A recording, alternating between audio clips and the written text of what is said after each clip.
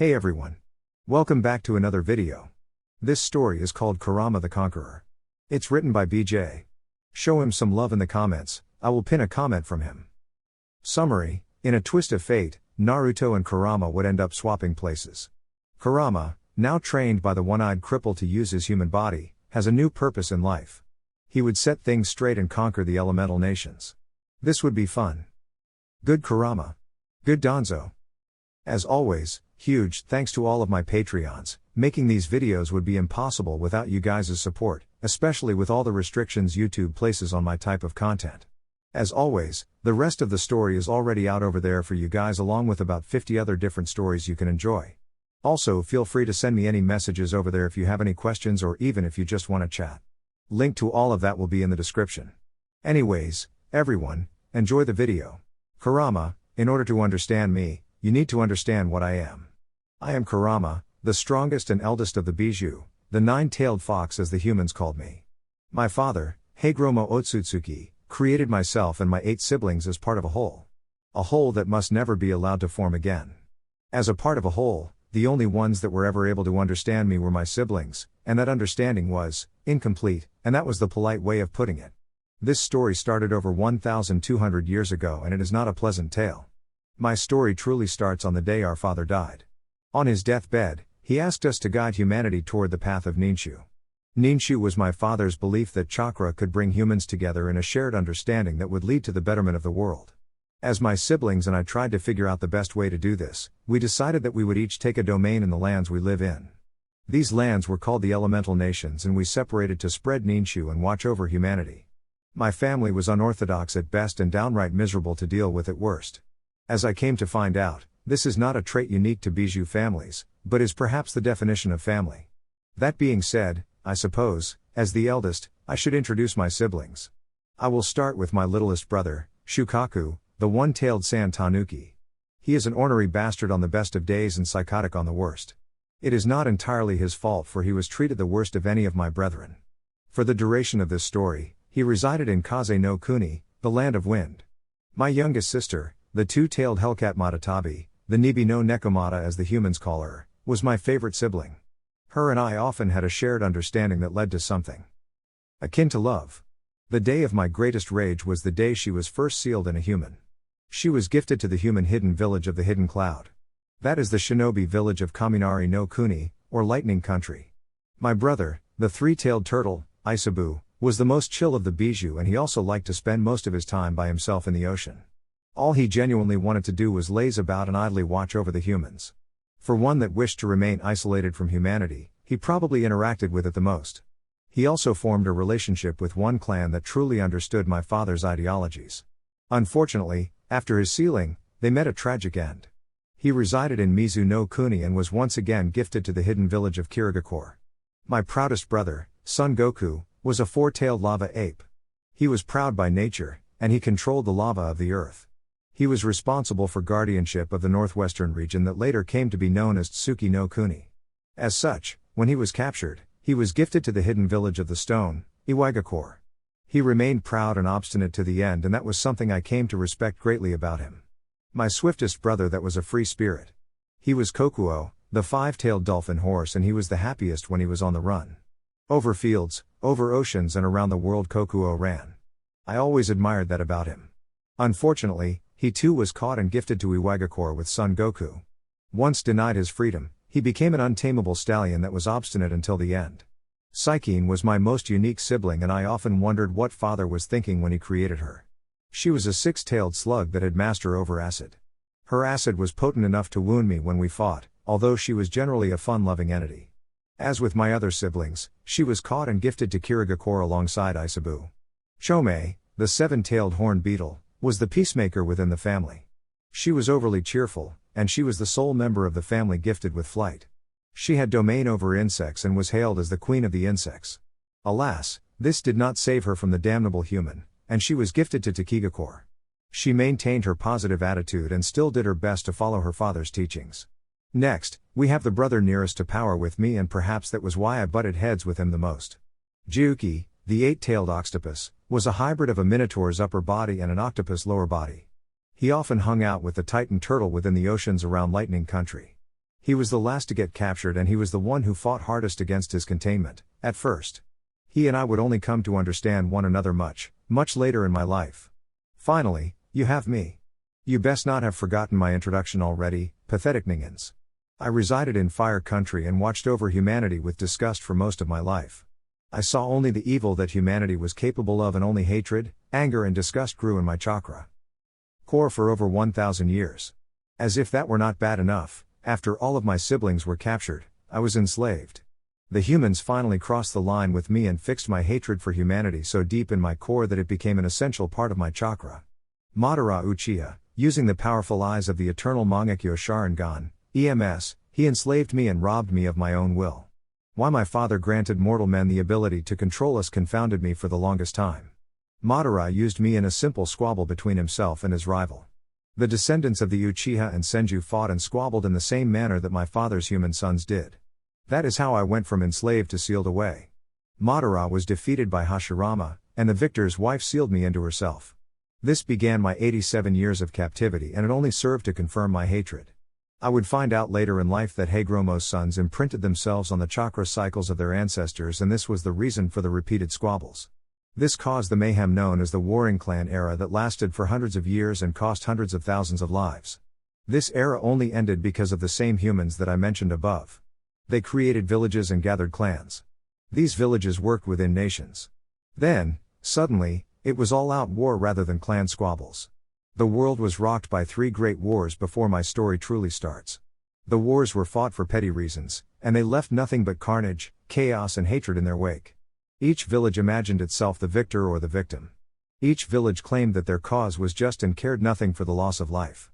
The cycle of hatred escalated within the village system for nearly a century before the one my father spoke of arrived. I stood vindicated in my beliefs as humans enslaved us, jailed us and stole our power.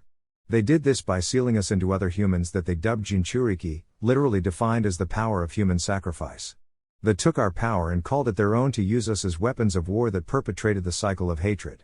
Yet another reason that my soul seared with hatred for this pathetic race. I had 2 Jinchuriki that treated me indifferently before my story truly starts. I already introduced the first as Uzumaki Mito. She was a decent woman, and she understood my father's art of Fuin Jutsu better than any human I knew. She interacted with me minimally and never took my chakra. She gave birth to a son and daughter and was able to prevent my escape during both of those pregnancies. Other than the fact that I was imprisoned within her for 68 years, I could begrudgingly respect her for her purity and love of family. My next Jinchuriki was Uzumaki Kushina, officially a niece of Uzumaki Mito, daughter of Uzumaki Krishna, and I care not to share her true father's name. She was the rightful princess of Whirlpool Country as well as one of its last surviving members. She was wild, brash, passionate and impulsive, but her soul was pure and good. Keep in mind that I do not give such compliments lightly. Kushina interacted with me every now and then, but she was only taught the bigotry and mistrust of the human race when it came to dealing with us biju. Can I blame her? No, I cannot. By that time, I was so enraged and saturated with hatred that my chakra became poisonous to most humans. So, in hindsight, I do not blame her for her mistrust. She took my chakra only when absolutely needed, and other than that, she left me well enough alone. That all changed on the night that she gave birth to her one and only son. I was ripped from the seal by a cursed Uchiha during her moment of weakness. Against my will, I was once again enslaved to the Sharingan after I was ripped out of her. The Uchiha ordered me to attack the Hidden Leaf village and I caused havoc until I was defeated and sealed once more. The mortal that sealed me fought well and died honorably. I may hate him, but I do honor his strength and sacrifice. The mortal, Namikaze Minato, defeated me by sealing my entity into his only son, Uzumaki Namikaze Naruto. This man was supposedly an orphan, but that was only a smokescreen to cover one of the last of the Senju clan. This scheme was concocted by crafty and greedy mortals that only thought of their own gain. Minato was the direct descendant born from Hashirama Senju's son Dan Senju and Tsunade Senju. I only share this with you because it is relevant to the story.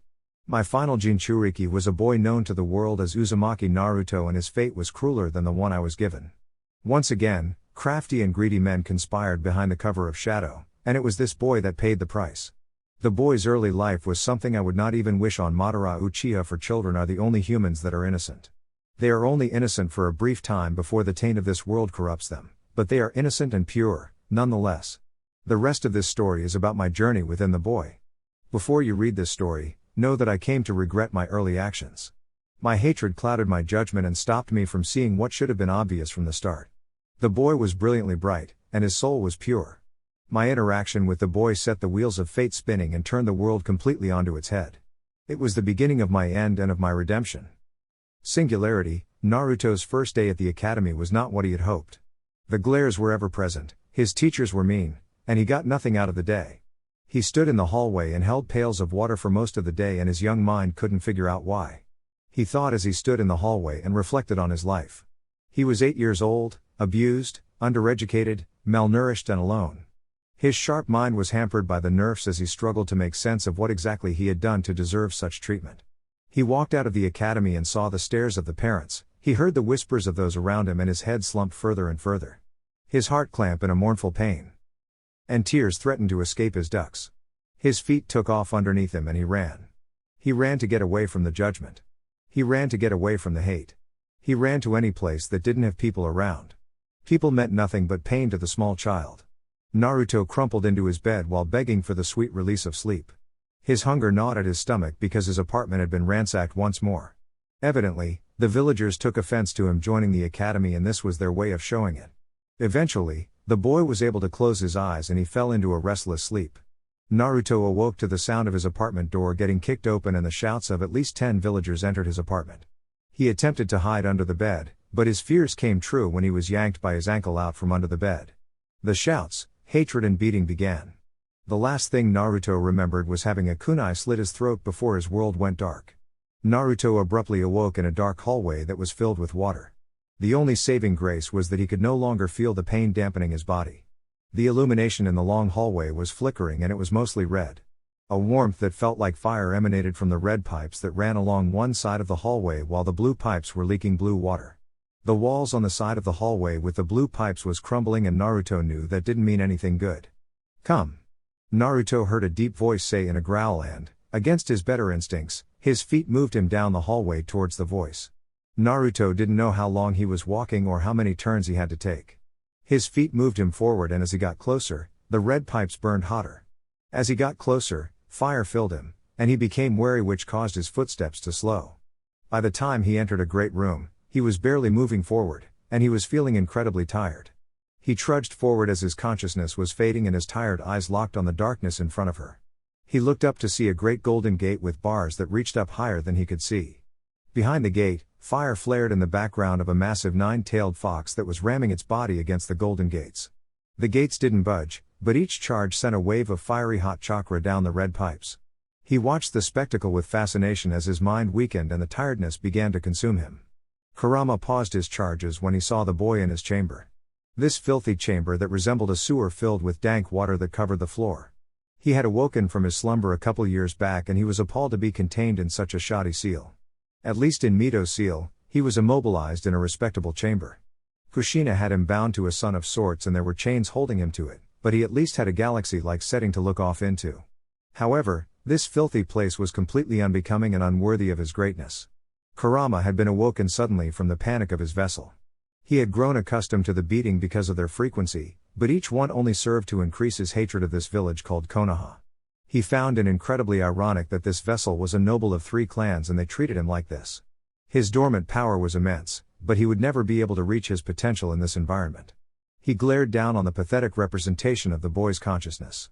He could tell that he was fading, and he didn't want to know what would happen to himself if the boy died.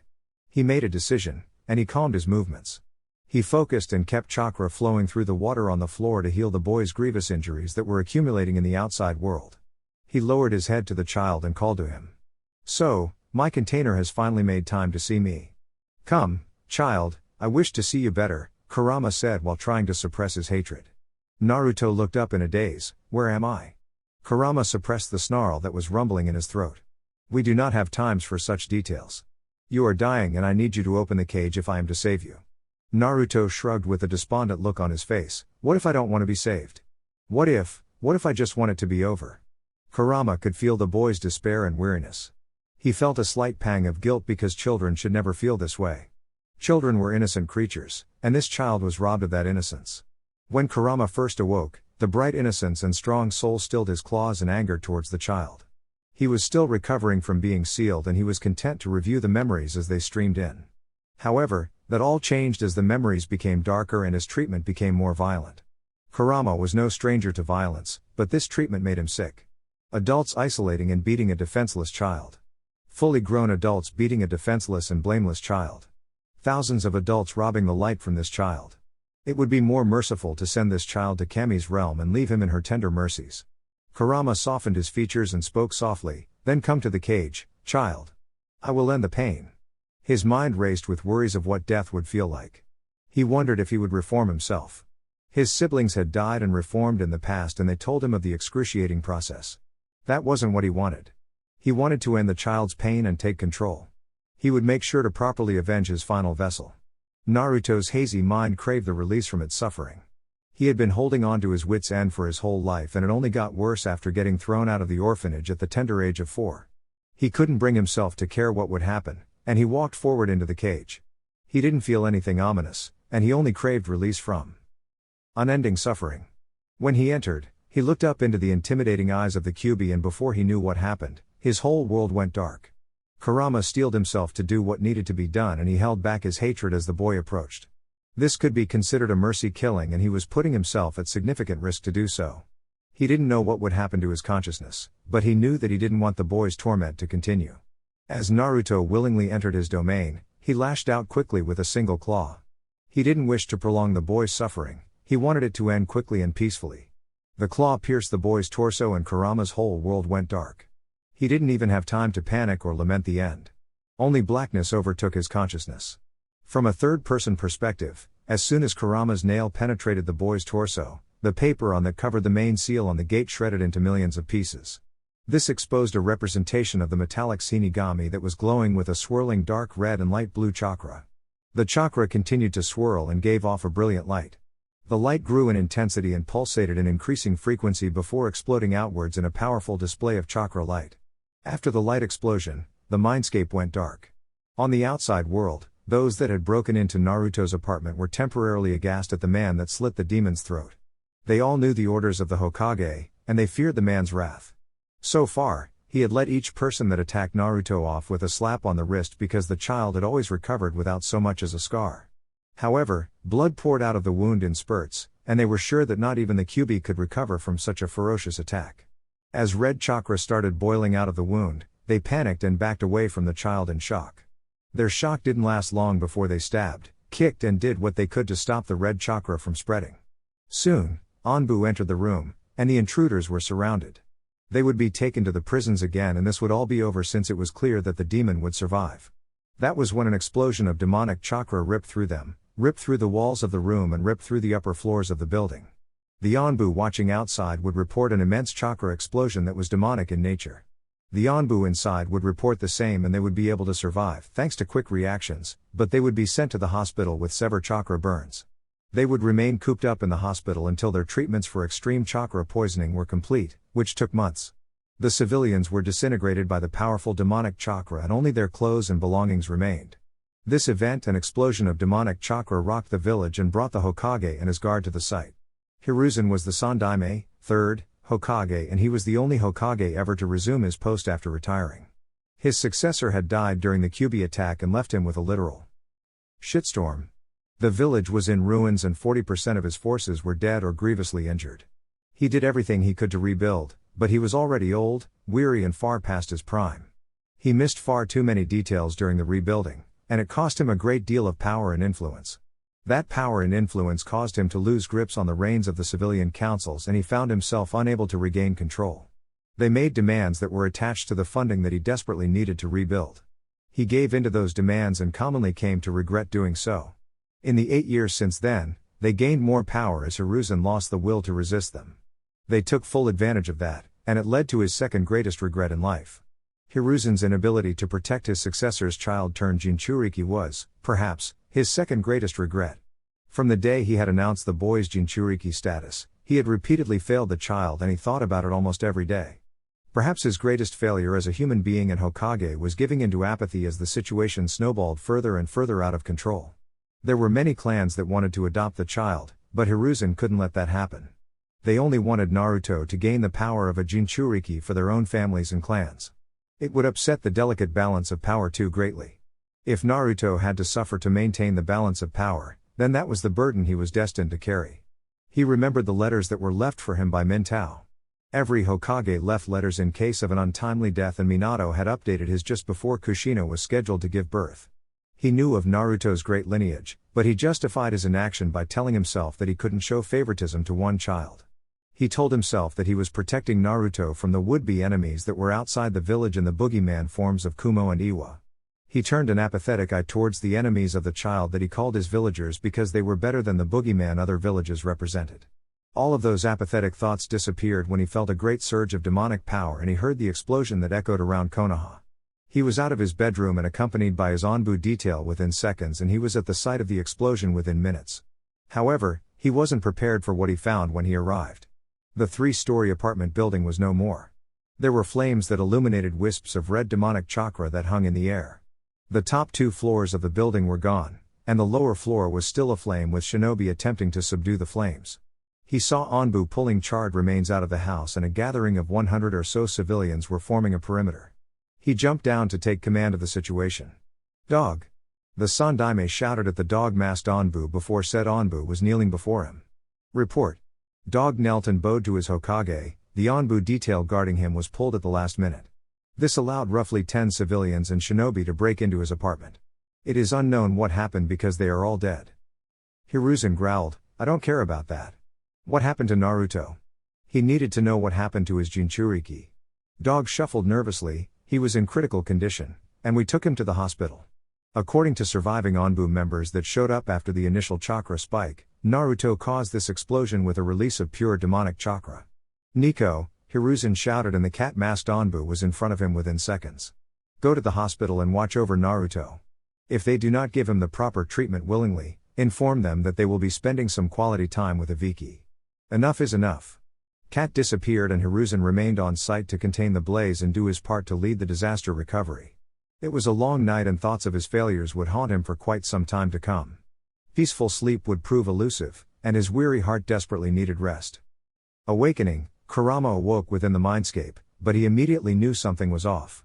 He was much too close to the floor and the ceiling looked so tall. Furthermore, the water was on his face and his face felt slick. That shouldn't be. The water always made his fur stick to him and felt clingy and damp. With a groan, Kurama attempted to lift his head out of the water. He was able to do so, but that action that normally caused him to rise a couple stories in the air only lifted his eyes a couple inches from the water. That startled him out of his weary shock and his eyes snapped open completely. He looked down into the clear water on the sewer floor and his eyes widened further as shock set in. Looking back at him was the face of his jailer, but Kurama saw it as if it were his own. A startled hand appeared in the reflection provided by the shallow water and touched his face. Kurama had sent that impulse to raise his arm and touch his face. Kurama felt fingertips, soft, fleshy, tiny human fingertips touching his face. As the fingertips idly brushed past the whisker marks, Kurama let out his instinctual purr of contentment, but it was wrong. This was wrong. Everything was wrong. Kurama attempted to jump to his feet, but he was not expecting to struggle so heavily with a bipedal form. He collapsed back into the water and growled at the reflection glaring back at him. The tiny human face, the tiny red eyes with normal irises, the pathetic human form and the damnable blonde hair. All of that looked back at him and Kurama swiped a hand into the water and scattered it. Kurama didn't panic. He was a biju that was essentially immortal, and he had lived for over 1,000 years. He closed his eyes and tried to think about the situation. The last thing he remembered was pitying the poor boy and ending him with one of his claws. Then, he woke up. With this form, so, what happened to his form? What happened to his chakra? Those questions spurred Kurama to once again attempt walking. Damn it, the hairless apes make this look so easy. Kurama growled as he leaned against the wall of the sewer and used it to stabilize his shaky legs. He walked towards where he could feel his potent chakra, but it felt off and peaceful, like it wasn't his anymore. Kurama struggled to walk and make his way toward his prison for 30 minutes. By the end of it, he was able to walk shakily on his feet and he entered into his auditorium to see something strange. As he entered his old chamber, he saw that it was fully illuminated, and he saw a small fox cub with 9 tails sleeping peacefully on a rock that was raised out of the murky water.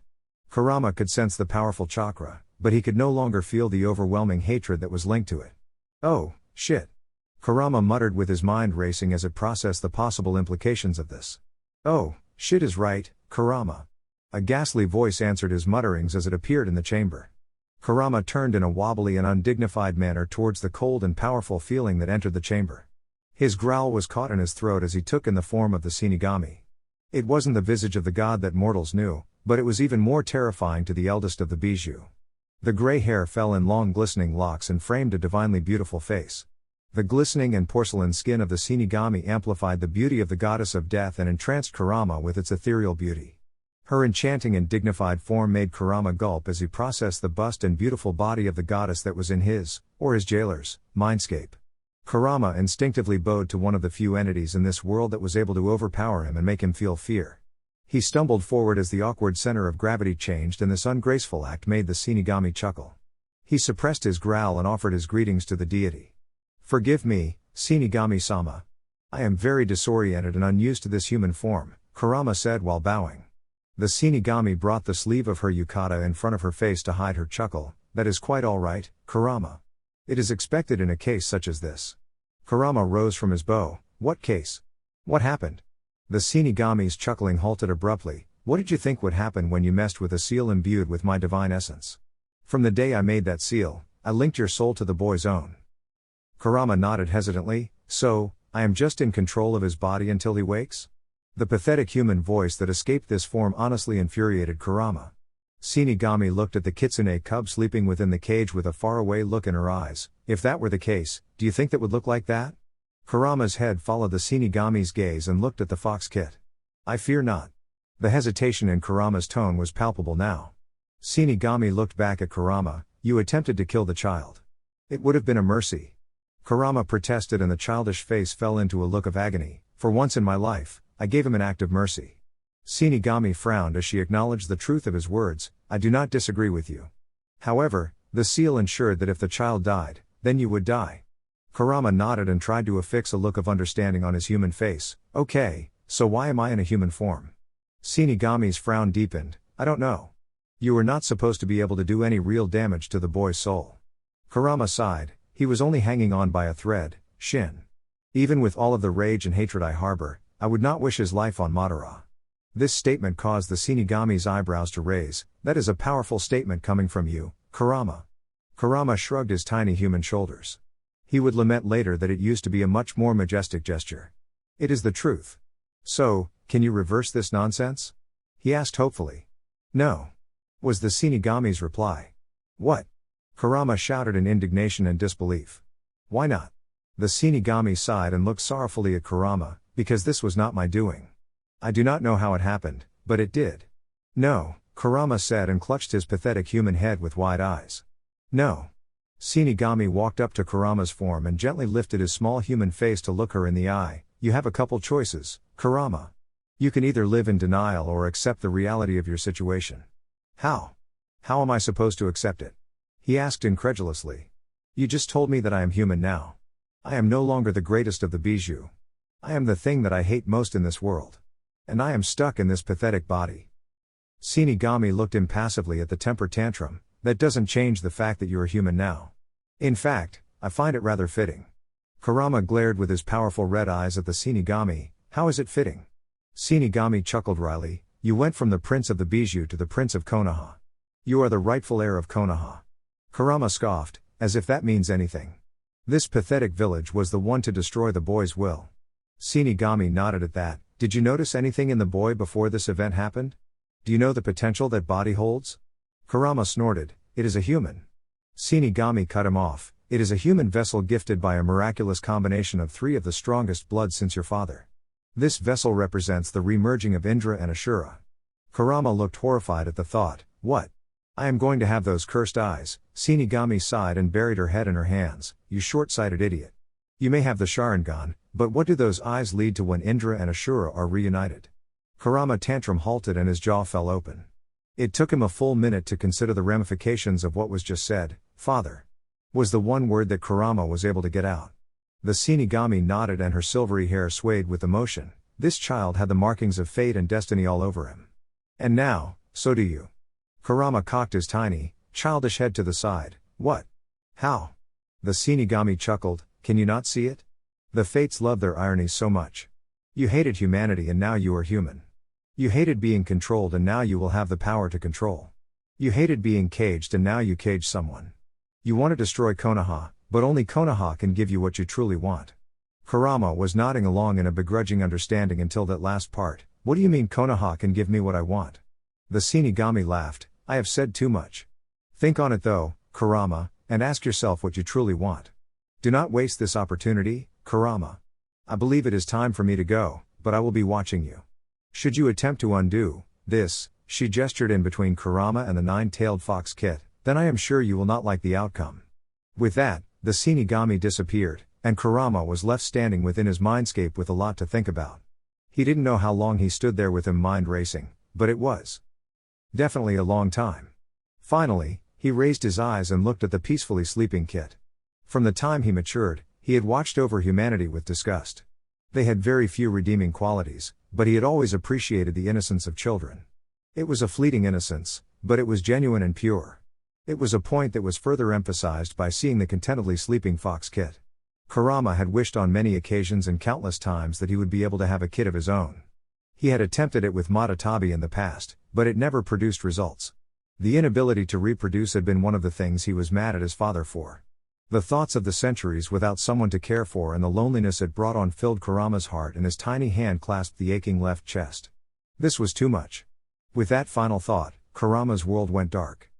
A second awakening. The Sandaime Hokage had ordered a full review of the attack on Naruto, and it had been a week already. He could only entrust such a thing to his most loyal Onbu, dog, and it was proving to be more trouble than he was willing to handle. The two Onbu assigned to guard Naruto were called away on official summons from the civilian council. The civilians couldn't give them orders, but they were allowed to summon them. How Hiruzen let that happen, he didn't know. However, he would use this incident to strip that power from them. The investigation showed that counselors Haruno and Otaru had called the Onbu for a report. The counselors claimed that they wanted a status update on the demon's first day in the academy. Hiruzen had also tasked Dog with discovering what happened on the first day, and he wasn't surprised. Of course, Naruto was bullied by students and teachers alike. Of course, they would refuse to train him. The many thoughts circled in his brain, and he found his head buried in his hands with his thumbs rubbing out his temples. As for the attack itself, he can assume by missing persons reports the identities of those responsible. He had already denied the civilians' attempts to have the boy executed for murder because it was so obviously a case of self-defense. Naruto's body was in terrible condition by the time he received treatment, and it was a miracle the child was alive. The red glow around the boy's body was ominous, despite the fact that it was the only thing keeping the boy alive. The healing power of the Kyuubi was truly magnificent. The boy had no scars remaining on his body and he was in a medically induced sleep. He had been for a week now, and Hiruzen had ordered the drugs be stopped 2 days ago. Despite that, the boy hadn't stirred. His successor's son was in a coma for all intents and purposes, and there was nothing that Hiruzen could do. Of course, he had tried the usual, but Inoiki told him that it didn't work. Each time Naruto was beaten this badly, he had ordered Inoiki to remove the memories. Inoiki had never failed to do so before, despite his protests in doing so this was concerning to Hiruzen. He had a feeling that he wouldn't like what he found when the boy awoke. After Inoiki failed, he tried his hand at sealing off the memories only for the seals to decompose almost immediately in fizzles of demonic chakra. Something had changed in the boy, and he knew that he needed to find out what it was. Hokage-sama. Kat appeared on a knee and awaited the order to report. At the nod from Hiruzen, she continued. Uzumaki Naruto has awoken. Kurama had recovered from his feigning spell in his own subconscious. It was an extremely odd occurrence, and he was embarrassed by the event. He had sat for the past 2 days once his mind felt clear and he reviewed the boy's memories. They were more unpleasant than the glimpses he had from within the cage. This damned village was inhumane to him, and they had the audacity to call him the demon. Once Kurama got past the memories, he began planning. He knew from the memories that he would likely wake up in a hospital, and his negative emotion sensing let him know that he was likely in such a place. He also knew that the Hokage would be notified when he awoke. That meant he had to plan out this conversation first. That was a monumental task for the former biju. Normally, he would just threaten the old monkey, but this body didn't have access to his former power, and it had yet to awaken its, or his now, own power. It was an eye-opening experience for Kurama to reflect and meditate from a position of helplessness. It was a truly terrible and foreign feeling for the entity that used to be the strongest of Hagromo's children. It was so overwhelming that the first couple hours were wasted by rapidly spinning thoughts and self-pity. After calming down using his father's own meditative exercises, Kurama was able to think clearly. Let's look at the facts. He was trapped in a human boy's body, and it was in extremely poor condition. The boy had minimal knowledge, no training, nobody willing to train him, and he could barely read. His consciousness solved the knowledge issue. He knew enough of chakra and the human body to start his training, and Kurama knew how to read many of the human dialects. The mental challenges of the boy wouldn't be the problem, however, justifying the change to the humans without arousing suspicion would be. Kurama knew that he would be watched closely after an attack like this. Those humans referred to as Onbu would be monitoring him. They weren't a big problem, but they would be annoying. The villagers would be sure to hate him even more if they saw the changes, and he wasn't sure this tiny body would allow him to defend himself. For the great Kurama to worry about such a petty thing as human adults was truly a humbling thought. Despite that concern, he knew that the human leader of the village would be the biggest issue. The old monkey would undoubtedly be concerned about Naruto after this. Kurama knew that the attack was far worse than the others, and he knew that meant the Hokage would make an appearance. Kurama hated that man with the entirety of his being. He was apathetic towards Hiruzen when he was in his cage because it was the boy's life. However, now that it was him in this body and he was facing these fears, Kurama hated the old man. To Kurama, Hiruzen's indifference and apathy were as evil as any of the other deadly sins. Sloth and apathy let corruption grow, and corruption was rampant in this village. The blame for that were laid at the feet of the Hokage. All it takes for evil to prosper is for good men to do nothing, and that is exactly what Hiruzen Sarutobi had done. Now that Kurama was on the receiving end of this apathy, he needed to figure a way around it. That brought Kurama to thoughts of knowledge that he could use to strengthen his position. Kurama knew at least part of the boy's lineage, and he could infer the rest with decent accuracy. He knew that Kushina Uzumaki was the boy's, or now his, mother. She was treated almost as poorly as her son had been for most of her time in Konoha. She had adamantine chakra chains, Uzumaki vitality and chakra, and she knew a fair bit about Fuinjutsu. These were genetic traits that he probably had access to. The boy's father was Minato Namikaze, the very mortal that sealed Kurama into the boy. He was an admittedly strong human, and he was the previous leader of the village. He knew that the mortal had developed several jutsus and seals. However, he wouldn't have access to those. He also knew that Minato was responsible for the Senju, or Ashura's, blood. Kurama could feel it in his body, and he knew it would be a powerful asset. This made Kurama think about where Indra's lineage came from. It was this fact that he didn't know, but he knew it was most likely not through the father. That left the mother's side of the genetic tree. That being said, it disgusted Kurama to no end. The thought of those eyes in his head made him extremely agitated. However, if he mastered their power and acquired his father's eyes, then he would become extremely powerful. Kurama could appreciate power, and he could appreciate the potential retained in this body. He could even appreciate the essentially royal status that he inherited from the boy. The question became, how does he survive and thrive to attain that strength? Could he trust Hiruzen? No, Kurama didn't think so, and he justified that rationale by examining the boy's treatment thus far. Who could he go to? Who is this damnable village could he find as an ally? Finding an ally was a humbling thought for Kurama. It would be possible for him to do with his negative emotion sensing, but where to look? How to find them? How to hide it from the Hokage? Those were questions that started popping up when he thought about his planning. He pushed them aside for now and made it his primary goal to focus on surviving. Kurama felt his consciousness awaking, and he was pulled out of the mindscape. He looked around at the room that was filled with blindingly white light, an antiseptic smell, and at least two of those Onbu. Kurama's face scrunched up as the antiseptic smell overpowered his keen sense of smell, and he shook out his head. Kurama shifted in the bed and moved his tiny human form in the real world for the first time.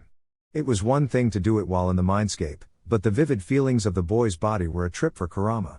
He flexed his tiny little fingers and balled them into a fist. He pushed down on the bed and shifted his sore body up into a sitting position. The aching in his body was foreign to him, and he really didn't like how puny it made him feel. He wiggled his little human toes and flexed his knees. The pain from tight muscles made him groan aloud.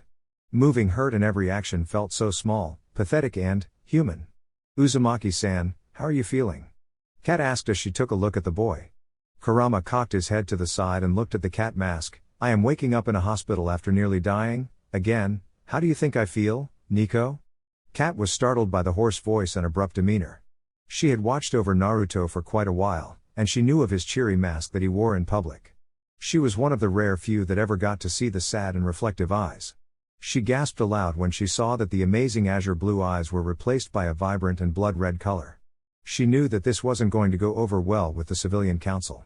Kat cleared her throat, not knowing that Kurama could feel her fluctuating emotions. My apologies, Uzumaki-san. It was a stupid question. I will inform the Hokage that you have awoken. Kurama, in Naruto's body, reached out and grabbed her hand. My stomach hurts and I think it is because I'm hungry. Could you get me some food? Please. Kat nodded toward a corner where a bear-masked Anbu appeared. Bear, could you do that while I inform the Hokage? 10 minutes later, while Naruto was chowing down on some food, Hiruzen entered the room dressed in his Hokage garb. He placed his hat down on the bedside table and looked at the boy. The boy had stopped eating and was looking back at him, and it took every bit of training Hiruzen had not to wince. The red eyes terrified him to his core, and he was only grateful that there were no slits, otherwise they would be just like the Kyuubi's eyes. Hiruzen sat down in a chair at the side of the bed. Good afternoon, Naruto-kun, how are you feeling? Kurama suppressed the growl that instinctively wanted to escape his throat. What was it with humans and these petty, meaningless questions? He calmed his voice and tried to make it sound childish. Like I just woke up after getting beaten again. How long was I out for this time? Yes, he could feel the guilt and he could play off that. Hiruzen sighed and failed to suppress the frown on his face. 7 days. Naruto, do you remember anything from that night? Kurama rubbed it where he knew the kunai had slit his throat. Yes, he said defiantly before adding.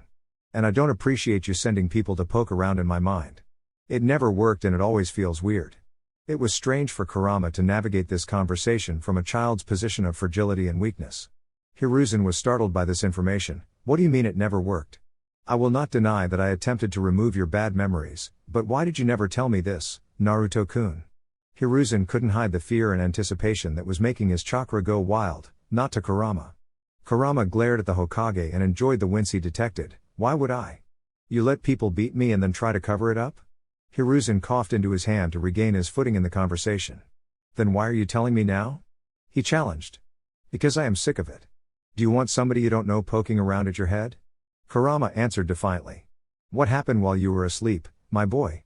Hiruzen asked to change the topic. Kurama shrugged. Stuff. How am I supposed to know? I was asleep.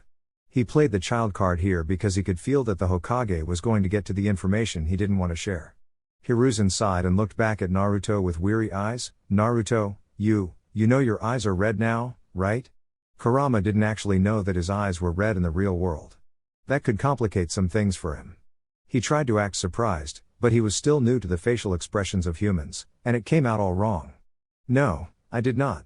Why are my eyes red? Hiruzen saw that something wasn't right, and he knew that he had to look into this. That being said, he didn't want the boy to know about the Kyuubi and he was dancing around a sensitive issue. He decided to play the old grandfather card. I don't know, my boy, I was hoping you could tell me?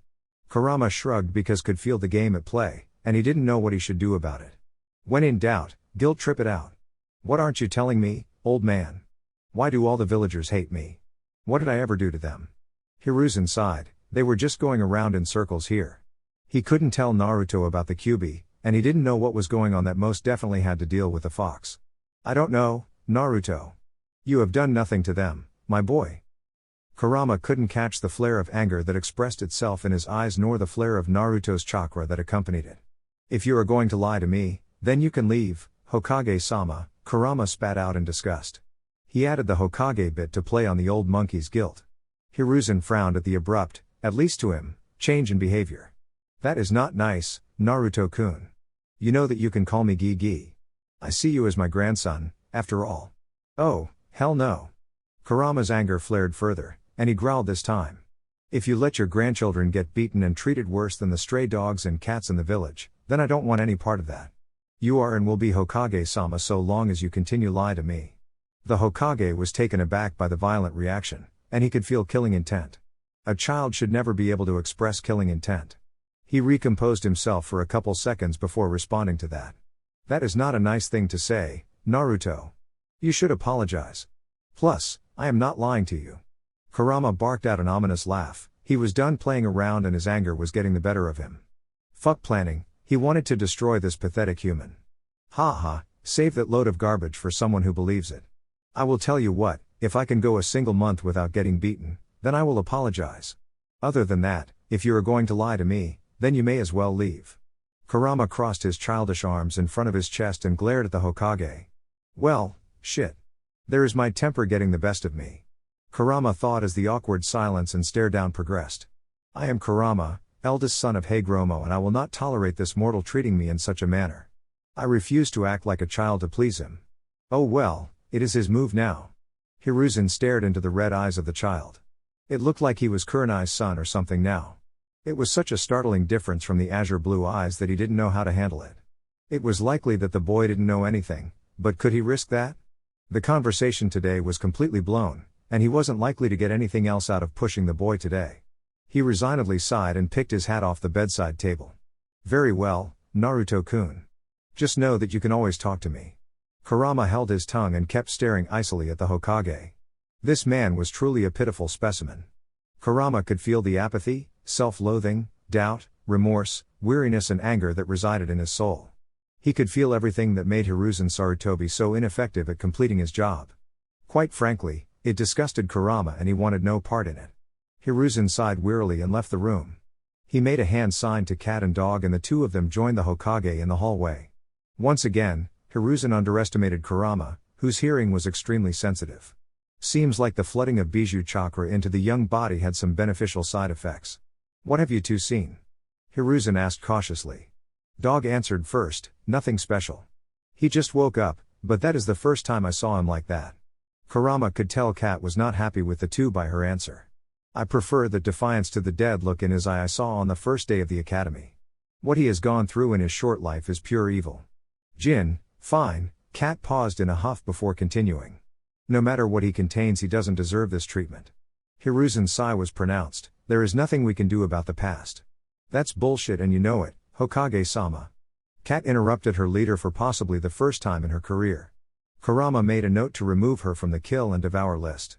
He may even put her on the keep alive list. Hiruzen's tone hardened, and he spoke harshly, that is enough, Cat. You don't know the whole story. Dog backed Cat up, Hokage-sama, there is no story where it is okay to do this to a child. The fact that the Kyuubi's chakra leaked out in such quantities makes this extremely dangerous. If the civilians and other shinobi persist, then the Kyuubi may actually break free. Kurama chuckled at that. If you only knew, doggy, he whispered in his childish voice while looking at his tiny and fragile human hands. Hiruzen sighed. It is clear that the amount of the Kyuubi's chakra he used had unforeseen effects. Just keep a closer eye on him. Those eyes will likely draw more negative attention from the civilians. Fear. Kurama hated every aspect of being a human so far. They grew tired so quickly and needed to sleep every day. He enjoyed naps, especially when he was in captivity, but the decreased efficiency of the human body when low on sleep was frustrating for the once majestic biju. Then there was the hunger, and this was something that Kurama really despised. Especially because it was so hard for him to acquire any decent food. The damn shopkeepers treated him like they treated Naruto as if they thought he were him. The need to urinate and poop was by far the worst for Kurama. The chakra entity had never needed to perform such debasing acts before, and it was extremely awkward for him. The act of peeing wasn't so bad, but he hated that humans expected him to urinate in some pot when there were perfectly good trees all around. While he rapidly grew accustomed to urinating, the feeling of pooping for the first time was terrifying. It was disgusting, smelly, and he even had to wipe himself. Fate was cruel to put him into such a primitive life form. He was released from the hospital a day after he woke up, and it was then that he realized how terrible Naruto's life truly was.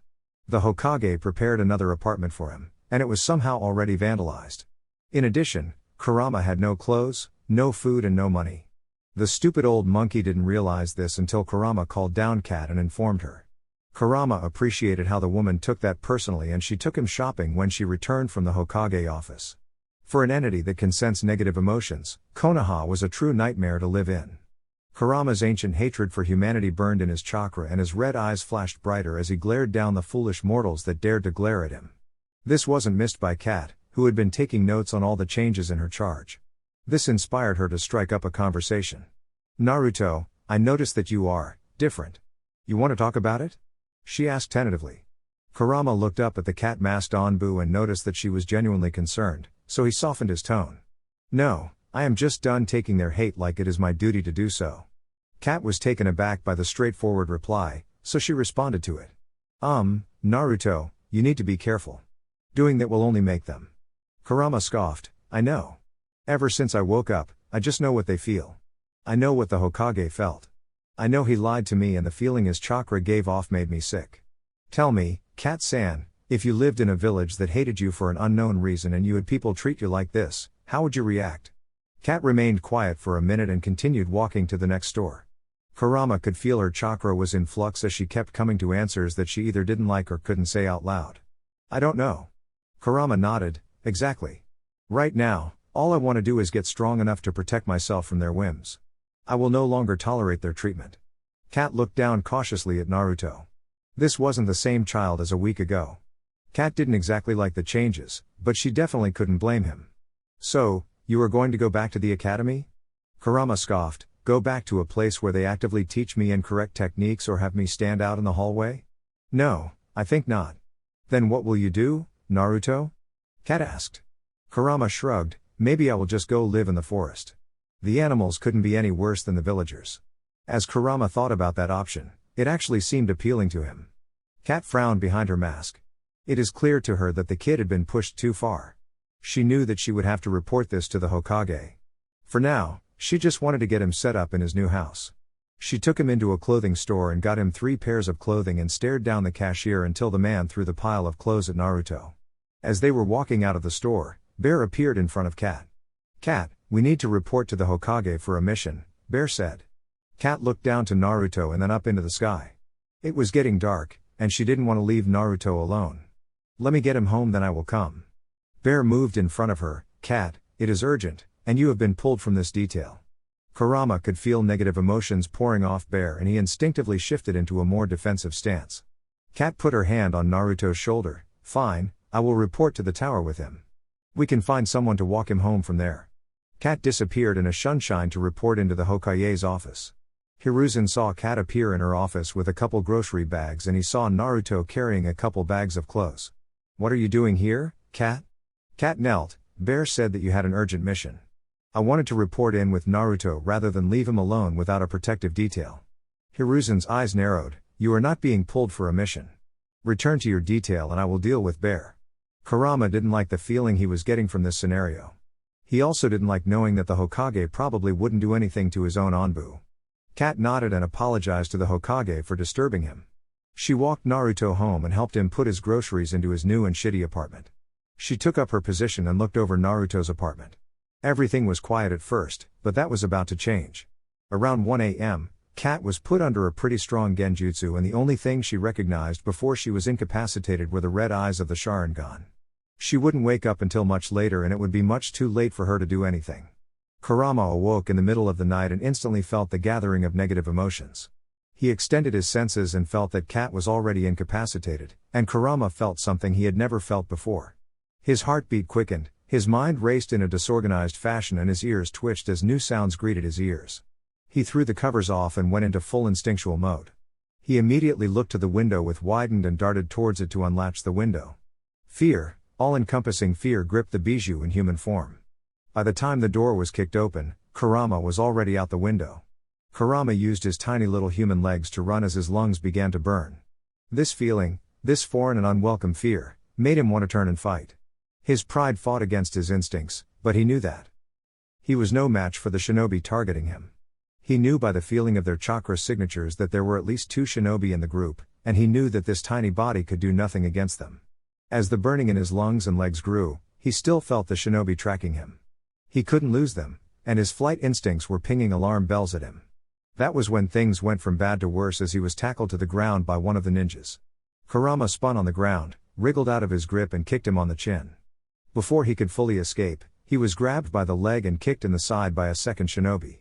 Then the rest of the mob caught up while guided by a third shinobi. Kurama's heart pounded out of his chest as fear filled the entirety to his being. Despite his pride, this tiny human form could do nothing. He had been attempting to pull on his chakra, but the fox kit was still asleep. He took the first punch to the face and tasted the iron in his mouth as the blow busted his lip. The next kick in the abdomen made him cough out a mixture spittle and blood. The next punch caused something to happen, and it truly enraged the former kitsune. As the punch approached his right cheek, the blow slowed down and the nighttime lost most of its color as black, red and gray became the most prominent colors in his vision. Kurama was able to raise a tiny hand and block the blow, at least partially. When the punch cleared and he glared back up at the 3 shinobi and 10 civilians, he heard the audible gasp. He saw the 3 Sharingan wielders back up a bit before their confusion turned to rage. "How do you have the Sharingan, demon?" the lead shinobi shouted as he reached for a kunai in his pouch. Kurama didn't answer, he was busy listening to stirring inside the seal, and he sent a play internally, "Naruto. I know you don't know what is going on, but I need you to try to push chakra through the cage." "Wha? What's going on? Where am I?" Naruto's confused thoughts came through the mental link. "Kit. Not now. I will explain later, I need you to push." Kurama's internal play was disrupted by a kunai to the right shoulder from the enraged Uchiha. Naruto's eyes widened as images of the beating filtered into his mind. He huddled in fear, but he realized that he wasn't the one feeling the pain. He realized that it was the fox's voice, and he was the one taking the beating. For all of his apathy, depression and lack of caring, Naruto still hated to see other people suffering. He felt overwhelmingly powerful, but he didn't know what to do with this power. He started flaring his chakra and screaming while pushing against the bars of a cage he barely recognized. "Kit." Kurama pleaded as he felt pain rack through his body, and he said a word he hadn't used in centuries, "Please." Naruto started freaking out and flailing against the cage. He saw the water turn red outside the cage, and he saw the water turn into a bubbling orangish red chakra. He kept doing it in an attempt to provide assistance to himself. He shook off the confusion because fear was saturating the mental link and it resonated with his own fear. Kurama felt the familiar feeling of his own chakra, and he tried to use it in any way that he could. While his attributes turned more feral, he glared back up at the Uchiha and civilians attacking him. He lashed out with his claws and tore into a leg from one of the Uchiha that was about to kick him. His chakra-enhanced nails ripped through the shinobi's pant and blood sprayed onto his face. He was kicked in the back of the head by another shouting Uchiha, and Kurama did what he could to survive. He channeled as much chakra as he could, and his body reacted to it as 20 blood-red chains sprouted out of his back with arrowheads on the tips. The chains rattled briefly before they started tearing into those attacking him. Every one of the civilians was too slow to react, and chains skewered them on various parts of their torso. 2 of the Uchiha were caught off guard, and one of the younger ones had a chain piercing his eye socket and poking out the back of his skull. The other Uchiha had a chain penetrating straight through his chest and out the center of his spinal cord. That particular Uchiha was choking on his own blood. The final Uchiha looked on in horror as 2 of his clansmen and the mob he gathered was skewered. It was a bloody and grotesque sight, and he wasn't ready for it. He had only gathered the mob to curry favor with the villagers. The Uchiha clan had lost a lot of favor with the village, and everyone enjoyed a good fox hunt. Thus, to find that a young boy killed so many really rattled the experienced Chunin Uchiha. His confusion and horror turned to rage, and he weaved through hand signs for his clan's signature jutsu. As he blew out the great fireball, he was surprised when Anbu appeared in front of him and countered the jutsu with a water wall. He was then surprised as he was hit from behind and his world went dark. This night did not go as he had planned. Dog had gone to swap guard duty with Cat, and he was alerted when he found her sleeping. He broke her out of the genjutsu, and she immediately reacted by darting into Naruto's apartment. Dog knew that something was terribly wrong, and he summoned his canine companions to track Naruto down. The apartment showed obvious signs of intruders, and Dog's heart clamped in fear as he followed Pakun, the leader of the pack, toward Naruto. When Dog arrived on scene, he was horrified to see that Naruto had chakra chains coming out of his back, and he was aghast when he saw that multiple civilians and shinobi were dead. He was only brought out of his horror when he saw the single remaining shinobi beginning hand signs and gathering chakra. He disappeared in a sunshine and appeared in front of the boy already going through the hand signs and gathering chakra for a water wall. Dog countered the incoming fireball, and he heard the blunt impact of a hilt on the attacker's skull. When he turned around, he was more than a little surprised to look into Naruto's eyes and see the Sharingan with one tomoe in each eye looking back at him. How was this possible? Neither of Naruto's parents bore the Sharingan. Kakashi's thoughts were whirring so fast and colliding into one another that he couldn't break himself free until multiple Anbu squads were on site. Kakashi caught the unconscious body of the young boy that had been through too much, and he took it once more to the hospital. This was no way for a boy to live. Fatherhood and companionship. Kurama faded from the real world and appeared in the mindscape to see Naruto in his fox kit form still smashing chakra into the cage. A small smile of appreciation graced his face as he looked at the young kid. Without that chakra, he probably would have died. He walked slowly towards the kid and spoke as calmly as he could. Hopefully his body would be okay in the custody of the dog Anbu. Kid, relax. You can relax now. Kurama called out in his own voice, and he was glad that at least that was the same within the mindscape. Naruto stopped mid-charge and he was panting as he sat on his haunches and looked at Kurama. He began looking at himself through the bars of the cage. It was super strange to him, and he needed to know what the hell was going on. It was all too much for a child to process. Why do you look like me?" Naruto asked as he looked right into the eyes of his old form. Kurama sighed, "Kit, this is going to sound insane, and I need you to not freak out." Naruto's fox head nodded slowly as the azure blue eyes with black slits looked back at Kurama. "When you asked me to end your suffering, I tried. When I killed you, well, things happened." Naruto nodded slowly once more and replied wearily, "I remember that but nothing else." Kurama tried to crack an understanding smile, "Yeah, well, you and I got caught up in something crazy." "Crazy how?" "Like, Shinigami showed up and swapped our bodies and souls, kind of crazy," Kurama said in deadpan. Naruto's fox head cocked to the side, "Are you joking?" Kurama walked forward and tried to focus on the memories. He spoke calmly to Naruto, "Do not freak out and do not try to kill me. I am going to share the memories with you and then we can talk." Naruto nodded cautiously. "Okay." After sharing the brief day's worth of memories, Naruto's fox form curled into a ball, and he hid his head under his tails. Things just went from bad to worse and his life really sucked. He didn't know which deity he pissed off, but he was really starting to get sick of it. He started whimpering and he was surprised when he felt a small body leaning into him. Kurama leaned his head back on the soft torso of the fox kit. "You know, Naruto, I experienced something today that I had never felt in my life before." Naruto lifted one fox tail off of his head and looked with one blue eye at Kurama. "What was that?" "Fear," Kurama said simply. "Oh," Naruto replied, "I know that one well." Kurama sighed, "I know." Kurama paused and began petting Naruto's tails. "I was able to review your memories when the swap happened. Look, Kit, things suck, and they are only going to get harder. I mean, I still can't believe this is real." Naruto wrapped one of his fox tails around Kurama. "Yeah, well, I am only an 8-year-old. I don't know what to think." Kurama chuckled at that. "You are an 8-year-old, and you are now one of the most powerful beings in existence. Even in that tiny form, you hold all of my old chakra. Except, it isn't filled with all of the hate that I built up over the years." "Really?" Naruto asked and Kurama nodded. "Well, that's cool. How do I use it?" Kurama shrugged, "I never really had to think about it. My power responded to my will and saturated my form. What I can tell you is that you are my successor. I will teach you what I know and find a way to ensure you are ready for the world.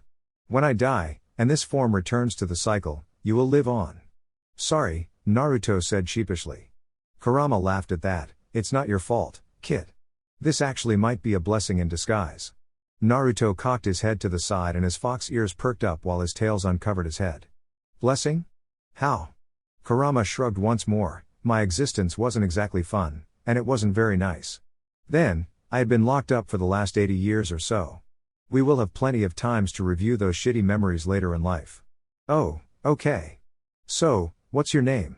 And am I the Kyuubi now?" Naruto asked. "Name's Kurama, Kit. And yes, those 9 tails make you the new Kyuubi." Naruto yipped wryly in distress. He, I guess the villagers are right now. He, I am the demon now." Kurama slapped one of Naruto's soft and tender ears. "That is enough of that. Those villagers are ignorant monkeys driven by fear and baser instincts." Naruto was overwhelmed and didn't know how to feel. "Oh, okay." He started weakly and a small smile worked its way onto his foxy snout. "Well, I guess it is nice to meet you, Kurama. So, you know who my parents were, right?" Kurama nodded with a sad smile on his face. "Do you want to see them?" Naruto yipped in sadness and tears started soaking the fur under his eyes. "Please." Kurama turned around and gave Naruto an understanding smile. He amazed even himself with this interaction. It was like he knew on an instinctive level that this truly was his own Kit now. He felt a paternal instinct stronger than anything he had ever felt in his life as he looked down at the fox Kit, and it hurt him deeply to see the Kit so sad. Kurama once again focused on the desired memories, and he placed his forehead onto Naruto's. Naruto saw images and spats of memories from his mother's perspective. Naruto saw how excited she was to be pregnant, and he saw all the preparations the blonde man made. He saw his mother rubbing her belly in the mirror and he couldn't help the thought that she was absolutely beautiful. He saw the night he was born, and he saw the Uchiha that interrupted the beautiful event. It enraged him and saddened him to the point where powerful red chakra was flaring wildly out of his form. Kurama felt the chakra spike and started petting the Kit behind the ears to calm him down. Calm down, kid. When you put off chakra like that, it pushes it out into our body, and it allows others to feel it. Shh, calm down. It will be alright. Naruto's ears folded back onto his head and tears fell freely from his fox eyes. So, it was all that man's fault? It was all the Sharingan? Kurama sighed, yeah, and now I have the damn Sharingan, and chakra chains to boot. Naruto cringed in instinctive fear. Are you going to control me like that? Kurama scoffed and swatted him on the ear. No. Never. He started strongly before his tone softened. I am many things, but I am not a hypocrite. I know what it felt like to be enslaved to those eyes and I promise not to do that to you. Why? Naruto asked shyly. It is your power to begin with. Kurama looked firmly at Naruto, and he turned the fox head to make Naruto look him directly in the eye. Look, kid, when you have lived as long as I have, you learn to adapt quickly. I know this a lot for you to handle, but I need you to understand something. Naruto nodded cautiously while maintaining eye contact. That power is yours now. I may call on you for help, but I will train you to make it yours. You are my successor to the Kyuubi title and for all intents and purposes, you are my son. Naruto shed tears at that. Thanks, Kurama. He then started yipping in laughter and it was Kurama's turn to cock his head to the side. Ha ha ha, it is just funny. Ha ha. To hear you say that when you look like a kid. I mean, you are 8 now. Ha ha ha. Kurama couldn't help himself. He started laughing too and it seemed to alleviate the tension and fear in the air. Look, kid, let's make a deal. Naruto stopped laughing and looked at Kurama as seriously as a fox kid could. You and I are going to help each other. I will tell you how to use my chakra, I will raise you and in return you can give me a chakra bump when I need it. Sounds good. Naruto replied almost immediately. And this is my promise to you. I will either find a way to free you or I will make sure that I free you before I die. Man, that is weird to think. I am immortal now, Kurama said while shaking his head in an attempt to accept his new reality. Naruto rubbed his head into Kurama's. Thank you, Kurama. Sure thing, kid. Konoha Council Room, day after Uchiha attack on Naruto/Kurama, Hiruzen glared the council down and his eyes rested for an extra long period of time on Fugaku Uchiha, the head of the Uchiha clan. He had called this meeting because there was already substantial outrage over the deaths of yet more civilians and now shinobi were involved. His eyes moved from Fugaku to the other clan heads who were now upset for a completely different reason. The emergence of chakra chains let them in on something that Hiruzen didn't want them to know. With a sigh, Hiruzen began the meeting. Last night, around 1 a.m., 3 Uchiha and 10 civilians broke into the new residence of Uzumaki Naruto. They chased the boy out into a park, and they began beating him. During that beating, reports claim that the boy awakened the Sharingan, and he activated his chakra chains. This resulted in 2 dead shinobi, 4 wounded civilians and 6 dead civilians.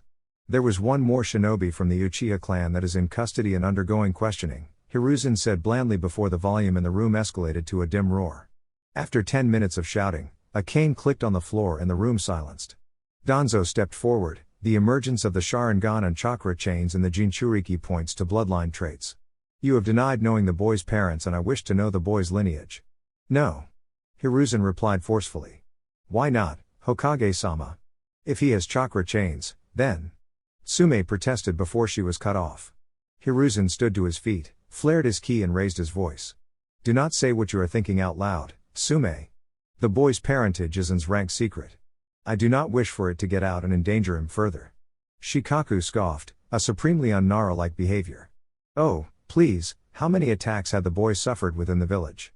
The boy cannot possibly be in more danger than he is already in.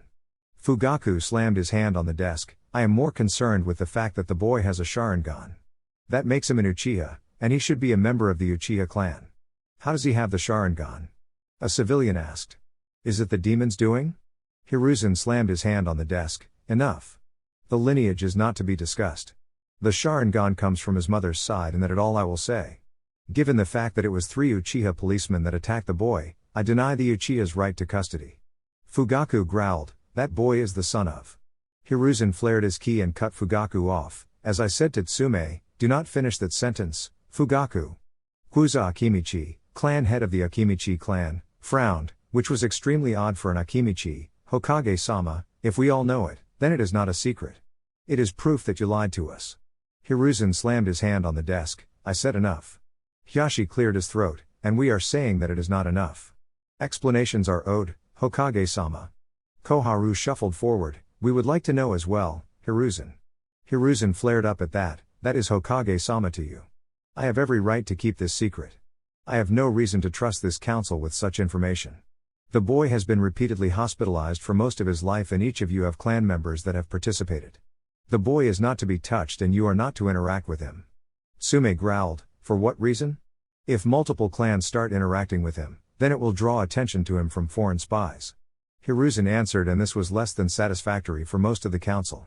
Danzo watched this council meeting, and he couldn't help the small frown that fixed itself on his face.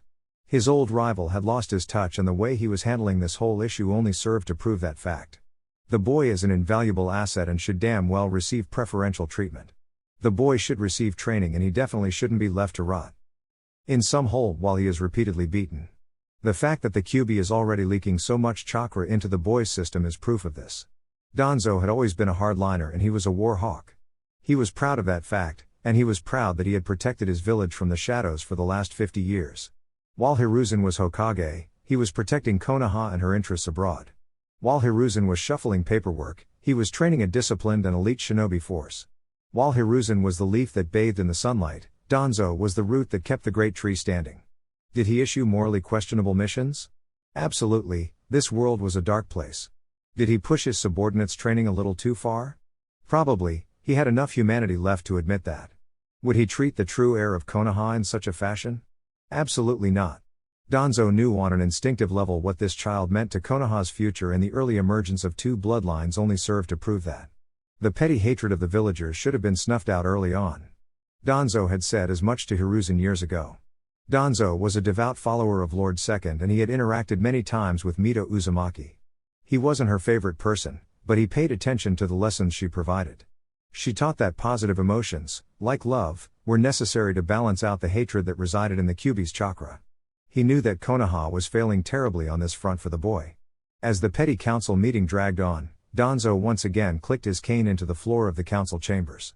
They had been stuck on the boy's bloodlines and how he possessed them. It was obvious to Danzo. Danzo had stolen and copied the same note that Minato had left. He knew the boy's true lineage and he knew the implications it had. What he didn't know was why Hiruzen was hiding it so obstinately. Hokage-sama. Danzo began slowly and deliberately. I am willing to move past the boy's lineage, but the reports from Kat that the boy would rather live in the woods than go to the academy are untenable. This statement earned interest from the council and quieted the hushed conversations. Hiruzen coughed into his hand. Yes, that is not a positive. Why doesn't the boy want to go back to the academy? Tsume asked protectively. Now that she knew he was her best friend's son, she was going to get actively involved. Rather than let Hiruzen obfuscate, Danzo answered, on his first day, Uzumaki Naruto was kicked out of each class immediately after it began. He stood in the hallway for the whole day while holding water buckets. Because he was acting unruly. Mibuki Haruno answered with a huff. If you believe that, then I have a bridge in Kumo to sell you. Inoiki Yamanaka countered, and he continued, look, the boy's mind is fragile, and I can't blame him. I have attempted to suppress the memories of the mistreatment in the past. Hokage-sama informed me that the memory suppression that we have been doing has not worked.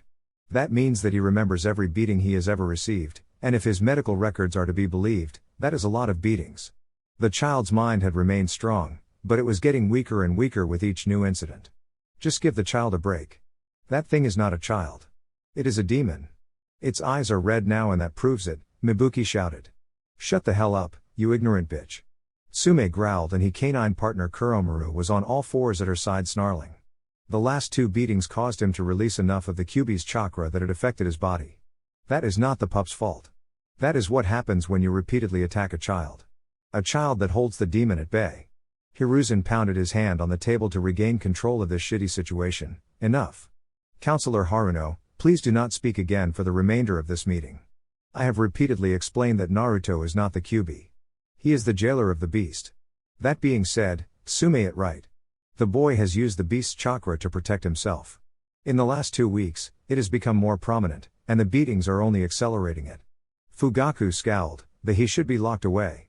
If he cannot control himself, then we should lock him up until we have a way to control him.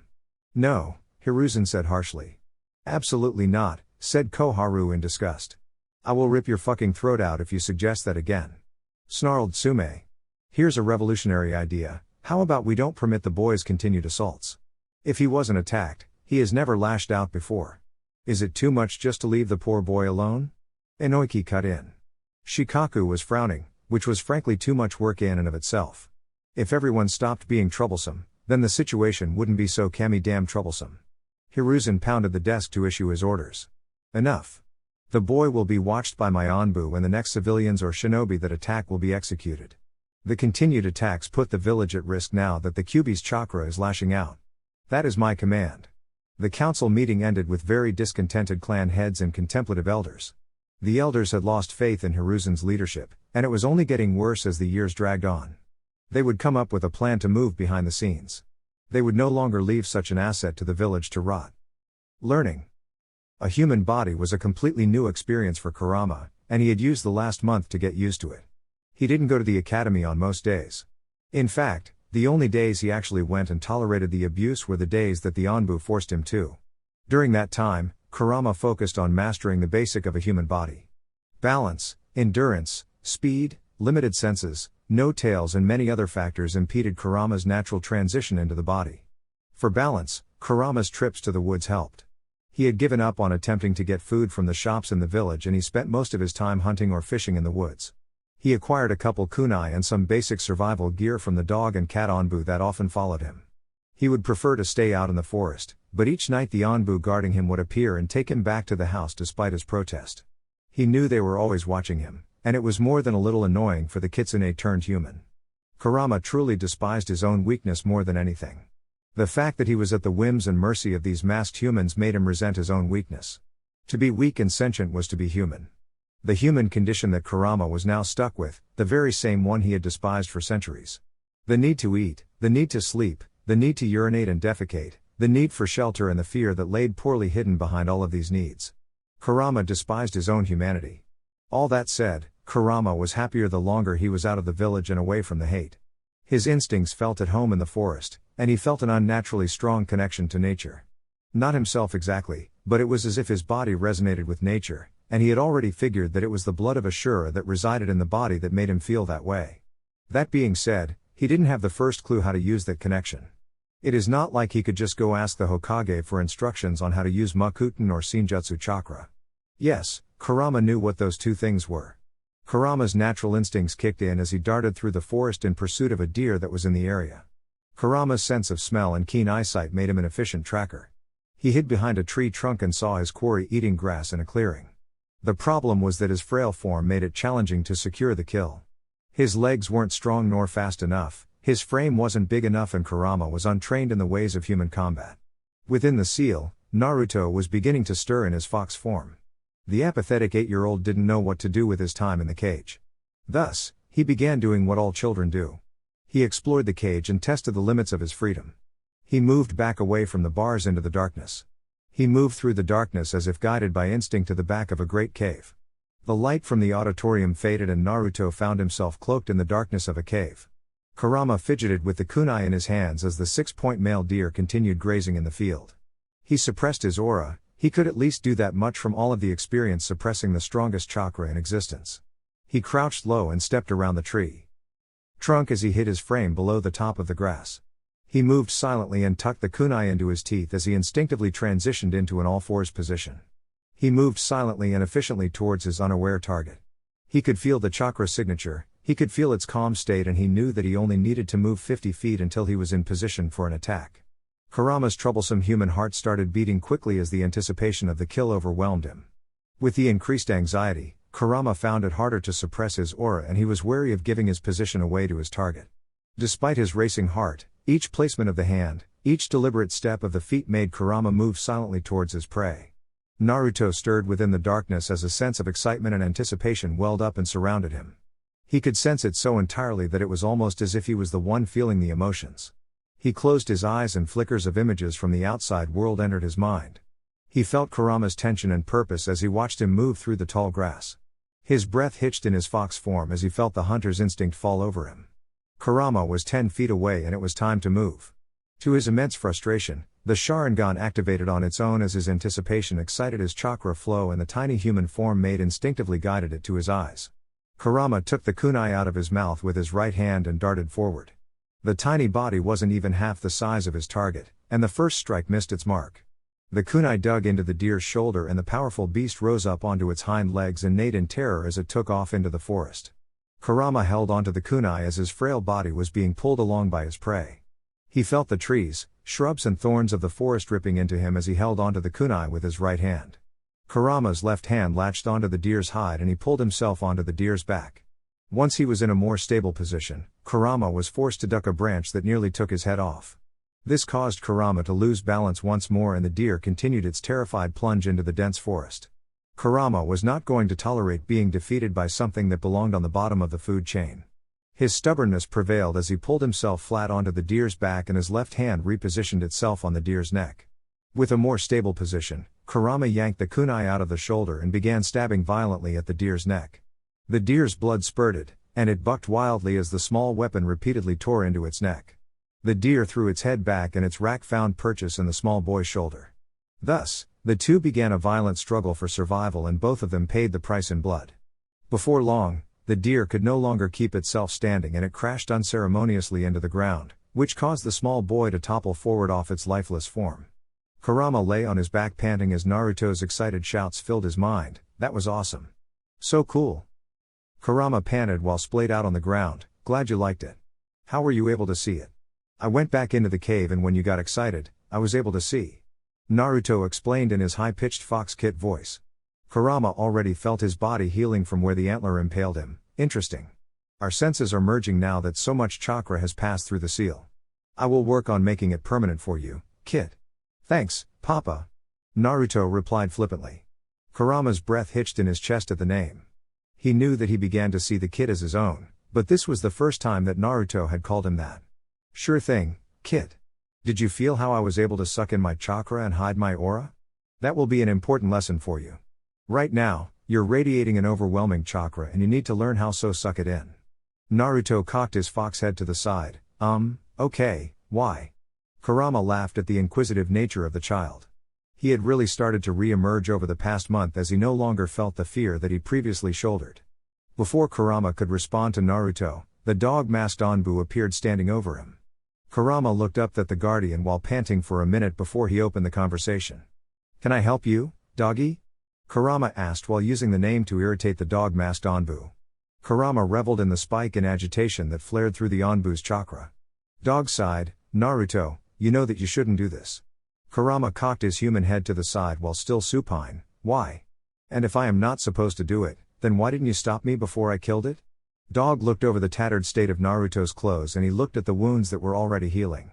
Dog chuckled behind his mask before he shrugged and responded, "I didn't think you would be able to. You should get your food from the stores, like a normal kid." Kurama couldn't help the flare of anger that lit up his blood-red eyes. "Oh yeah, silly me, I should just go buy it like some normal kid." "Fuck you, doggy." Dog's shoulder slumped as he realized the stupidity of his statement. "Well, you could get free lunch at the academy." Kurama scoffed. "Yay me. For the price of enduring hate and standing in the hallway, I can get a snack for lunch." "Thanks, but no thanks," Dog sighed. "Naruto, if you don't go to the academy then you won't be able to be a ninja." Kurama shrugged. "Fine by me." Kurama said this to get a read on how the dog Anbu would feel about it. Sure enough, he felt regret and a lingering anger well up. Dog reeled in his anger and calmed his tone. It wasn't the boy's fault. "Naruto, I think we need to go see the Hokage." Kurama growled at the thought. "Why?" "Because he wants you to become a ninja." "Why?" Because why?" Kurama persisted. He wanted the stupid mortals to spit it out already. Dog sighed. "I can't tell you." Kurama scoffed and crossed his arms. His body was healed and feeling better, but he was comfortable. "I don't want to see the Hokage. All he ever does is lie to me." Dog tensed up at that. "Naruto," Kurama relented on his obstinance. It was clear that Dog was torn between some personal feelings and his obligation to the Hokage. "Save it, doggy. If the old bastard wants to lie to my face, then let's go. But you are sealing up my kill before we do anything." Kurama was actively avoiding the Hokage. The first meeting did not go well, and it was clear that the Hokage could care less about what the boy wanted. It was obvious that the Hokage was using Naruto for his own means and cared little about his happiness. Thus, a game of actively avoiding the Hokage or ignoring him when Kurama was forced to tolerate his presence began. It was a game that caused more tension with each meeting and things were coming to a boiling point. Kurama had a feeling that today might be the boiling point. Dog arrived with Kurama in the Hokage's office, and he saw the three elders were in a conference with the Hokage. He immediately knelt respectfully and apologized for interrupting. The four geriatrics were taking in Naruto's messy state and the clear signs of blood that saturated the edges of his torn clothing. Kurama couldn't blame them, he looked more like a wild boy than a civilized shinobi in training. "Naruto, what happened to you?" Hiruzen asked while frowning. "Hunting." Kurama replied simply and Naruto giggled through the mental link. Kurama guessed that the link was finally starting to stabilize between the two of them. Hiruzen looked to Dog for an explanation and Dog provided one. He stalked and killed a buck in the forest with just a kunai. This earned analytical looks from the four old farts, which was expected. Kurama also felt a sense of pride and greed coming from the bandaged one. "Why are you hunting deer, Naruto?" Hiruzen asked harshly. "That is much too dangerous for someone without training." Kurama's eyes hardened and he glared down the Hokage. "I know your Anbu report to you, so quit playing dumb. I can't get food within the village, so I find my own." Koharu frowned at the disrespect. "Naruto, you need to respect your Hokage." Kurama's head turned to the old lady. He sensed a gentleness to her chakra, but it was hidden behind a hardened resentment and firm will. "Udatane-san, my options are to provide for myself or starve. I choose the prior." Danzo's lone eye crinkled in delight. He could use this boy. "Naruto, why do you not go to the academy? Surely you could receive training there that would make providing for yourself easier." Kurama frowned at the geezer. "Maybe if they were willing to teach, but let us put aside false pretenses. You all know what I experience when your Anbu dragged me there and it is quite frankly a waste of my time and theirs." Hiruzen frowned at the statement. He knew it was true, but he needed the boy on the path of the shinobi. "Naruto, that is the only way for you to become a shinobi of the leaf." Kurama shrugged. "So what?" The edges of Danzo's lips were pulled downward at this, and Kurama was able to feel his disappointment. It was so intense that it almost turned to resentment, but strangely, it wasn't directed at Kurama. "Naruto, the shinobi path is the best path for you." Kurama suppressed his growl and addressed the bandaged elder. "Maybe, but the academy clearly won't treat me fairly. Let me ask you this, Shimura-san, how would you define insanity?" This piqued the interest of all listening in the room and Danzo mulled the question over for a couple seconds before responding. "I often told my old trainees that do the same thing over and over again while expecting different results was the definition of insanity." Kurama nodded and snapped his fingers. "Good, then we are on the same page." Danzo actually looked surprised and cocked his head to the side. "What do you mean? If I repeatedly go to the academy to waste my time in the hallways and suffer the judgment of the teachers, then that will not lead me down the path of the shinobi. It is a waste of my time and their hatred. So, why would I keep going back?" Kurama asked the four old farts. Kurama enjoyed the variety of emotions that he could feel. Danzo was a subdued mixture of surprised and proud. Koharu was resentful but with a bright spot of pride. Homura was mostly disappointed, but Kurama couldn't tell what he was disappointed by. Dog was proud, sad and mostly regretful. Hiruzen was mainly apathetic and upset. It was clear to Kurama that the old Hokage wasn't happy about the way things turned out. Hiruzen took a puff of his pipe and mulled on it. He looked to his elders for assistance and sighed when it got him nowhere. "Naruto, I need you to become a shinobi." Kurama cocked his head to the side as the same old song and dance began once more. "Why?" he asked simply. Hiruzen sighed and puffed on his pipe once more. "I cannot tell you that." Kurama scoffed. "Then this ends the same way. See, definition of insanity. You might want to get that checked out, Hokage-san." Hiruzen frowned at the jab. The boy had become so much more obstinate ever since that night. His eyes changed too, and he had gotten nowhere with the boy. "Naruto." Kurama interrupted him. "Look, old man, I have a deer to skin and gut, and I don't want the meat to go bad. If we are just going to do this dance all over again, can I go?" Hiruzen sighed and waved him off with the back of his hand. Kakashi took him and the two disappeared in a sunshine. The Hokage turned to his elder council. "See what I am dealing with here?" Danzo frowned at the pathetic statement. "A brilliant boy with unlimited potential that you are shackling with the restraints of inferiority." Koharu coughed in surprise at the direct statement of her fellow elder. That was brash but correct. The boy will not receive the required training within the normal system. Hiruzen threw his hands up in a petty display of frustration. "What would you have me do? Give him to me. I will train him." Danzo replied simply. "No." Hiruzen replied obstinately. "Why not, Hiruzen?" Homura asked. He will receive far better training and even have a better quality of life. Hiruzen scoffed, I am not letting Naruto become one of Danzo's emotionless drones. The argument persisted in the same way it had for the past 8 years. Hiruzen adamantly denying Danzo. Homura and Koharu protesting mildly on Danzo's behalf. Hiruzen not taking the advice or counsel of his elders without providing proper reasoning. It all served to leave the four frustrated with headaches and unsettled resentment. Unlikely ally, 2 weeks later. Kurama had left the apartment early and was pleased to feel that Dog was not following him. The new escape route looked like it was working, and that meant that Kurama had an hour or two before Dog would track him down with his summons.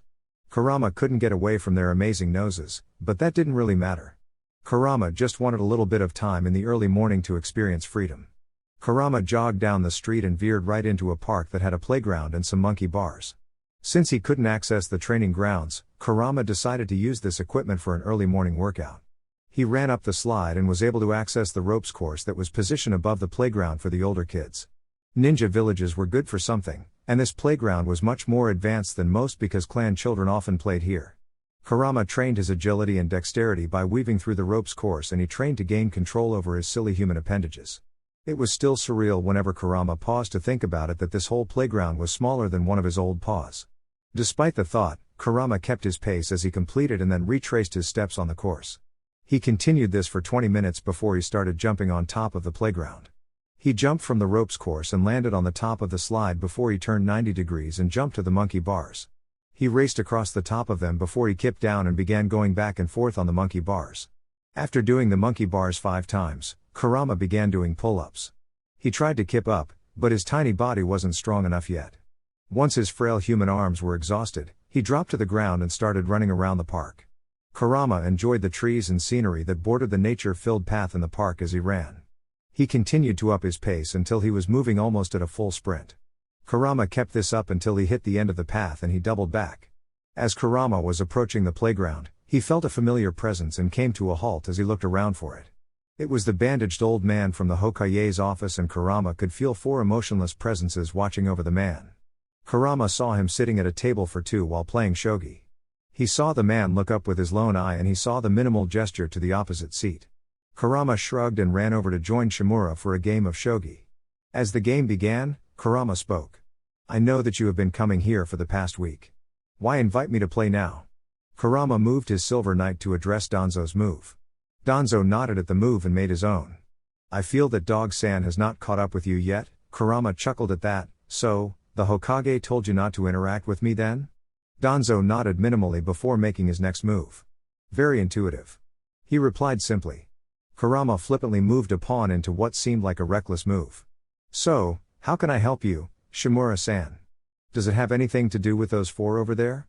Danzo was frowning at Naruto's move when his lone eye widened. You can sense them? Kurama took out Danzo's piece to spring his trap. Yup. He replied simply and played the child as he smiled at Danzo. Danzo tried to regain control of the conversation and the game as he spoke. Where did you learn to play shogi? Kurama shrugged and sighed. Can you tell me what you really want? I can sense hope, greed, bits of ambition and quite a bit of darkness in you, Shimura-san. Danzo removed his hand from the piece and looked into the unwavering eyes of Naruto. What happened to you, boy? You are completely different than reports said. Kurama's eyes narrowed and he spoke cautiously. I have been lied to by everyone. I ask you, this once, Shimura-san, do not lie to me. Tell me what you want and see if our interests align. Danzo was more than a little taken aback by Naruto's demeanor. He didn't feel like he was talking to a child. He felt an imaginary pressure from a great being that set Danzo's instincts alight with caution. He really took the time to look into the child's eyes, and the imaginary feeling didn't feel so imaginary anymore. He decided to continue the verbal joust. Very well, what do you know of your own situation? Danzo asked as he finally made a move. Kurama answered his move almost immediately and pondered the question for a moment. Is this conversation between the 2 of us? Danzo nodded. Then there is a lot to talk about. What I need is a way to fool the Hokage and my guards. Get that for me and we will have a more candid conversation. Danzo's greed and hunger flared up as he thought about acquiring his sought-after asset. It was clear that the child had changed and that he could be useful to the root. Very well, my agents will leave you a method and a way to contact me. Danzo made another move. Kurama countered the move, that is made in 3, unless you wish to play it out. Danzo analyzed the board and leaned back into the stiff chair to analyze the boy. No need. Kurama returned to the apartment that night after a long day of hunting in the forest. His kunai supply was getting dull, and his fishing net broke today. Despite that, he was able to catch a couple fish by hand. Kurama dumped his bounty onto the countertop after stepping onto the step stool. Kami, Yami and Shinigami, it was embarrassing for the great Kitsune to use a step stool. Hey, Rama, Naruto said through the mind link. What is it, Kit? Kurama asked as he began cleaning his kills to put the meat into bags in the fridge. I was looking through your early memories and I didn't understand something. At Kurama's silence, Naruto continued. Why did the sage split his power between his sons the way he did? Also, why did he split the biju's power up the way he did? Kurama paused as he was filleting a fish to think over his answer. For his sons, I guess it was because the human body could only contain so much power at one time. His wife was a human and she was a good woman at that. She was one of the original Uzumakis. She was the reason that the sage blessed their genetics with the red hair. I guess that makes sense. So, Uchiha came from Indra who had his eyes, Senju came from Ashura who had the strong body, and Uzumaki came from his wife and Ashura's wife to grant great chakra, Naruto said as if thinking hard about it. Kurama smiled as he filleted the other side of the fish. Good job, Kit. That was a lot to understand. Ashura's wife was actually his sister. I know that sounds weird, but the sage's family were the only ones that could use chakra. So, Ashura married Krishna Uzumaki and they gave birth to Kenshin, who became the first official head of the Uzumaki clan. As for the biju, father described it like this. I had half of the total chakra of the Juubi. Jiuki had half of the remaining, and so on and so forth. Naruto frowned in his fox form and ignored the fascinating origins of his clan. He was caught up by the unfair power balance of the biju, but you only have one more tail than Jiuki. Kurama nodded as he finished with the fish. Indeed. Tails are exponential, Kit. In my full form, I have 8 more tails than Shukaku, but I had 128 times as much raw chakra. That is why my little brother hated me so much. That being said, each of their chakras has grown over the millennia, so the disparity isn't as great as it once was. Naruto soaked the information in. Interesting. Well, what are you going to do about that old guy? Well, Kit, his emotions were easy to read, and I have an understanding of the man. I think we can use him, Kurama said while he began skinning a rabbit. He is kinda scary. He felt dark, you know? Naruto said. Kurama nodded as he finished pulling the skin off the rabbit. I do, Kit, I know. However, he will be easier and better to work with than that damned Hokage. Naruto started growling in his fox form. That BB bastard. He lied to me my whole life. He let. I know, Kit. You're safe. Don't worry, okay? Kurama soothed the entity that he was rapidly growing attached to. Thanks, Rama, Naruto said as he curled into a ball within the seal. The one rock that isolated him from the swampy floors had grown since Kurama took over, and he was able to cuddle up on it without worrying about the water. Kurama finished preparing all of his food and he closed the fridge. He remembered the earlier conversation and began looking around for anything that seemed out of place. Once he got to his bedroom, he immediately noticed that one of his pillows was out of place. He lifted the pillow up and saw that there was a scroll with a note attached to it. Get this down and come to the head of the 4th Hokage in 3 days or your usual workout time. Well, at least he didn't ask us to meet him at night, Kurama said before he unrolled the scroll. Kurama's eyes widened as he read the jutsu scroll. Kurama had decent control of his human chakra, but the hand signs were a bitch to learn. He had stolen multiple books from the academy library early on to get the hand signs down. He was going to need them if he were going to learn how to use chakra in his human form. He had Naruto learn them along with him since the fox form had opposable thumbs on the claws.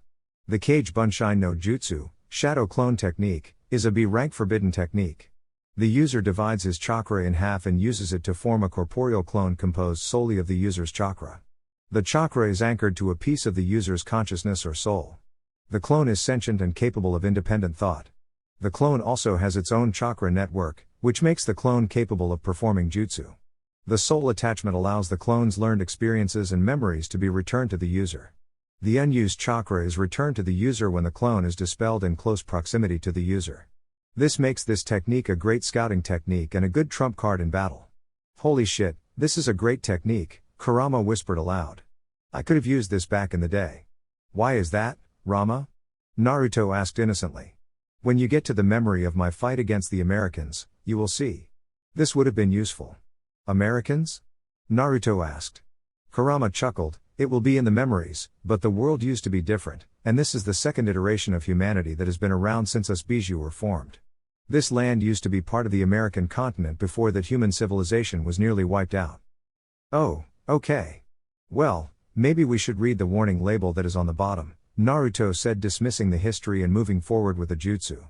Warning, the Shadow Clone Jutsu is a forbidden jutsu for multiple reasons. First, most shinobi do not have enough chakra capacity or density for this jutsu to work. If the user has insufficient chakra, the jutsu may result in chakra shock or death. If the user's chakra is not dense enough, the corporeal clones will not be able to hold their shape. Second, the memory transfer aspect of the jutsu transfers the exhaustion and fatigue experienced by the clone along with its memories. Multiple shinobi experienced brain hemorrhaging and other physiological effects when using the jutsu. If using the multiple variant, it is imperative to dismiss clones in small increments. Kurama thought for a bit and dove into the mindscape. He walked forward and into the cage with Naruto to sit on the dry rock with him. Alright, kid, so what do the warnings tell you? Naruto cocked his head to the side in confusion. Well, we gotta be careful? Kurama chuckled and rubbed Naruto on his head. Quite right. We have to be careful until we get the hang of this. I know this body has more chakra than most, and I know that the seal will pull on your chakra to refill mine. We really need to get better books on chakra to see how far we can push this though. Naruto nodded, you can have as much of the stuff as you want. I have been pulsing my chakra into the seal 3 times a day like you asked. Is it working? Kurama nodded and scratched under the fox kit's chin. Sage, it had been hundreds of years since he was last that small. Yes, it is. Breakfast, lunch and dinner are the proper times for it. It has already expanded my chakra supply a bit since we started. Naruto purred in contentment with his eyes closed. So, what are you going to ask the Shimura guy for? Kurama's finger stopped in place. I'm going to make a deal with him. If he agrees, then he will need to sign a contract with me. Naruto cracked one of his blue-slitted azure orbs open and looked at Kurama. What will that do? It will be a powerful blood contract. I may not be an expert, but us biju learned seals and contracts from the sage. If he signs it, then I know we can trust him, at least a little bit. Kurama answered. Naruto frowned. I know the Shinigami said that we could use this village, but why don't we just run away to another village? Why do we have to work with the humans at all? Kurama sighed. Kid, when the deities get involved, it is best to listen. The fact that our souls swapped was not a mistake. Let's just see if we can find our first ally before we do anything else. We need a place to start from, which is why I am putting my pride aside and talking to the human. Naruto shrugged and laid his head over his paws. Well, if the old guy can help you change this seal, then that would be cool. Kurama ruffled the scruffy orange hair upon Naruto's head. I will try, kid. It is time for me to learn this jutsu. It took Kurama nearly an hour until his first passable shadow clone was formed. It helped that he could pull chakra from Naruto when the draining effects of the chakra separation hit. With each surge of biju chakra, Kurama felt it easier to pull on the power that he used to call his own. In less than 2 months, Kurama realized that power was no longer his. Rather than despair at that, Kurama was excited. He had so much room to grow, so many things to do and only one mortal life to do it with. That thought excited him and it made him understand a little of why the puny humans did the things they did. On the 3rd morning after receiving the scroll, Kurama sent a shadow clone out of the apartment and had it walk off into the forest. He smiled to himself when he felt Cat follow the shadow clone. Through testing, he knew that the clone would be able to last for at least a couple hours, which would be more than enough time to talk to Danzo. Thus, after the coast was clear, Kurama made his way to the Hokage monument. Kurama panted as he cleared the big hill, and he made his way to the 4th Hokage's head. He sat down on one of the spiky locks of hair and waited for Danzo. He could feel Danzo and 2 of those emotionless chakra signatures in the tree line. He didn't have to wait long as Danzo approached after watching Naruto sit atop the head for 5 minutes. The elder known as the Darkness of Shinobi approached the 8-year-old boy with a steady click of his cane. Good morning, Shimura-san. Kurama opened the dialogue as Danzo stood over him. That was quite the useful jutsu you provided. Danzo gazed out over the village as he responded, indeed, although I doubt many shinobi can use it the way you will be able to. So, Naruto, why did you ask me to meet with you? Because I need an ally and I believe our interests will align. Kurama answered. Danzo's eye narrowed as his gaze shifted and he took in the visage of a boy that looked confident and unafraid. What do you believe my interests to be? Kurama had thought about that for a while, and he was going to make a guess based off the emotions he was able to pick up from the man. First, you love Konoha. I do not know why, but you do, and you will do anything to protect it. Second, you are disappointed in the Sandaime and no longer believe him capable. That is a sentiment we agree on. Third, you want to rule over this village and make it greater. Was I close? Kurama knew the answer based on the dancing emotions, but this was a conversation with a lot weighing on it. Danzo's eye widened marginally at the boy in front of him. He could really use this asset for his own purposes, and better yet, the boy came to him. Very insightful of you. Right on all counts. How do you fit into that picture? Kurama's look hardened and his firm gaze met Danzo's impassive one. First, there are things I will only share after you sign a contract with me. Second, you know my lineage, so you know the potential I hold and the future sway I will have over the village. Third, as I am sure you have figured out by now, I am not a normal boy. Danzo couldn't suppress his shock or excitement. This was a grown conversation, and this boy could indeed lead Konoha to the future Danzo foresaw. With a smile tugging at his lips, Danzo responded. And what do you want in return? What is this contract you speak of? Kurama maintained his hard tone and made sure to pay attention to each of the flaring emotions that he could feel pouring off the usually stoic shinobi. What I want is training.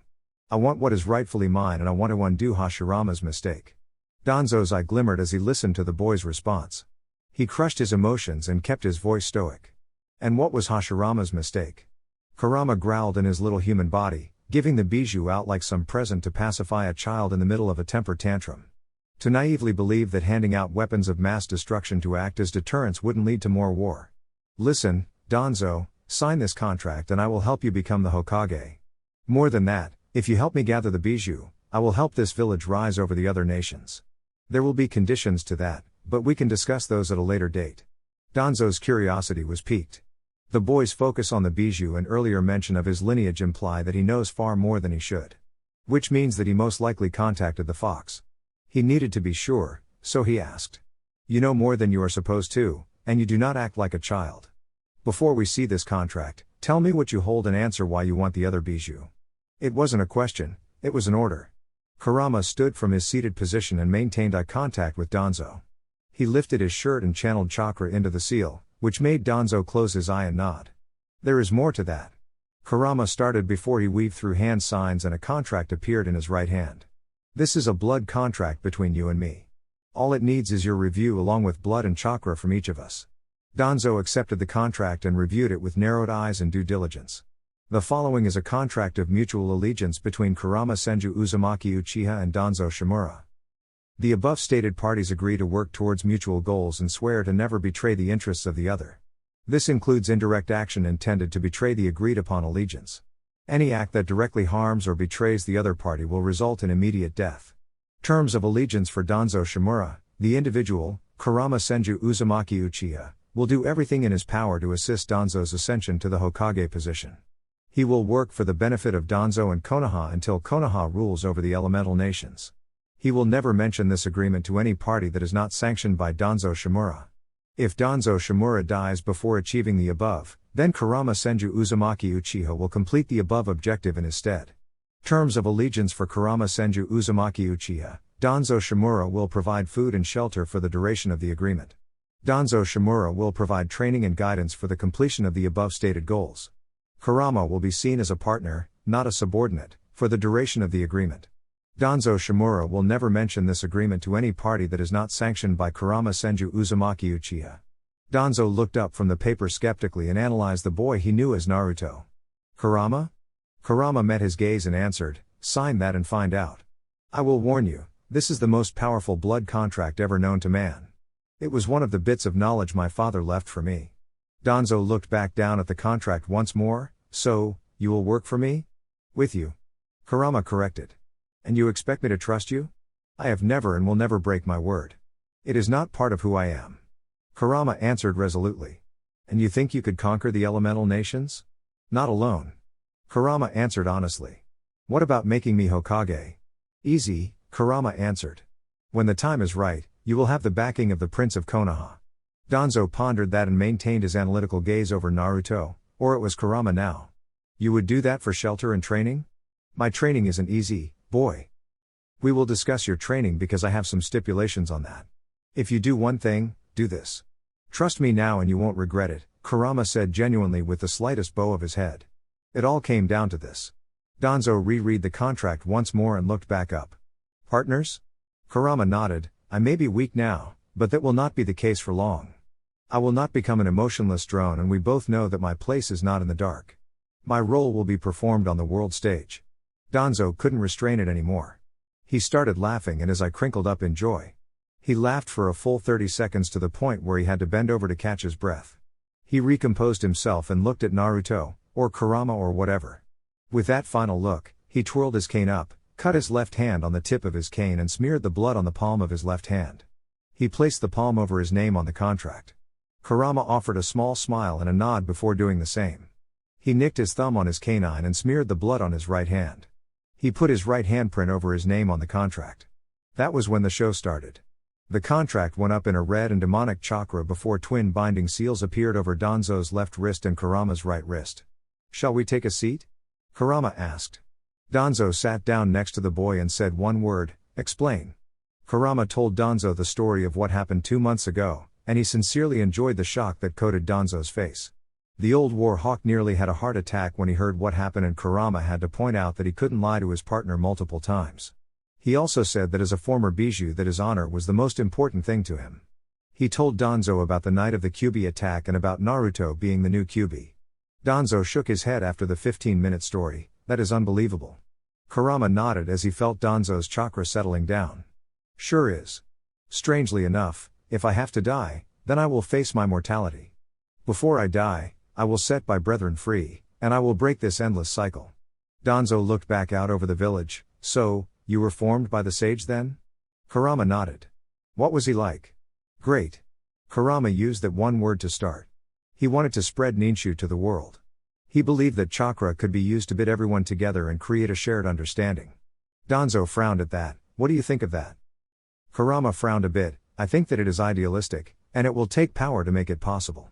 Don't mistake me, Danzo, I do not wish to subjugate through fear. I do not wish to rule over a land of ashes and broken bones. We will crush the opposition and lead the world into a new age. Danzo smiled at the thought. I may work in the darkness, but that does not mean I cannot appreciate the light. Kurama lightened up at that. I know. So, how will we move forward? Also, if I can find a way to heal your body, will you get rid of that Sharingan? I may have the eyes now, but they are cursed. Danzo frowned at that and contemplated it for a bit. Find a way and I will think about it. As for moving forward, will you sign an adoption agreement? That would put you into my custody until the age of 14. Kurama's lips pursed as he forced himself to swallow his pride. I agree to that. Why is the age 14 now? Didn't you humans used to send children to war? Danzo scowled. The weak-willed daimyo made the cage agree to an age of majority after the Third War. 14 is now the youngest a shinobi can officially be inducted into shinobi status. And unofficially? Kurama asked. Danzo looked down at the young boy, ne biju, in front of him. As soon as you are ready. Deal, Kurama said with a devilish smirk on his face. So, how will you get the inept Hokage off my back? Once you sign the adoption papers, I will take it to the council. I will get it approved, Danzo said with finality. Kurama shrugged. Let's get to work.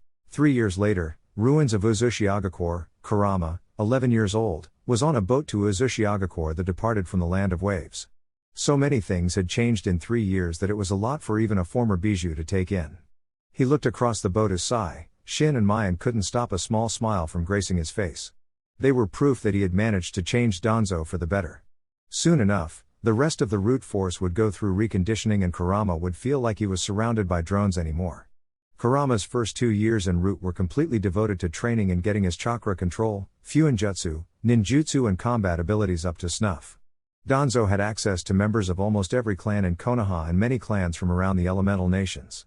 These shinobi were used to teach Kurama, or a shadow clone of his, everything he needed to know. The former biju used his experienced and raw talent to absorb the information and turn himself into a powerful shinobi. Kurama was still restricted by his tiny human body, but he was well on his way to becoming a true threat. It is funny to say that a millennia-old biju lacks experience, but that was the truth. Kurama had to learn or relearn everything he knew related to the combat arts. He was no longer a walking natural disaster, but he would grow into one. This filled the former biju with a sense of excitement and purpose that really got his blood pumping. After his training began and Kurama was put through the proverbial ringer, he had made his pitch to Danzo. He convinced Danzo that emotions were a powerful tool in a shinobi's arsenal so long as they didn't affect a shinobi's performance.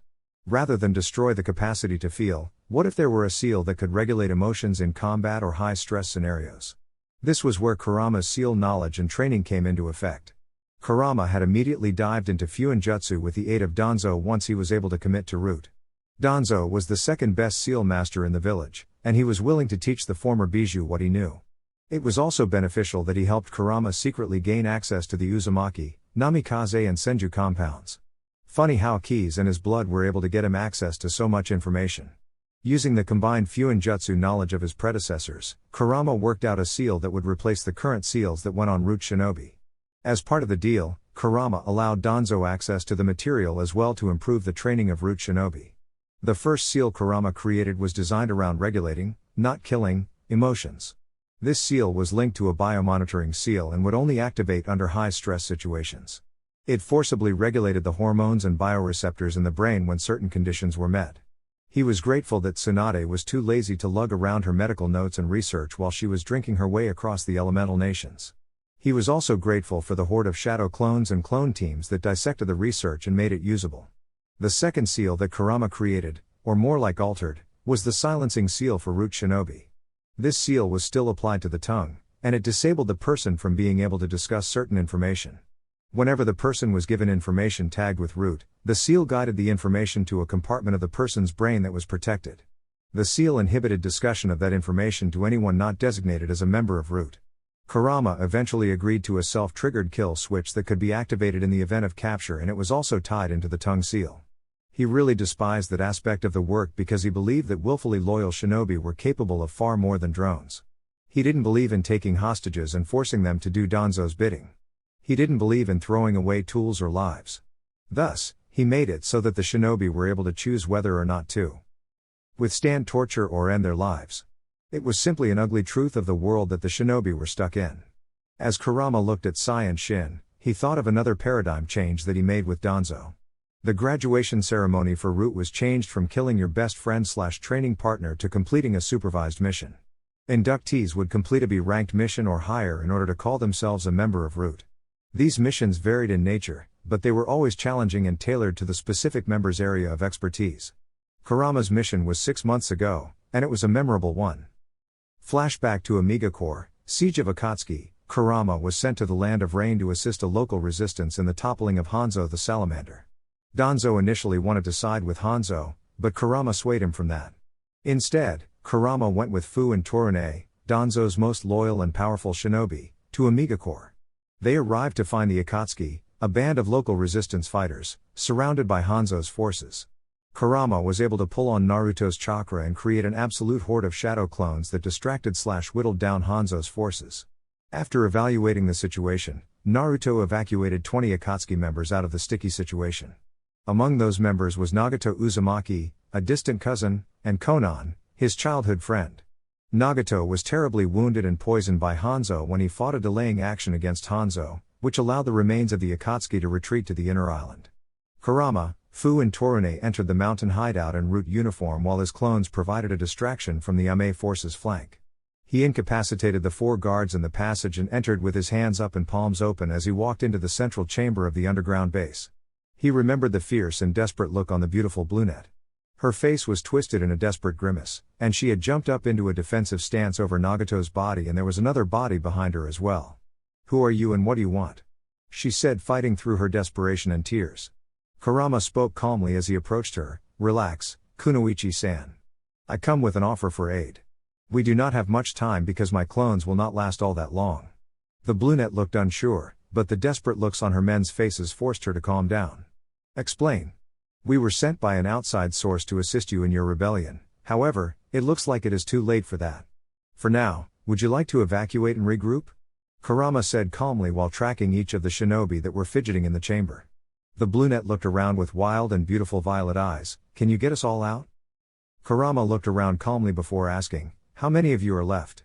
20, she answered quickly. "And I need these 2 to come with." Kurama looked at the bodies she was guarding and nodded slowly. He turned to address Fu. Can you create an opening in their ranks that will be big enough for my clones to cover? Fu thought about it for a moment. I will need the distraction first to get a bead on their commander. After that, yes. Kurama nodded and turned to Torune. Anything you can add? Torune shook his head. My parasitic beetles would not survive the rain. I can offer close combat support. Kurama sighed. Well, Hanzo knows we are here. Kunoichi-san, get all of your members in here now. I will set a barrier that will buy us some time and I will dig us out. My clones will delay after the barrier is destroyed. Torune, when we surface you need to act as rear guard with me and take out the biggest threat you can and use him to sow chaos. Torune, once he is out you will carry him. The brunette nodded and bowed. My name is Konan, and I am temporary commander of the Akatsuki. We will follow your plan. Kurama nodded to the statement and set his plan into motion. 20 minutes later, Kurama left the mountain protected by the 4 violet flames formation that was being sustained by his clones. They only activated the barrier after the group tunneled out of the mountain, but the fancy purple barrier acted as eye candy and drew in the opposition. Kurama was able to tunnel for nearly a full kilometer before he guided the group to the surface. He thought that he was going towards the land of fire, and he was mostly right. As they surfaced, Naruto was able to turn and see that a giant salamander had destroyed the barrier. He took a small bit of satisfaction in hearing the roar of the salamander as its tail was incinerated by the barrier. His smile turned feral when he saw the summon was forcibly dispelled in a massive puff of chakra smoke. He then heard the distinct explosions of his clones using the shadow clone explosion technique. He hoped that served as enough of a distraction to buy them some time. Unfortunately for the former biju in child form, nothing is ever that easy. They ran into multiple patrols on the way back to the land of fire and it was a perilous run. The delays added up and he could sense pursuers inbound. It was the first time in Kurama's life that he ever experienced chakra exhaustion. How did he manage that? Well, that is quite a fun answer. As the Akatsuki neared the border of Ame, Hanzo and a group of 20 elites was able to catch up to the retreating group. Hanzo was on a hill nearly 300 meters behind them and he summoned a salamander to lead the charge. If Kurama learned a couple things well from Danzo, it was how to use shadow clones and how to use wind jutsu. Kurama told the others to go and turn to face the oncoming enemy. He opened by creating 100 shadow clones as Hanzo closed the distance with his men. Hanzo was a legendary shinobi and he had never met defeat. This filled him with confidence and the Hattori clan was renowned for its combat prowess. That being said, he didn't escape unscathed from his battle with the leaders of the Akatsuki, and he just lost a boss-level summon to the damned barrier. Not to mention the annoying clones of the same masked shinobi that were everywhere. Thus, when he saw 100 clones of that damned shinobi he charged with vigor. He led the charge atop a freshly summoned salamander, and he was ready to end this petty resistance in his lands. Kurama's clones weaved through hand signs simultaneously and pulled on Naruto's chakra to power themselves. They each went through the signs for WoodStyle, great breakthrough as they formed a firing line. As the shinobi closed within 50 meters and the salamander lashed out with its tail, Naruto and his clones let loose with every bit of wind they could muster. The last thing Kurama saw was the salamander flying backwards with a bunch of shinobi doing the same. His vision faded black at that point, and it was only thanks to Fu that he was able to get out of rain country. End of flashback. Shaking off the memories of that brief but hectic mission, Kurama thought about the changes he inspired. After a year en route, the former Kitsune convinced Danzo to make recruitment optional. He did this by creating an induction ceremony and there was also a bailout period. With memory seals, if inductees couldn't handle the stress of route, they were permitted to leave the organization with their memories sealed. This took a lot of convincing on Kurama's part, but the main reason for it was that Kurama despised slavery. He despised the memories of his time as Madara's puppet, and he despised being a slave to a seal. Thus, he agreed to some of Danzo's other initiatives in order to get this change. The trip to Uzushiakor was one of those initiatives. The trip served a couple of purposes and Kurama knew that Danzo needed him for it. Danzo wanted access to the Uzumaki sealing knowledge, the clan jutsus and the armories. He told Kurama that the invading forces gained almost nothing after wiping the Uzumaki clan out and Kurama knew why. A clan of seal masters would never allow an invading force to gain such valuable knowledge. They would hide it away for their ancestors to find at a later date. Kurama had the right to decide what was shared, but he didn't plan on holding much back. The Uzumaki clan was one clan that he respected, and he knew that their knowledge would be essential to reforming the world. Rather than let it sit in a vault, Kurama planned on using it to restore the Uzumaki name through Konoha. He also got Danzo to agree to the rebuilding of Uzushiakor as an ocean outpost should they be able to gain control of the master seals on the island. This would create a strategic position for future operations should they succeed. Kurama was shaken from his thoughts as Shin nudged his shoulder and pointed towards a series of whirlpools. Kurama walked over to the ship's captain and told him to hold the ship here. The captain agreed to return to this spot in a week to pick them up. The group then hopped on 2 ink owls created by Sai before they left the ship and its captain looking into the sky. The flight was short as they only needed to fly another mile to reach Uzushiakor. The birds landed in a village that looked as if it was some ancient historical site. The team never would have guessed that Uzushio only fell 28 years ago by the looks of the remaining buildings, but them were the facts.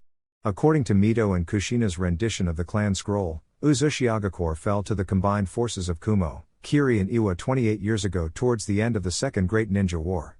During talks with Danzo after training sessions, Kurama learned that the Uzumaki fought for 3 days and nights against a numerically superior force. Well, that was putting it mildly. The Uzumaki clan and its vassals numbered 4,800 and they held off an invading force of 55,000 from the 3 combined villages for 3 days and nights. Oh, yeah, that invading force included 4 Jinchuriki as well. The Uzumaki, crazy bastards that they were, destroyed 95% of the enemy's forces and over 1,000 of the ships that assaulted the island. Through determination and prolific use of seals, the Uzumaki did enough damage to the joint force that they spared Konoha their wrath and it led directly to the end of the Second Great War. According to Danzo, the Konoha reinforcements arrived on the 4th day and chased off the few remaining ships that were still gathering survivors. Konoha shinobi slaughtered survivors that were clinging to debris scattered around the ocean and chased the remaining fleet all the way back to Kiri. Why did they go after the ships? Well, the final defensive seal of the Uzumaki clan was a crazy fucking seal. It activated some seals in the ocean that swallowed the whole island of Uzu, just over 300 square miles, in 4 tidal waves. The island was submerged for just over 5 years, and nobody could investigate because the whirlpool defenses were reactivated after that. In fact, the island was protected by a rather strong multi-layer barrier that Kurama could feel on the way in. He guessed that they were only able to bypass it, thanks to his, or Naruto's, Uzumaki blood. Thus, Kurama, Sai, Mai and Shin were probably the first people to step foot on the island since the fall of Uzushiakor. It was a sobering thought as Kurama looked around the remains of the village while Naruto cried his little heart out in the seal. "What are we looking for, Kurama?" Sai asked in a subdued tone which broke the reverent silence that had settled over the foursome. Kurama looked around. "I honestly don't know, Sai. Mito's journal said that the clan leader's compound was on a hill that overlooked the village, but I am not seeing anything left." Mai put a reassuring hand on Kurama's shoulder. Strangely, this helped the former kitsune calm down since she was the one that he had trained with every day since he entered Root.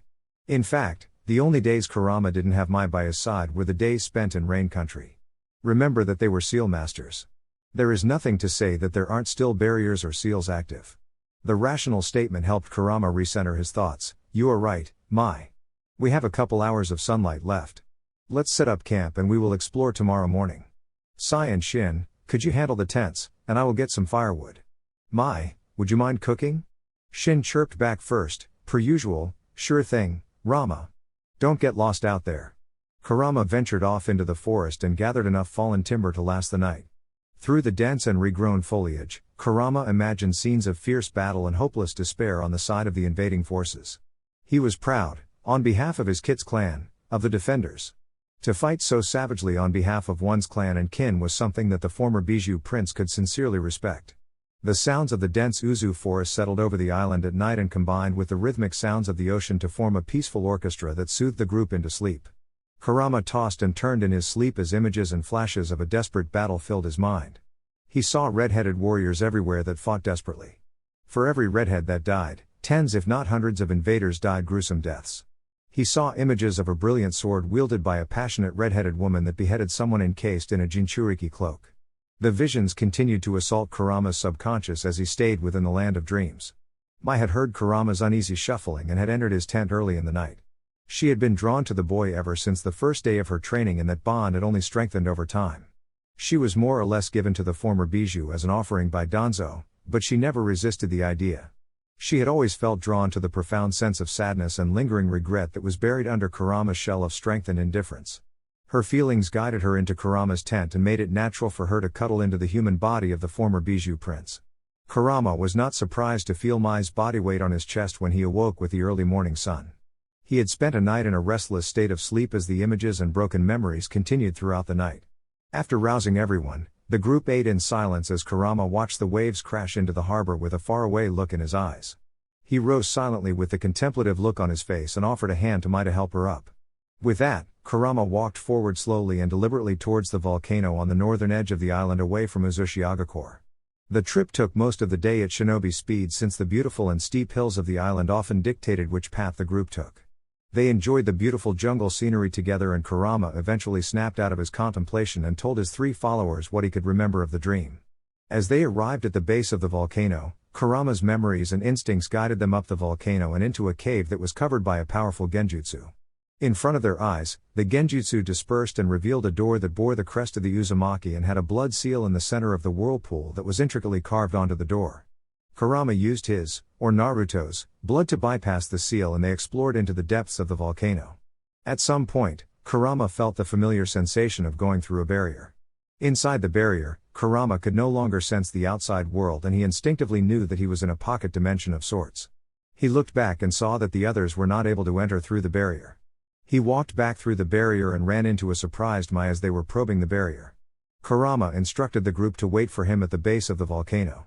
He told them that he would explore the barrier and report by nightfall the following day. The 3 didn't really have much of a choice, seeing as they couldn't get through the barrier. Mai offered Kurama a brief hug before she forced the other 2 out of the volcanic passage. Kurama walked onto a balcony that overlooked the chamber. Laid out in front of Kurama was a vast library filled with rich history on the left side of the chamber, and the right side was neatly organized with the possessions and treasures of the once great Uzumaki clan.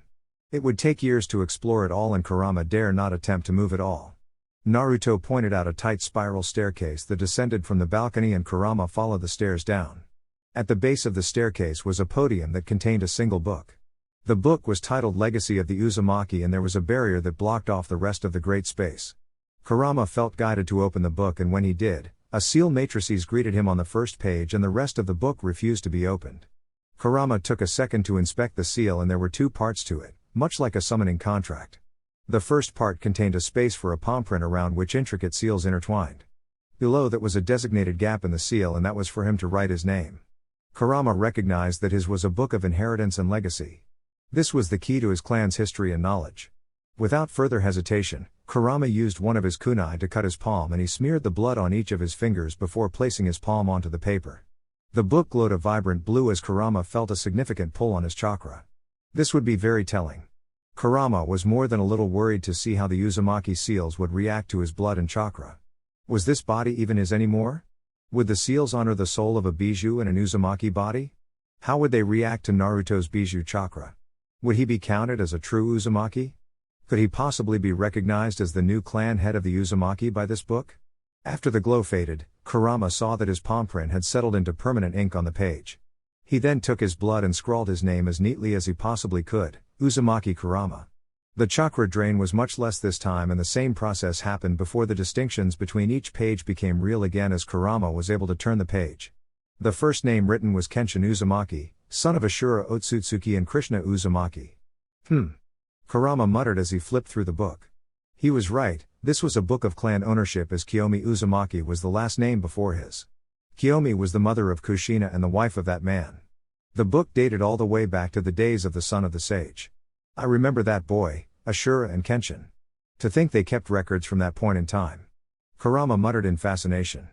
The page after Kiyomi's was his, and the page following that contained a whirlpool seal with another space for a palm print.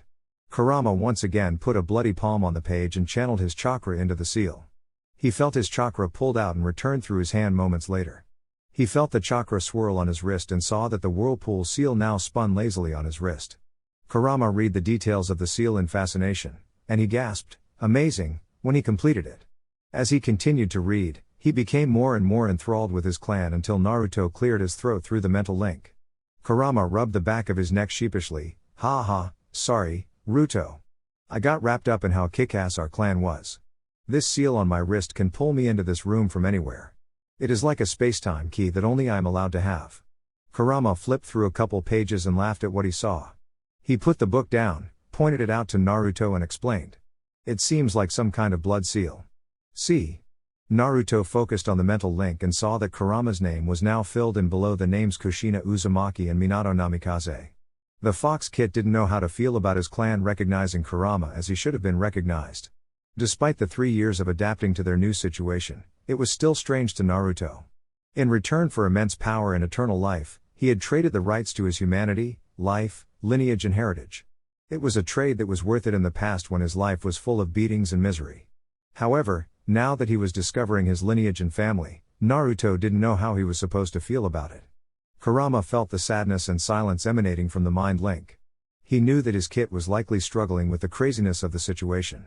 This was supposed to be Naruto's heritage and instead he was trapped within a seal serving the prison sentence on behalf of Kurama's crimes. For as cruel as the fates were to Kurama, the former biju felt like they were far worse to Naruto. The supposed child of prophecy transformed into a kitsune. Kurama understood Naruto's silence and emotions. In fact, Naruto had been quiet, solemn and reserved ever since the transition. Kurama hadn't pushed matters because he was so busy training and adapting this human body. He wanted to be there for the kid, but what could he really do? What should he do about it? Wasn't it enough that he was going to gather the biju and set the stage for him in the future? What was it that a father was supposed to do for his son? Before anything, Kurama noticed the seal on the last page and read the instructions for it. He once more nicked his thumb on his tooth and pushed blood and chakra into the seal. His mind was immediately taken to a white void where there was only one person within the overwhelming white space. The person was Krishna Uzumaki, a beautiful and mature red-headed woman that was the last Uzukage of Uzushiakor. Well, hello, ancestor, how many years has it been? Krishna started warmly with a cheery smile on her face. And why is your hair such a unique color? She finished cheekily. Kurama scratched the back of his neck sheepishly before he bowed to the woman. Good evening, Uzumaki-sama, my name is Kurama Naruto Senju Uzumaki Uchiha. The woman gasped and brought her hands over her mouth and her eyes watered in disbelief. Are you Kushi's son? Kurama raised from his bow and offered a sincere smile, something like that. May I ask who I am speaking with? The woman chuckled after she realized her mistake. Oh, I am sorry grandson. My name is Krishna Uzumaki Uchiha. I was the mother of Kushina Uzumaki, who I believe is your mother. Now, what do you mean something like that? Kurama sighed and looked down to the ground. I can tell you are a chakra imprint. How much time do we have in here? The woman laughed at that. Well, that depends on how much chakra you fed in. My essence is linked to the seal, you see. I put the seal into the index on the second morning of the siege of Uzu. Kurama nodded. Well, to answer one of your previous questions. It has been 28 years since the fall of Uzushiakor. I believe I am the first to return to the island since it re-emerged. Ah, Krishna said in understanding. So, the final defense was activated? Kurama nodded. Indeed it was. According to Mito and Kushina's journals, the island was submerged for 5 years after the fall. Krishna frowned sadly at that. That is unfortunate. At least there is a hope for our clan. Tell me, child, have the survivors rallied to Konoha? Kurama shook his head sadly. No, Granny. I was able to rescue one of our brethren from the land of rain, but I have not encountered any others. To the best of my knowledge, no other Uzumaki refugees were noted in Konoha. Krishna nodded at that. Very well, tell me about your mother and your life in Konoha. Maybe include why your mother isn't the one that I am talking to. She offered a weak smile to Kurama. The two took a seat on the white floor before Kurama took a deep breath and explained what he knew. He told her of Kushina's journal, her ascendance to the role of Jinchuriki, her feats during the Third Shinobi War, her marriage to Minato Namikaze and the night of the Kyuubi attack. Krishna listened quietly and absorbed the information patiently. Her eyes snapped open at the end of the story and she gave a small smile before asking a few questions. So, that little monkey doesn't teach our history to Konoha anymore? Krishna asked with disgust. To think that I entrusted my daughter to him. Never mind that, tell me of your life, child. Kurama took a deep breath and firmed his resolve. He wanted to be honest for his and Naruto's sake and he wanted to be accepted by his grandmother. For some reason, he wanted that acceptance from family. He started with Naruto's early life and led up to the singularity that resulted in the soul swap. He held up his hands because he wanted to finish his story. He told Krishna of his deal with Danzo and his plan for the shinobi world. Krishna remained silent and contemplative for nearly 10 minutes after Kurama finished his tale. Krishna finally spoke and her tone was stern. So, you are Kurama, the Kyuubi no Kitsune, that was in our clan records? Kurama nodded with a sad smile on his face. And my grandson's soul has become the new Kyuubi? Kurama nodded once more. And you see him as your own?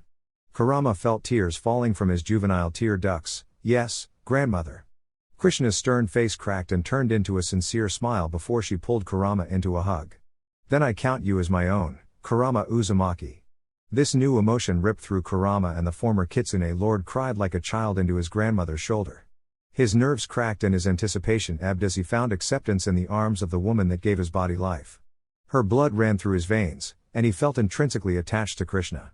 He broke from the hug and looked up with teary eyes. Thank you, you don't know how much that means to me. It is strange, Granny. Ever since I entered this human body and accepted my mortality, everything has been different. The colors are more vivid, life tastes richer, and everything is, well, it's just more. And because of that, I find my changing, Kurama said, lost in his thoughts. That is what it means to be human, Kurama. Your father was a great man, the sage, not Minato. He created you, but he could never understand the burden of immortality. It was too much for each of you to accept without being able to connect to the ones you were meant to watch over. I told Hashirama that he was making a mistake when he gave your brothers and sisters to the other villages, but he wouldn't listen. He was a good man, but he was a fool. Kurama nodded at that and offered an understanding frown. So, you would approve of my plan to retrieve my brethren? Even if it requires force? Krishna nodded sadly. Before the world can move into a new cycle, a purge of the taint is needed. Before the new generation can be taught a new way, the old way must be demolished to its foundations. She paused here and looked meaningfully at Kurama. You know your father's teachings and you can learn our own. Use those to guide you. I am not naive, Kurama-kun. Force will be necessary, but use force wisely. If you are going to rule, then rule justly and bring the world into a new age. Kurama nodded in understanding. Thank you, Granny. So, what else do you wish to tell me? Krishna went through hand signs and put her hand on the seal. In a flare of yellow chakra, Naruto appeared in his fox kit form. The mature woman pulled the crying kitsune into her arms and pet the back of his head. Shh, it will be okay, Mago. It will all be okay. She locked stern, yet loving, eyes with Kurama while she hugged Naruto. When the two broke the embrace, Naruto bowed his fox head. It is nice to meet you, grandmother. His tone was sad and slightly broken. Krishna smiled. It is nice to meet you, Naruto. You will need to be strong, study hard and work with Kurama-kun. Do you understand me? Naruto nodded his fox head. Yes, Granny. Krishna pulled his snout up and looked into the stunningly deep azure eyes. You are strong, Uzumaki Naruto. You will need to get stronger to teach the world the Uzumaki way. Do you hear me? Her tone was inspiring and stern. Naruto's eyes twinkled at his grandmother's words. Yes, Granny. Good, Krishna said in a way that told everyone she was pleased with the outcome. Now, Kurama-kun, the Reaper Death Seal and the 8 trigrams Divination Seal are both originally Uzumaki seals. Find the notes on them in the library and take care of my grandson. Teach him well. Kurama bowed deeply. I will, grandmother. Krishna smiled proudly. Good, because I count you as my own too. Use your blood and your power to change the world. I know it is a lot to ask, but give me a bunch of great-grandchildren if you can. Kurama shifted nervously before speaking. I will if I can find someone to love me. Krishna raised Kurama's face by a tender lift of his chin and locked eyes with him. Before others can love you, you need to love yourself. I can tell that your hatred is waning, and that is a good thing. Don't let that village bring you down. If there is something you don't like, fight to change it. If Danzo-chan is willing to be an ally, then use him. For all his sins, he is still a better man than Hiruzen ever was. Kurama bowed once more. Yes, Granny. Thank you for your guidance. The three talked for another hour or so before the white environment began flickering. Krishna gave her grandchildren another hug and some parting words. When Kurama's consciousness returned to the Uzumaki vault, he had a lot to think about.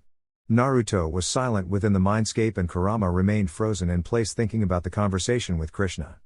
Exploring the vault, Kurama ripped himself from his musings and formed a clone to go let his team know what was going on. He walked past the podium and entered the chamber that held the history and secrets of the Uzumaki clan. The compendium of knowledge was daunting, and Kurama knew that he couldn't tackle it all at once. Even with years of shadow clones, it would likely not be enough. It was getting late, and Kurama was tired, so he decided to look for a place to rest. He didn't have to look far. It was almost as if the architect knew that there would be too much here to explore for one day. The room past the door that allowed him entry through the barrier led to a bedroom with multiple queen-size beds in it that looked as if they were neatly folded that morning. The things the Uzumaki clan could do with Fuinjutsu were truly amazing.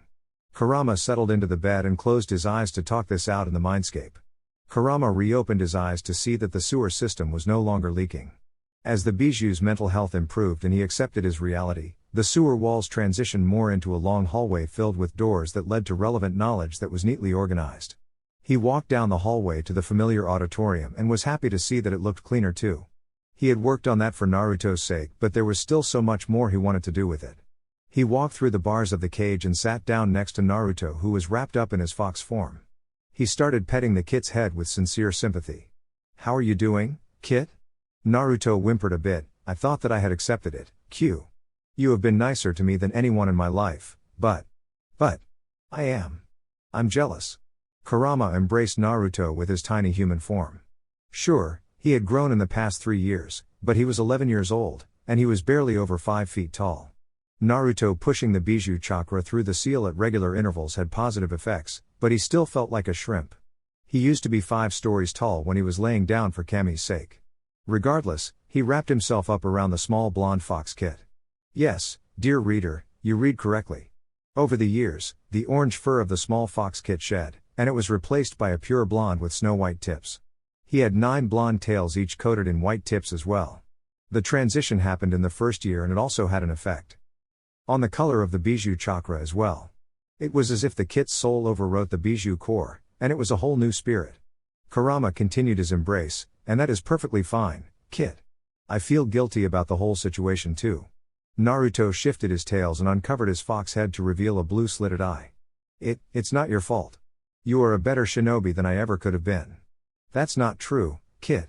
All you needed was a teacher. Your stubborn spirit and strong drive are unique, kit. Granny Krishna said that we can learn about the seal in here and maybe we can make some changes," Kurama soothed. Naruto shrugged his shoulders before stretching out in his fox form. "I wouldn't mind a change of scenery if you find something about that. Or Danzo-gi's idea about opening the seal would be cool too." Kurama nodded. "As soon as I can safely do it, I will. That was my promise to you, Ruto." Naruto smiled at that, which was really cute in his fox form. "Thanks, Rama. So, you excited to explore our heritage?" "Sure thing, kit. The Uzumaki clan always held my respect, even if my previous 2 jailers were Uzumaki. Now, it's time for your lessons. When you are out of here, you are going to be my successor after all," Kurama said with false enthusiasm to distract the kid he truly saw as his own. The next day, Kurama went to explore some of the well-organized library. Danzo had asked for the Uzumaki training manuals for their academy. By modern-day standards, every Uzushio shinobi graduated with a level 6, journeyman, sealing mastery, and that alone would be enough to help Konoha. This should have been easy to find, but Kurama and his clones noticed that the Fuinjutsu section of the library was 20 rows of double-sided shelves that were 8 shelves high apiece. Rough calculations made by Kurama estimated that as roughly 12,000 books and at least 1,500 scrolls on assorted Fuinjutsu knowledge and seals. Kurama himself was distracted by something completely different. He had grabbed some books and entered a sealed study that was, well, the best word Kurama knew was enchanted. It was such advanced sealing knowledge that it was the only word Kurama could think of to adequately describe it. The room was enchanted to make the hundreds of feet of volcanic earth seem like it wasn't there. The study looked more like a balcony that overlooked the ocean, allowed the sounds of the island, and even included the breeze from the ocean air. It was by far the best way to study within this isolated space. The book that had distracted Kurama was a book left by the last user of the study. Kurama couldn't believe who it was, but he could no longer deny it either. He was looking at the compiled journal of Madara Uchiha Uzumaki as it rested on the study's table. He really didn't know how to feel about the journal of his most hated enemy, but he felt the prickle of interest at the back of his mind. He wanted to know what became of the man, and he wanted to know how his grandfather came to be his grandfather. The Life and Redemption of Madara Uchiha, Entry 1, August 20th th. 1012 years AS, after Sage, I awoke in the hospital of a people that I never expected. I awoke in the hospitals of Uzushiakor no Sato after my defeat at the hands of Hashirama Senju. I had thought my wounds fatal, and I expected to greet the Shinigami in person, but it appears that fate had something else in store for me. The medical staff told me that it was due to my eyes, which seemed weird to me.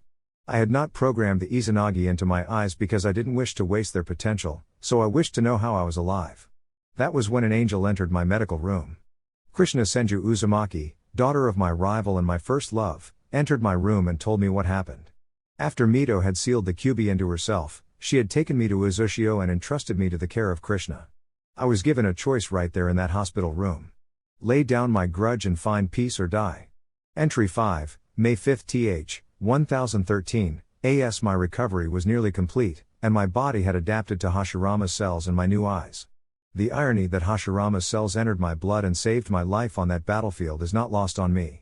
The double irony that it was his daughter that restored meaning to my life was a terrible conundrum as well. She was nearly 25 years my junior, but the purity of her soul restored meaning to my life.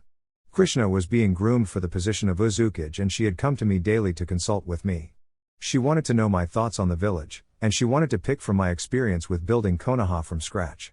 Those meetings with her became my new reason for living, and it felt like her presence kept the darkness at bay. It was strange for me to see the light for the first time in so many years. Entry 20 January 13 th. 1018, AS. Krishna is my life, and I am so proud of her. She assumed the role of the Sandaime Uzukage today, but that wasn't the best part of the day. No, the best part was seeing the look on Hashirama Baka's face when she told him that we were together. The dark cloud that hovered over his head when she told him that we were going to get married with or without their blessing was hilarious. Of course, Mito, being the graceful woman she was, immediately approved and hugged me. The threat that woman whispered in my ear will haunt me till my dying day, but I don't think she will ever need to carry it out. Entry 29, December 8 th. 1020, AS. There is great news amidst the tides of war. Krishna is pregnant with our first child, and it is going to be a boy. While the first great shinobi war brews, we are going to stay out of the conflict. I will protect my home, but I have come to believe in the Uzumaki way. I will no longer raise my scythe, katana or gunbi in aggression. I will only do so to protect my home. The tidings of war make me think about what I am supposed to do with my eyes. In the past, I would have used the sage's eyes to claim my revenge on the leaf. I would have used this godly power for myself without a second thought. However, I could never betray my love for such a petty reason. I will use these eyes to protect what I hold dear. Their potential is terrifying, and I have come to believe that the world can never know such a power exists. In the wrong hands, only calamity would follow. Entry 42, June 10 th. 1024, AS. I used my eyes in defense of my home, and I was right. Their power is godlike, and no mortal men could resist. Without Krishna by my side, I would have lost myself to their power. After using them, some black creature attempted to persuade me to its cause. It tried to get me to gather the biju. I denied it outright and told it that my only purpose in life was to raise and protect my family. This led to conflict with the plant-like creature. Before I could erase the threat to my family, it faded into the ground without a trace. The encounter haunted my dreams. As always, it was my family that broke me out of my doldrums. Arashir and Kushina are so lively now, and they make it impossible to stay lost in my thoughts.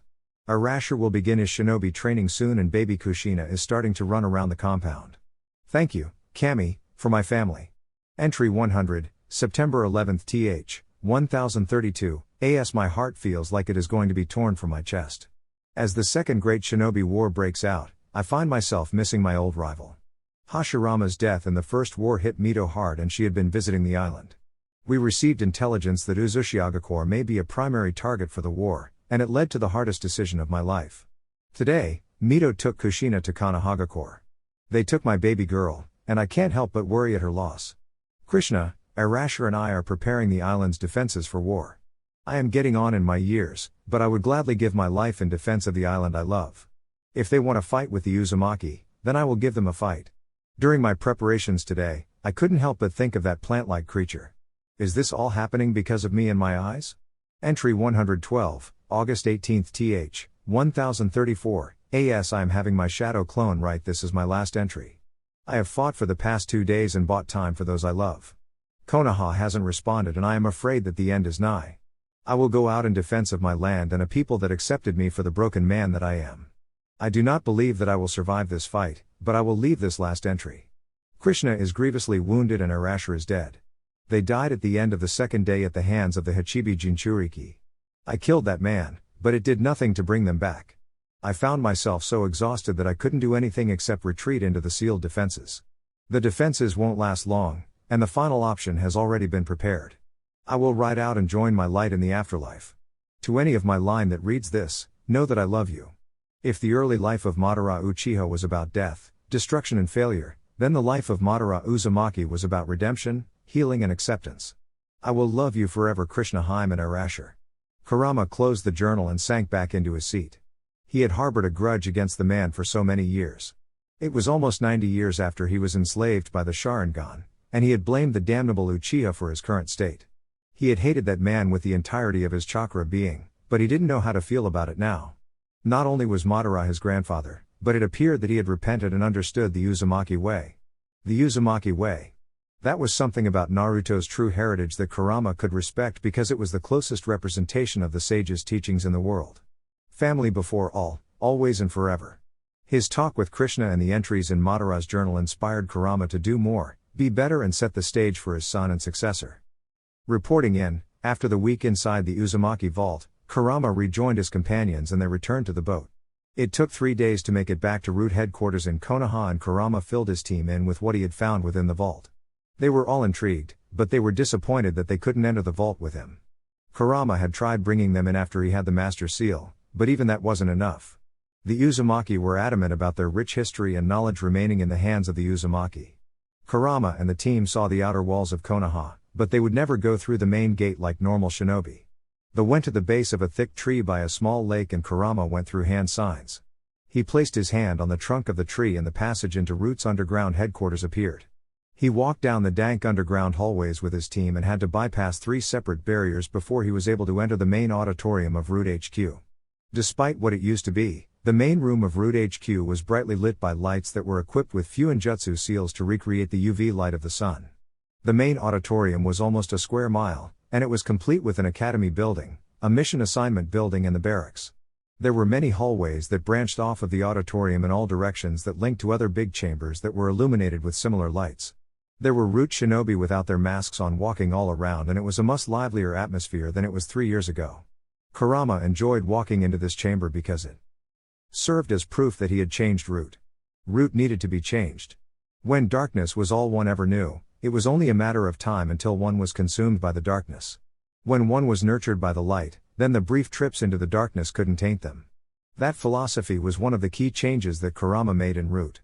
Kurama led the others into the administrative building, and he reported into Danzo. While the others took a knee in front of their leader, Kurama remained standing and gave the leader of Root a respectful bow of the head. Danzo returned the respectful bow and waited for Kurama to begin his report. For his part, Danzo couldn't believe the difference one boy, formerly a biju, made in his organization. He immediately recognized the biju's wisdom, and he honored the fact that they were in a mutual partnership. It was hard to do anything else after Danzo realized exactly how powerful the contract he signed was. In the early days, whenever thoughts of simply using Kurama came to his mind, he would feel a painful compression from the wrist seal. He realized quickly after some moderate testing that the contract between the two was binding and not worth breaking. 3 years later, Danzo is more grateful than ever for the day that Kurama approached him. His reflections always startled him because the difference between the past and present was jarring. To hear his Root agents talking, laughing, and even experiencing love was something that Danzo had never expected. That being said, the results spoke for themselves. The mission success rate, the average skill of his shinobi, and many other facts showed that the changes made had positive effects on the Root.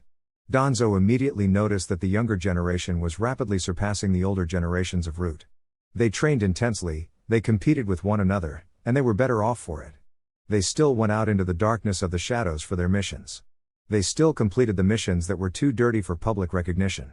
They never received much in the way of gratitude for their efforts. Despite that, when his agents returned to HQ, Danzo could tell that they were happy to be home. Danzo had been expecting Kurama and Team Kitsune for a couple days now. Danzo had been flexible in his orders since it was a reconnaissance mission. He hoped that the Uzumaki heir would be able to find the lost treasure, but Danzo was a realistic man. He had trained himself better than to believe in things like hope. He believed in Kurama. That was why when he heard the knock on his door, he felt a flicker of excitement in his old heart.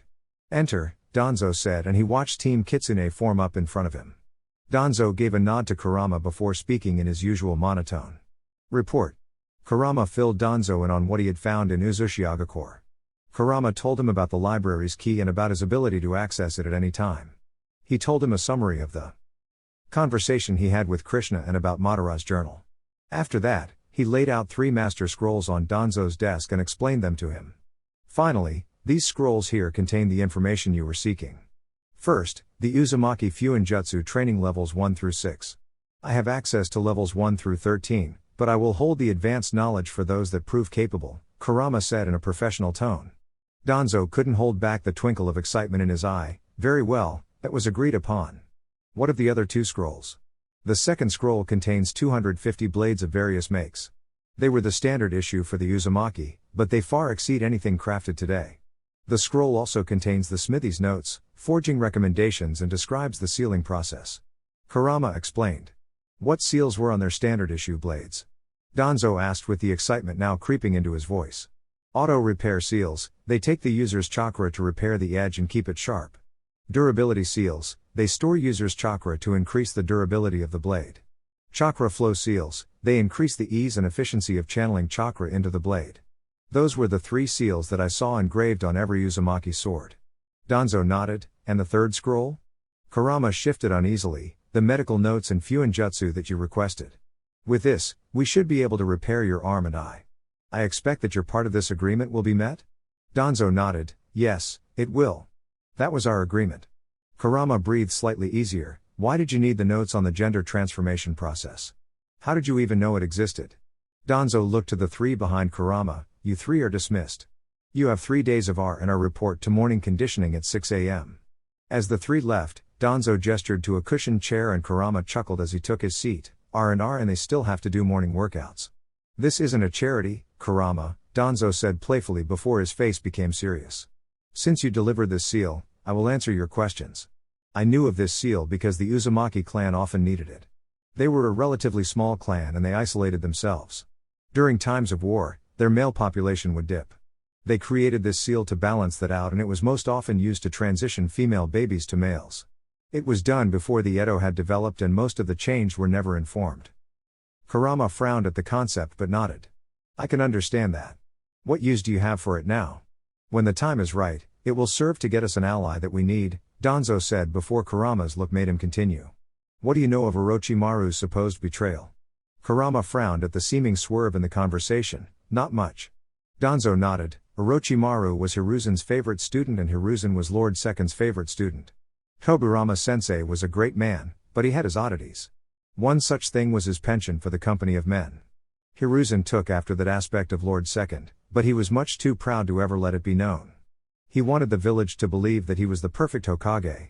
After the death of Tobirama, I found that Hiruzen was indulging in those cravings. I didn't have a problem with it until it involved his students. Orochimaru, his prized pupil, was a brilliant student and a genuine genius. Despite his genius, Orochimaru loved Hiruzen, and it became a hidden relationship. It continued for years until the end of the Third War when Orochimaru wanted more than just sex. Kurama was listening and he wasn't a judgmental entity, but he frowned at the conclusion he could see coming. What happened? Orochimaru wanted more. He wanted the man he loved to love him.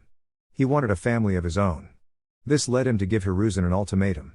Leave Buwako and love him or he would leave the village. Danzo explained. That's a different picture than was painted, Kurama said as if expecting an explanation. Indeed, it is.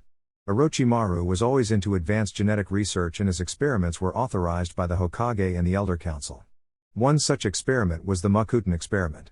This was the experiment Orochimaru was assigned to after he was passed over for the position of Hokage.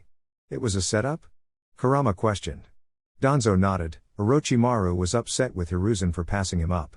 The tension between the two led Orochimaru to threatening the exposure of their relationship. Hiruzen acted first. He twisted some facts and acted like Orochimaru's research was unauthorized. Kurama shook his head. So, like he used me, he just used people for his own public image? Danzo frowned a bit and nodded. Yes, his vanity is likely the reason for his decline. Kurama scowled. Fuck his vanity. At a look from Danzo, he calmed down.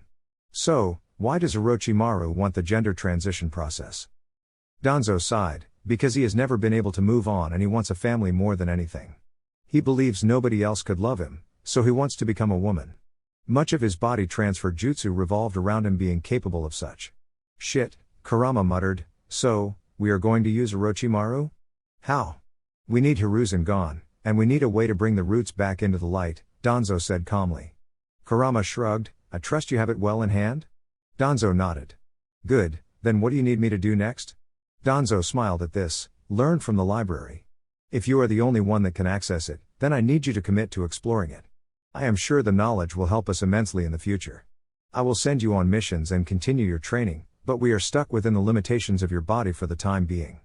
Kurama nodded at that. I found the original Shiki Fujin seal and the 8 trigram sealing method. I am not yet at the level to tinker with those two. Kurama pulled a smaller scroll out of his pocket. This is Uzumaki Fuinjutsu levels 10, 11 and 12. I give them to you in hopes that you can assist me in learning. Danzo picked the scroll up with reverence. Thank you for trusting me with this. Our partnership has been unexpectedly fruitful. I will assist you with this. How is young Naruto's training coming along? Kurama sighed. Unlike me, he is still a kid. The years of abuse hampered him badly and he has taken a while to recover. That being said, he is learning quickly. If he continues mastering my former chakra at this rate, then we should be able to power those medical seals for you within the year. Danzo smiled at that. That is amazing. To gain control over such a vast quantity of chakra. How are you training him? Kurama laughed. The same way my father trained me. He has access to those memories, and he has learned the art of meditation to an acceptable degree. It is not easy to control such a quantity of chakra, Danzo. Danzo waved him off. Of course not. However, we cannot open the seal until he gains full control. You only awakened the Makuten last year and you cannot yet control that quantity of chakra either.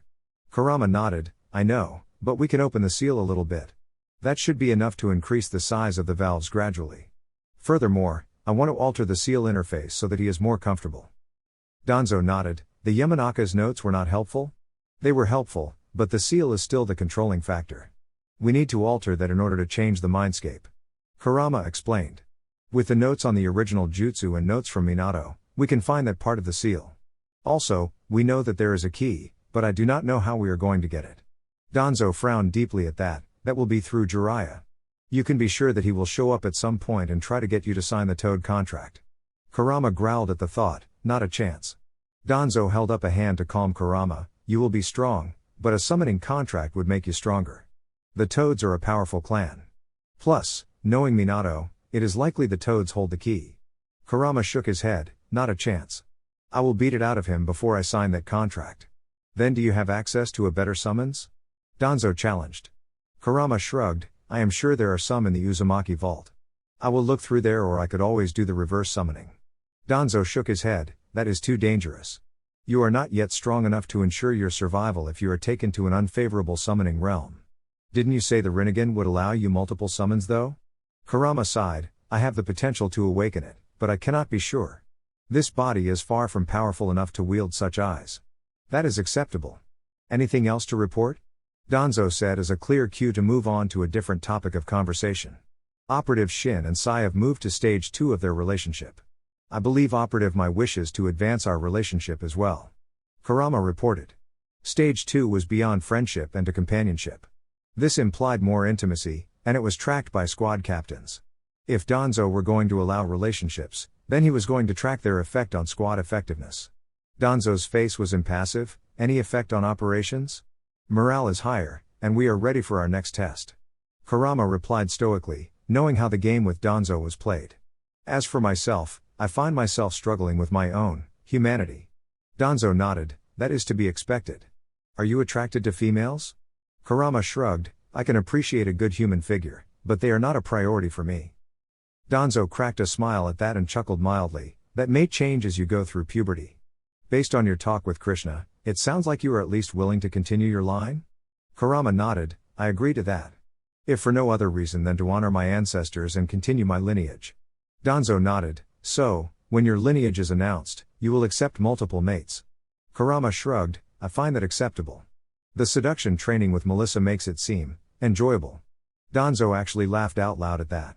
She complained that you were too difficult to seduce. She has made every other boy into putty, and she has made it her mission to break you. Kurama shivered at the thought before composing himself and crossing one leg over the other. Tell her that the challenge is accepted. How did you find her when you were so committed to being the darkness of shinobi? Danzo's laugh transitioned to a chuckle, and he shook his head. Kurama, you have a lot left to learn about the darkness.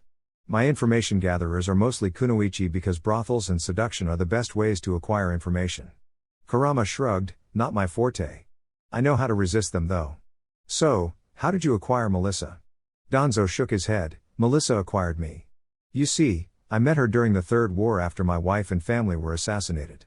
I was lost in the darkness, and I found her in a brothel. After my first time with her, I regularly deviated my mission paths to visit her. After a year or so, I proposed a newer and safer life to her. She agreed to train my girls and she has been a part of the root program since. Kurama couldn't suppress his smile. I never thought the Yami no Shinobi would have such a weakness. So, is she yours now? Danzo shook his head. No, I could not constrain her to such a life. Danzo lifted his busted arm for emphasis. She deserves more than that, despite her reassurances to me. Kurama shook his head. That is an excuse, and you know it. If she was able to restore your light, then you shouldn't deny yourself that. Plus, if you are going to be the Hokage, then you will need a woman like her by your side. Danzo raised an eyebrow at that. I will give it thought. Now that the pleasantries are over with, you're past due for a check-in with Hiruzen. Kurama growled. Why does he persist? It was part of the agreement. He thought that I would make you into a loyal drone and it is part of our agreement. Kurama put on an overly cheery attitude and goofy smile. Hi, whatever you say, Gi-san. Danzo's eye narrowed. What have I told you about that mask in my presence? Kurama scoffed and he replied petulantly, if I have to deal with the old monkey then you can deal with that mask. How to wear a mask. One day after checking in with Danzo, preparation for the Hokage began with a change of outfits. He changed into burnt orange shorts and a white t-shirt. He looked as pedestrian as he could make himself look before heading to the Hokage tower. Kurama, as Naruto, walked up to the secretary in front of the Hokage's office. He waited patiently for the woman to address his presence. When she did, he spoke, Uzumaki Naruto here for a 12 o'clock appointment with the Hokage. The woman looked impassively at him and then at the Hokage's schedule. Very well, you may go.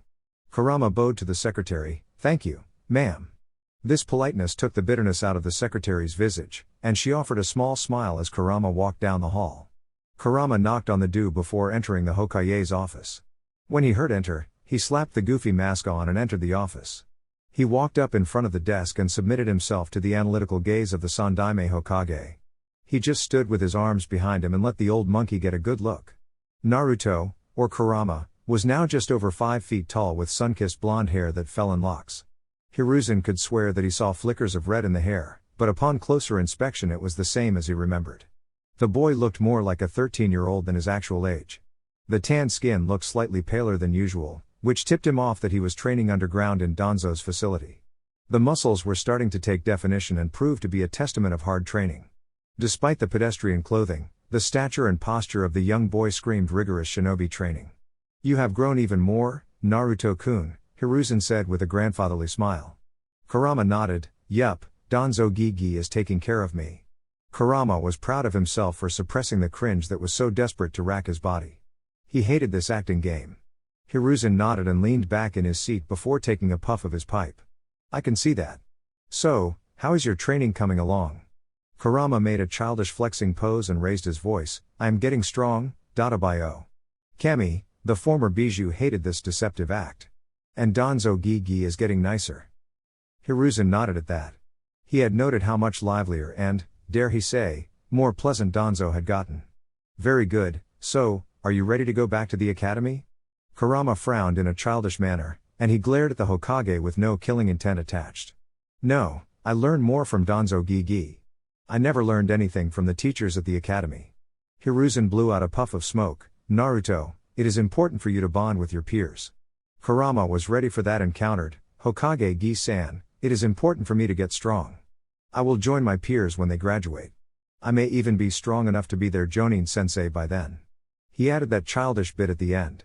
Hiruzen's eyes narrowed. Naruto, you will need field experience to be a Jonin. Danzo isn't sending you on missions, is he? Kurama knew that this was part of the slow play on the Hokage. Only sometimes. I get to take scrolls and other stuff. Kurama was going to let Danzo fill in the rest. It wasn't Kurama's job to deal with the Hokage. Hiruzen sighed wearily. Very well, wanna go grab some ramen? Kurama nodded externally and cursed Naruto for his ramen obsession internally. The kid, in his early years, had instilled the fact that he loved ramen with the Hokage. The old monkey only took him to ramen to gain his trust and loyalty. Kurama kept his mask firmly in place by smiling broadly and chirping, yup. Ramen. The two talked as they walked. Kurama played the part of Kid Naruto nearly flawlessly and Hiruzen played the old grandfather while trying to gather information. Kurama gave just enough to satisfy and kept the rest hidden. He knew that he would have to come back into the light full time at some point, so he needed the Hokage to trust him. He wasn't naive enough to believe the Hokage would, but it was too early to give up the jig at this point. Hiruzen walked through the town with the energetic boy. He knew that Danzo held the boy's loyalty, and he could tell that the boy was wearing a mask. Despite that, there was a part of Hiruzen that admitted this was better. Naruto's time with Danzo, which Hiruzen knew was en route, seems to have trained the boy well. Well enough that he was nearly able to deceive a trained and experienced Hokage. That being said, Hiruzen knew that there was more to the situation. The Hokage easily noticed the stares and glares directed at his charge. He noticed that they were milder than they were in the past, which implies the boy's absence has been good for the villagers.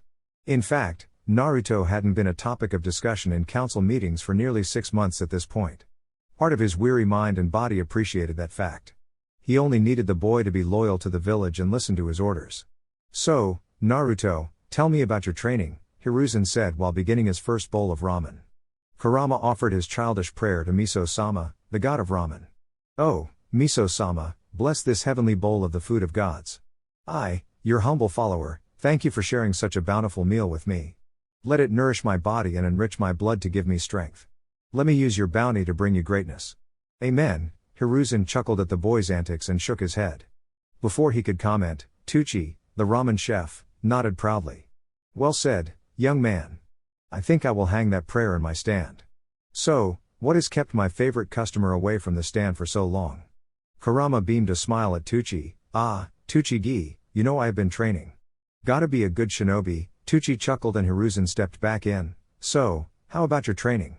Kurama decided to satiate the Hokage and activated his 3 Tomoe Sharingan. I have got my eyes up and Danzo Gi says I am at tuning level. I am good with wind, water and earth at this point.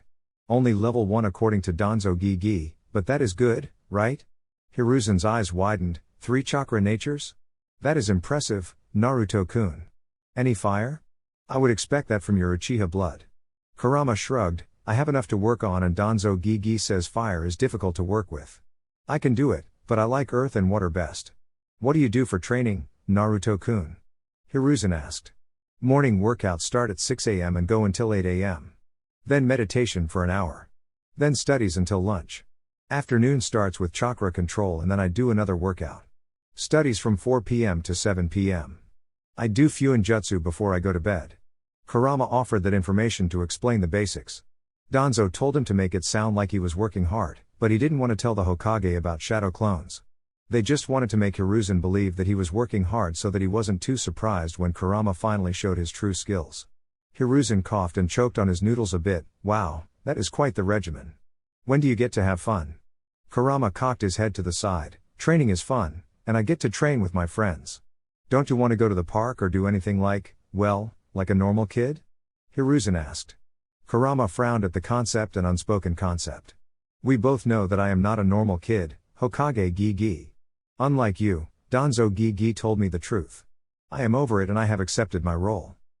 Hiruzen's widened eyes narrowed and turned into a frown. He wasn't supposed. Kurama raised a hand to cut the Hokage off and looked around to make sure nobody could hear. Kind of hard not to when I met the fox.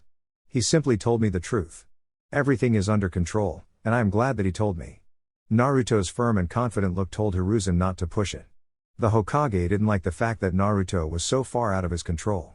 He couldn't let Naruto know that though, so he ruffled his hair in an attempt to appear like the old grandfather. I am glad you took it well. I hope you know you can always talk to me about it. The rest of the time together Kurama avoided giving over too much information. He was still only 11, at least in the Hokage's mind, so he didn't want to give away too much. It was like a verbal game of shogi between the two and Kurama returned to Root HQ through the secret hatch in Danzo's house. He went to the barracks and collapsed totally exhausted because of the old Hokage. Unexpected encounter. 6 months later, Kurama was sitting in a sealed chamber within the underground complex, and he knew that his team was watching him through one-way glass. This was a protective measure in case something went wrong with the seal alteration. He could feel their worry and anticipation, but Kurama felt like this was an overreaction. He was just going to alter the seal and loosen it a bit. The past half-year Kurama commissioned no less than 20 shadow clones daily to work on his Fuinjutsu. His Sharingan could copy precise hand movements and his calligraphy had eclipsed Danzo's long ago. His knowledge of the seal and the alterations he wanted to make were clear in his mind and already penned out on paper. Danzo had reviewed and approved of them, and it resulted in today. The rush for this was that Kurama wanted to provide a better life for Naruto. So long as the seal remained completely tightened, Naruto only had limited access to external stimuli, and the only thing he could do to pass time was train and watch Kurama's memories. Kurama sincerely felt like Naruto was his own and he wanted to do right by him. This feeling of fatherhood and ownership drove Kurama forward and motivated him. Danzo looked down on Kurama as the boy settled into a lotus position. Dare he say that he was proud of the boy? He had lost his own family long ago, and Danzo often considered Root his family. In the past, his emotional controls and regulations were measures to protect his children. The final test was proof that his shinobi were worthy of becoming members of his family. That aspect had changed due to this boy, and his family was flourishing. Danzo looked down sternly at Kurama. Kurama, do not get greedy and only make the alterations we agreed upon. The ki you developed should work, but your body is not yet ready to handle the untamed chakra that Naruto exudes. I know, Danzo. I am clear in my task. Everyone didn't need to be here for this. It is not as if I am claiming all of Naruto's chakra, Kurama said sarcastically. Danzo's eye narrowed. We are still messing with a seal powered by the Shinigami. Precautions are necessary, Kurama chuckled. I got you, old man. Just sit tight and relax. With that, Kurama closed his eyes and sank into the mindscape. He saw Naruto sitting on his haunches and waiting for him with anticipation pouring off the tiny fox kit. Kurama says tiny, but that is relative to how he used to be. Naruto was about 3 times the size of a fully grown Inuzuka Ninken, and that was only increasing daily. The power radiating from his chakra core demands growth, and Kurama knew that he would get much, much bigger. Hey kid, you ready for this? Kurama asked with a smile on his face and gleam in his eye. Naruto yipped in excitement, and 9 blonde tails swished rapidly behind the fox kit. You know I am, Dadabayo, Kurama chuckled. Alright, hang in there. I need you to focus on suppressing your aura as much as possible. I don't want anything to interfere with the seal. Also, the chakra channels will become much wider and easier to access, so it will be important for you to keep good control of your chakra. Naruto nodded. Hi, Rama-senpai. We have been over this like a million times already. Kurama laughed and rubbed Naruto's fox ears. Good, now show me that you can do it. As Naruto was focusing on pulling in his aura, Kurama left the cage and stood in front of the seal. As he focused on accessing the seal, Kurama felt the ground of the mindscape lift him up. He made his way nearly 40 feet into the air and halted in front of the tag that read seal. With a calming breath, Kurama reached out and ripped the tag off. Before Kurama could do anything else, he felt a firm hand on his outstretched wrist and a presence behind him. Before he could do anything, he was back on the ground and looking at a tall, blond man, white shaggy blonde locks. The startlingly clear cerulean blue eyes narrowed into flint as the man looked at the shiny red eyes of Kurama. The man then looked into the cage and his face fell when he saw the small, blonde kitsune. Minato glared down at Kurama while still holding his right hand and said one word laced with a tremendous amount of killing intent. Explain. Kurama didn't balk at the key. He used to be the prince of the biju. He met Minato's gaze with fierce determined eyes and his Sharingan spun to life subconsciously. Minato reacted to seeing a fully matured Sharingan in what should have been his son's body. Kurama calmly removed his hands from Minato's grip and nodded with his head into the cage. Let's go get comfortable and you can meet your son, Minato. Kurama tried to use a mature and calming tone. Minato remained frozen in horror and disbelief at the situation. He wanted to kill the thing inhabiting his son's body so badly, but he didn't know what would happen to his son if he actually did that. With a raspy breath, Minato's chakra imprint broke itself out of its shock and followed the blonde boy into the cage. As he walked, nothing but regret filled Minato's mind. This was beyond his worst-case scenario, and he honestly didn't know what to do. His face looked like that of a shattered man as he followed the boy and took in the blonde fox kit. There were so many questions and so many fluctuating emotions in the construct that he walked on wobbly legs through the bars of the cage. Naruto remained frozen in place as the man with the same blonde hair as he used to have walked towards him. He never expected to meet the man and he didn't know how to feel about it. Despite the nearly 4 years as a biju, Naruto still hadn't settled into the new role or reality. To see the man that cursed him to this fate made his emotions fluctuate and chakra flare. The contained aura exploded in a rampant display of a chaotic mix of emotions. Kurama ran forward as he felt the chakra flare and he skidded on his knees to embrace the fox kit. His hands began moving instinctively in the soothing patterns and he whispered soft reassurances in a way that only family could. He no longer cared about Minato, he simply wanted to soothe and comfort Naruto. After a minute or so, the flaring chakra aura settled down as it was sucked back into the body of the young kitsune. Minato had watched the scene in disbelief. First, the chakra flare didn't feel menacing at all. It contained no trace of the hatred and malice that had saturated the Kyuubi's chakra. Second, to see the entity inhabiting his son's body react in such a way was more than a little unexpected. Third, to feel the bond the two shared was absolutely jarring to the father of the boy. That thought only led to questions about the fox kit that was most likely his son. Minato finished his walk and stood on shaky legs as he looked at the kitsune that was hiding its head with its tails. He saw the fox looking at him through the tails with startlingly pure azure eyes that had narrow fox slits in them. His trained eyes could see the fear, uncertainty, anxiety and the anger buried underneath it all. Minato fell down onto his knees with tears in his eyes. I am sorry, my son, Minato said through sobs as tears fell freely from the chakra construct. Naruto raised his head a bit and nuzzled into his father's chest. He never could leave those in distress well enough alone. It's okay, Two-san. Minato broke down completely at the sense of forgiveness and he lapped his body over the fox snout as the tears of the two mixed in a soaked mess on the bridge of Naruto's snout.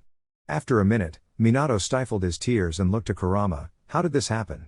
Kurama nodded in understanding and moved forward to place 2 fingers on the center of the chakra construct's forehead. With a flash of chakra light, the memories were transferred. It took Minato a full 10 minutes to process the memories and his face flickered through a variety of emotions at the memories shared. Anger, hatred, denial, desperation, disbelief, acceptance, regret. They all flashed onto his face at some point until a resigned horror settled onto it. He spoke in a startled gasp when he finally spoke. It was all Sarutobi. I trusted him. Naruto nuzzled into his father and allowed Kurama to speak. Yes, it was, and I cannot understand why. He denied our adoption, he placed Naruto in the orphanage, and he was apathetic at best about Naruto's early life. I am serious when I say that I wouldn't wish that on Madara. Tears began forming in Minato's ducts again as the memories of the isolation, abuse and beatings coursed through his mind. That led to what Minato could admit was an act of mercy that resulted in the current situation. Thinking of how the seal acted made Minato's mind kick into gear and his rationality returned. So, the seal caused the soul swap? Naruto whimpered and Kurama shrugged. You saw the interaction I had with the Shinigami. I imagine your soul has been giving him heartburn about it. Although, there may be something else at play. All I will say is that we have started to accept our situation. Minato nodded slowly as he petted the massive fox kit. I saw that. So, you went to Uzushiakor and found out about your full heritage. Kurama and Naruto nodded. And you met Krishna and found out about Madara. The two nodded once more, which made Minato sigh. I am sorry, Naruto. It was never supposed to end up like this. Naruto licked Minato's head that had stilled from its petting. It's okay, Two-san. Nobody could have seen this coming. Minato looked to Kurama, and Tsunade and Jiraiya have never met you? Not to my knowledge. If everything is the way I imagine it, then Sarutobi probably manipulated them away from us. And you think you can trust Danzo? Kurama scoffed and held up his right wrist. That blood contract I used is the most powerful contract I know of. I would place it just behind the power of this seal here. Danzo and I are in this together until the old man dies. Minato shook his head in disbelief. To think it was Danzo that saved you from that life. Minato's head snapped up and he looked serious. And you intend to essentially conquer the elemental nations? Why? Kurama adopted a serious look and puffed out his chest. The first reason is because the world has been locked in this repeating cycle of hatred for too long. The attack on Uzushiakor is evidence of that. Second, I will be freeing Naruto one way or another and I do not intend to let my brethren remain enslaved to humanity. It was never meant to be that way. Finally, I want to set the stage for my kit so that he can watch over the world in my stead as my true successor. Minato looked down to Naruto who was looking up at him with those azure orbs. Very well. What were you going to do to the seal? We were going to adapt the consciousness interface, adapt the seal/mindscape to make it more livable and loosen the seal to allow more of his chakra to flow through, Kurama said. And you have the knowledge to alter 3 of the 8 trigrams? Minato asked dubiously. Kurama focused and the notes for the seal alterations popped into his hand, and he handed them to Minato. I don't mind if you look, but I would ask if this were how you want to spend your final moments with your son? Minato took the papers and froze in place with his hand outstretched. He nodded and then a look of determination fixed itself on his face. I will review these and add one more alteration. Kurama cocked an eyebrow and Naruto raised his head, and what would that be? Minato's look of determination as he quickly reviewed the notes never wavered as he answered, "The is a chakra construct of his mother in here as well. I am going to reroute some of his chakra to power that so it can stay with him longer. It is the least I can do." Kurama nodded, as long as she doesn't rampage and kill me, then that will be fine, Minato sighed. Good luck with that. You will just have to show her the memories before she can kill you. What is your name anyways? Kurama, the blonde kid answered proudly. Well, Krishna accepted you as an Uzumaki, so I accept you as the Senju heir, Minato said while still poring over the notes. Do you possibly remember the whole 8 trigrams divination seal? It would help to look at it to figure out the best way to do this. Kurama closed his eyes in concentration as he projected the perfect recall of the Sharingan onto a new scroll in the mindscape. The damnable eyes were good for something. Here you go. Minato rolled out the scroll and put Kurama's alterations in their place. He worked like a man possessed as he continued the conversation with his son and former biju. Yes, I knew that I was a Senju ever since I reached Chunin. I never took the name because it wasn't worth the risk that it carried. However, I wasn't lucky enough to have the Makuten. How is your training on that coming? Kurama shrugged. It is hard. I need denser chakra and this body is still too frail to hold enough Senjutsu chakra to power the flashy stuff. Minato nodded. I figured that is the case. Having Naruto push bursts of his chakra into your coils was a good idea. Any thoughts on how to release him from the seal? Kurama sighed. Nothing that doesn't result in the death of my body. Not to mention, if he leaves the seal in this state then he will be hunted and abused by the cursed world. Naruto whimpered at that. I don't want Rama to go. If I'm going to live forever, then I want Rama with me for as long as possible. Minato actually looked up from his work on the seal with a sad smile on his face. I know my son. Thanks for looking after him, Kurama. The conversation continued for a while after that. Minato told Kurama where his notes on the flying Raijin were. Evidently, Minato had an underground safe house located between Konoha and the fire capital that he kept his most advanced research in. He also shared some thoughts and ideas on how to make things better for Naruto, but he cautioned on opening the seal too early. The simple reality was that Naruto's potent chakra would disintegrate Kurama's chakra circulatory system if he did it prematurely. He recommended mastering Senjutsu and letting the chakra circulatory system fully develop before even attempting it. The thought of keeping his true son imprisoned saddened Minato, but whether he liked it or not, the two's fates were intertwined. After nearly 30 minutes, Minato stood up and walked with Kurama towards the Shinigami's seal that was now completely exposed. Kurama raised the two up to the seal and Minato began making the adjustments one by one. It took the seal master less than 5 minutes of fiddling around with the seal to make the desired changes and reroute the chakra to Kushina's chakra construct. He then went through the hand signs to form the key to the seal and inserted it. With a quarter twist of the wrist, the seal opened marginally and there was a chakra flare within the mindscape. After the chakra flare faded, the three were on a verdant landscape complete with hilly plains and a forest of massive cottonwood trees. There was a beautifully sparkling lake, and the feeling of a warm and sunny day encompassed the mindscape. The cage had disappeared, and a collar was wrapped around Naruto's neck with a medallion hanging from it that housed the newly modified seal. There was a kitsune-sized, 2-story house next to the lake that was painted brick orange for Naruto. All was peaceful until a red-headed woman appeared next to the trio in a huff. The woman was 5 feet 7 inches and she had long and lustrous red hair that went down to her butt. She looked around confused at the three standing in front of her and she began panicking when she saw Minato's form flickering. She ran over to Minato, completely ignoring the other two, and embraced him in a hug. Minato-kun, what is going on? Why am I here now? Kushina asked in a hurry as she embraced the fading chakra construct. Kushi-chan, I don't have much time left.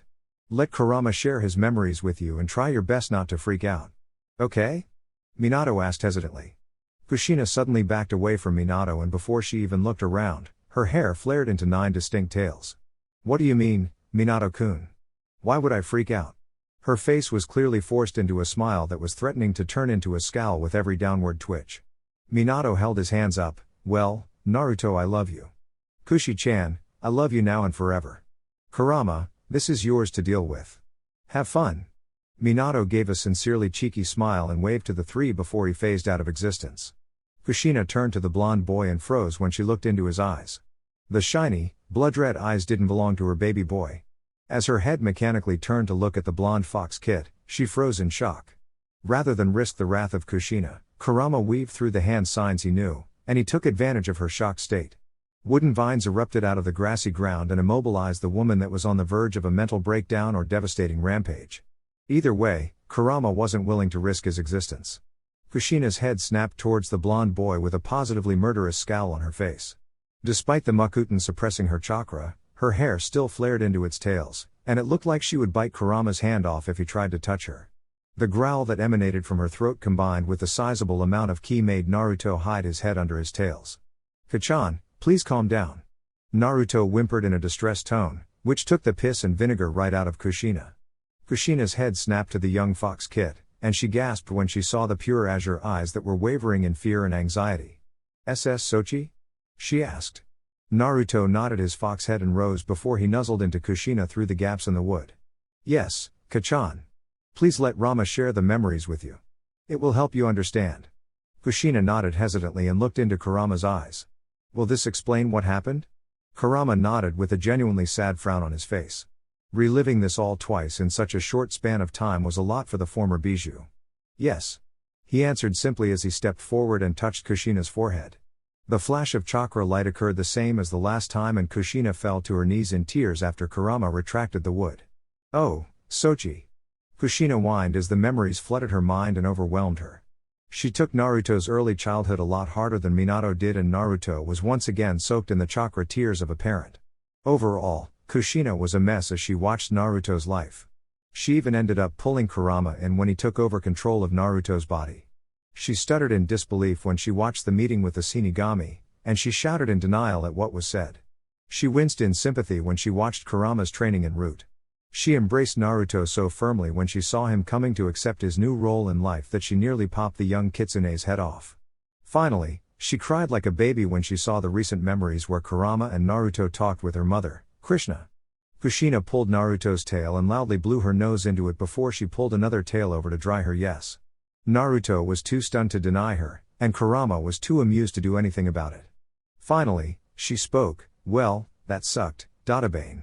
How long do you think I will be able to stay here?" Kurama shrugged. "You are a better sealing mistress than I am at this point. I don't know how he rerouted power to you, but he did that before the mindscape changed, which was before you appeared." Kushina shrugged. "May, that's not important." "So, you need my help in taking over the world?" she asked in a devious tone. "Nope." Naruto chirped. "Not a chance." Kurama added. "What?" Kushina protested in disbelief. "Why not?" she whined. "I would rather you just be my mama and help me learn." Naruto answered. "I know your temper and demeanor. You were always better when someone pointed you in a direction and let you loose. This plan is complex and requires immense amounts of discretion." Kurama answered matter-of-factly. "Meanies." Kushina whined and the three laughed at that. "Kushina, I asked for you to be here so the kid wouldn't be so lonely all of the time. It was an unexpected blessing, but you will be able to teach him control and offer ideas as we go." Kurama redirected the conversation. "With the seal more open, he will be able to push more of his chakra to me, which will help me out in a pinch." Kushina nodded. "Very well, I will be your Kenjutsu and Fuinjutsu instructor as well, Kurama. If we are going to do this, then we are going to do it right." Kurama sighed. "I already devote many hours a day to training. For now, why don't you catch up with Naruto and review my memories? Look at what we have planned with Danzo thus far and we can go from there. Before I go, do you know why you never activated the Sharingan?" Kushina nodded. "Madara, my father, didn't want me activating it for multiple reasons. First and foremost, he was scared of the Uchiha clan laying claims to me. After he changed, he explained the power-hungry and corrupted nature of the Uchiha clan. Second, he was scared of me going blind should I activate the Mangekyo. His eyes had already evolved to the Rinnegan, and he wasn't sure if they would work as a substitute." "Wow, can you tell me about Grandpa, Kachan?" Naruto asked. Kushina nodded with a motherly smile on her face as she scratched Naruto behind the ears. "Sure thing, Sochi. Now, Kurama, one question for you. Don't the biju have a way of transforming? I thought I heard myths about you mingling with humans." Kurama frowned. "It is a very taxing transformation. Containing the power of a biju in a much smaller form was difficult. Naruto's control over his chakra would need to be worlds better than it currently is. But you can use jutsu, right?" Kushina asked for clarification. Kurama nodded hesitantly. "We can, but it is important for us biju to recognize that ninjutsu is the perversion of ninshu. That was why we never committed to learning the human jutsus." Kushina waved off that comment. "Unimportant. What I want to know is, can my Sochi use something like the shadow clone jutsu to learn within the mindscape? You know how useful that particular jutsu can be for training." Kurama's eyes widened and he nodded his head. "He should be able to. Unlike this human body, he is composed entirely of chakra. Rather than the chakra circulatory system, it is all about regulating the flow around the core. Review the exercises the sage left us and maybe you can come up with something from those. For now, I need to end this visit. Danzo is waiting and I have a lot to explain to him. Kushina nodded, tell that old cripple that if he betrays you or my son then he will have the Red Death to answer to. Kurama left the mindscape with a laugh and returned to the outside world. Danzo was sitting in a perfect Caesar style in front of him. The lone eye of the elder analyzed Kurama and the former kitsune offered him a wry smile. Without further delay, Kurama explained what happened.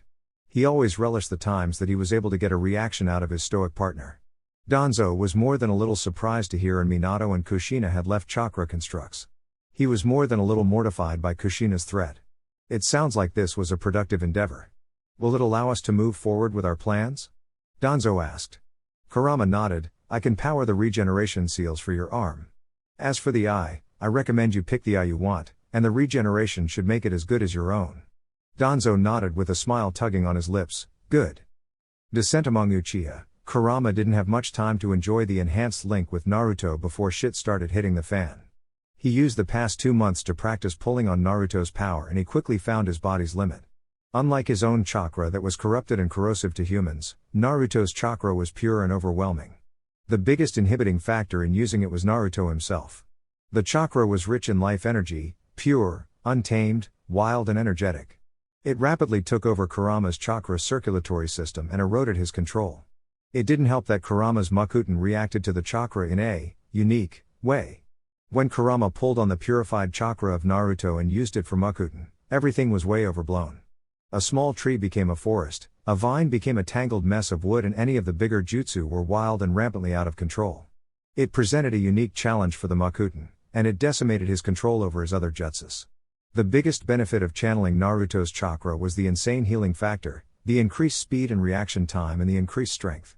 These were all standard for Jinchuriki, but it seemed to be even stronger with Naruto's chakra. Kurama thought that it was because of the chakra's purity and the fact that it was willingly given by Naruto.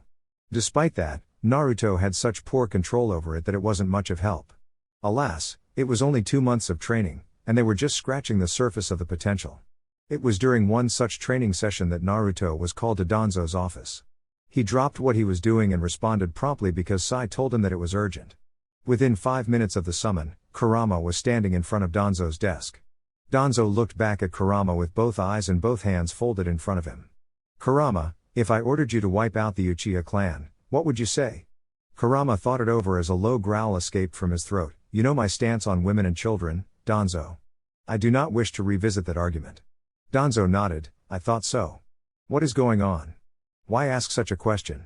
Kurama pressed and Danzo sighed before explaining.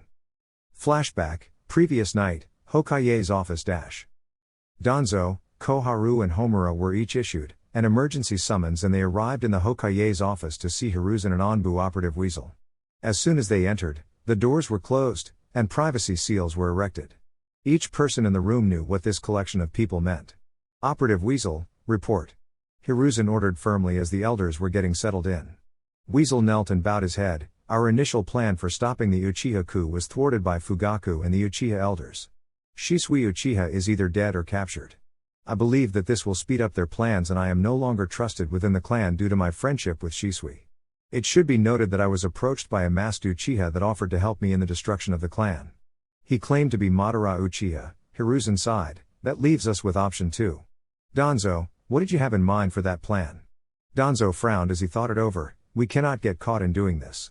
Weasel, how much of the clan is involved in the coup? Weasel thought about it for a minute, I have given the list of names to the Hokage. There are 82 Uchiha in the police force and active duty that are involved. The 4 Uchiha in the Anbu have not been brought into the planning. The whole Elder Council and Fugaku are coordinating it. They plan on usurping the Hokage and Elder Council during the Kyubi festival. What of Mikoto Uchiha? Koharu asked. Would she be a cooperative clan head should we move forward with the purge? Danzo watched Weasel closely for any signs of deceit or hesitation as he answered. She is confined to house arrest by the Uchiha clan because she has spoken out against the coup. Hiruzen's sigh echoed loudly in the room. Danzo, what do you suggest? The rogue Uchiha is a problem. If we have an agent do it, will he involve himself? Danzo asked. Weasel nodded, he will likely do so. He attempted to recruit me to his side after he offered his support in this. It should be noted that this man is powerful, and he has some space-time ability that lets him move through dimensions. That is the same Uchiha reported to me by Naruto-kun, Danzo said and explained further. I have told you how the Kyuubi shared the memories of that night with Naruto. He identified an Uchiha with a swirl mask and a lone Sharingan in his right eye. Weasel nodded. It was that same man that approached me.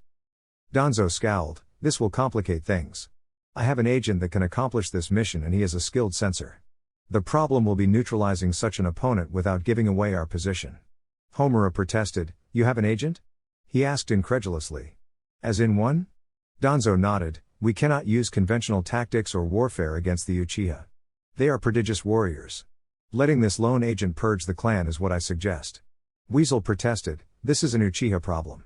It should be my responsibility. Danzo shook his head. We cannot lose your strength, Weasel. Plus, I would never condemn my worst enemy to be responsibly for killing his own clan. This statement shocked the room. They had each seen how Danzo had changed over the years, but this was an astounding statement coming from the darkness of shinobi. Then allow me to lure in the Uchiha. Weasel implored. Hiruzen nodded. I believe that to be wise. While Danzo's agent eliminates the recorded names, Itachi will be on alert for the Uchiha. The problem becomes how to entrap the rogue Uchiha. Danzo nodded in agreement. Weasel, what can you tell us of the space-time technique? When I initially encountered him, I went right through him when I attacked. When he left, there was a temporal swirl for approximately 2 seconds before his presence disappeared entirely. Itachi explained. Even Minato was not able to use the Hiraishin within certain barriers. I suggest we trap him in a barrier once his presence is confirmed. My agent will eliminate the Uchiha dissenters, and we can pin it on him. Danzo planned. For now, I must talk to my agent and prepare. I am assuming that this Uchiha will be watching. Once we engage, he should present himself. Weasel, you will be off duty tomorrow night and you will be assigned the task of neutralizing the threat. I will have my seal master develop a solution for you. Hiruzen looked firmly at Danzo. Who is your agent? I will not name him. If he is going to do this for the village, then his anonymity will be his price. Danzo replied firmly. Homura backed the Hokage up. Danzo, if you have an agent capable of this, then he could represent a threat to the village. No, Danzo countered immediately. His loyalty is absolute. Either you trust me on this, or you don't, and you can fix the problem yourselves. Koharu's face wrinkled up even further. Don't be like that, Danzo. We have the right to know. No, you don't, Danzo said plainly. What will it be, Hiruzen? Hiruzen was analyzing Danzo in his entirety. He looked squarely into Danzo's eyes. It is not Naruto, is it? This drew a small reaction out of Danzo that came in the form of his eyes narrowing slightly. It was still strange to see his friend no longer crippled. No. Danzo answered simply. Hiruzen sighed. Very well, your agent is to report to my office at 7 p.m. tomorrow with whatever solution you have for the rogue Uchiha. In the event the Uchiha escapes, then your agent will be blamed for the attack. Itachi will be the one to end him. Itachi, remove your mask. For the next 2 days you are awarded leave. I will submit your leave paperwork. The implications that none of this would be recorded were absolute. End of flashback. Kurama chewed on the information for a little bit despite his blood boiling by the presence of the Uchiha. Kushina was already in his mind devising a seal that should work. Kurama was also thinking of ways to deal with the rogue. He owed that bastard, and he would see that cursed Sharingan eye that enslaved him destroyed.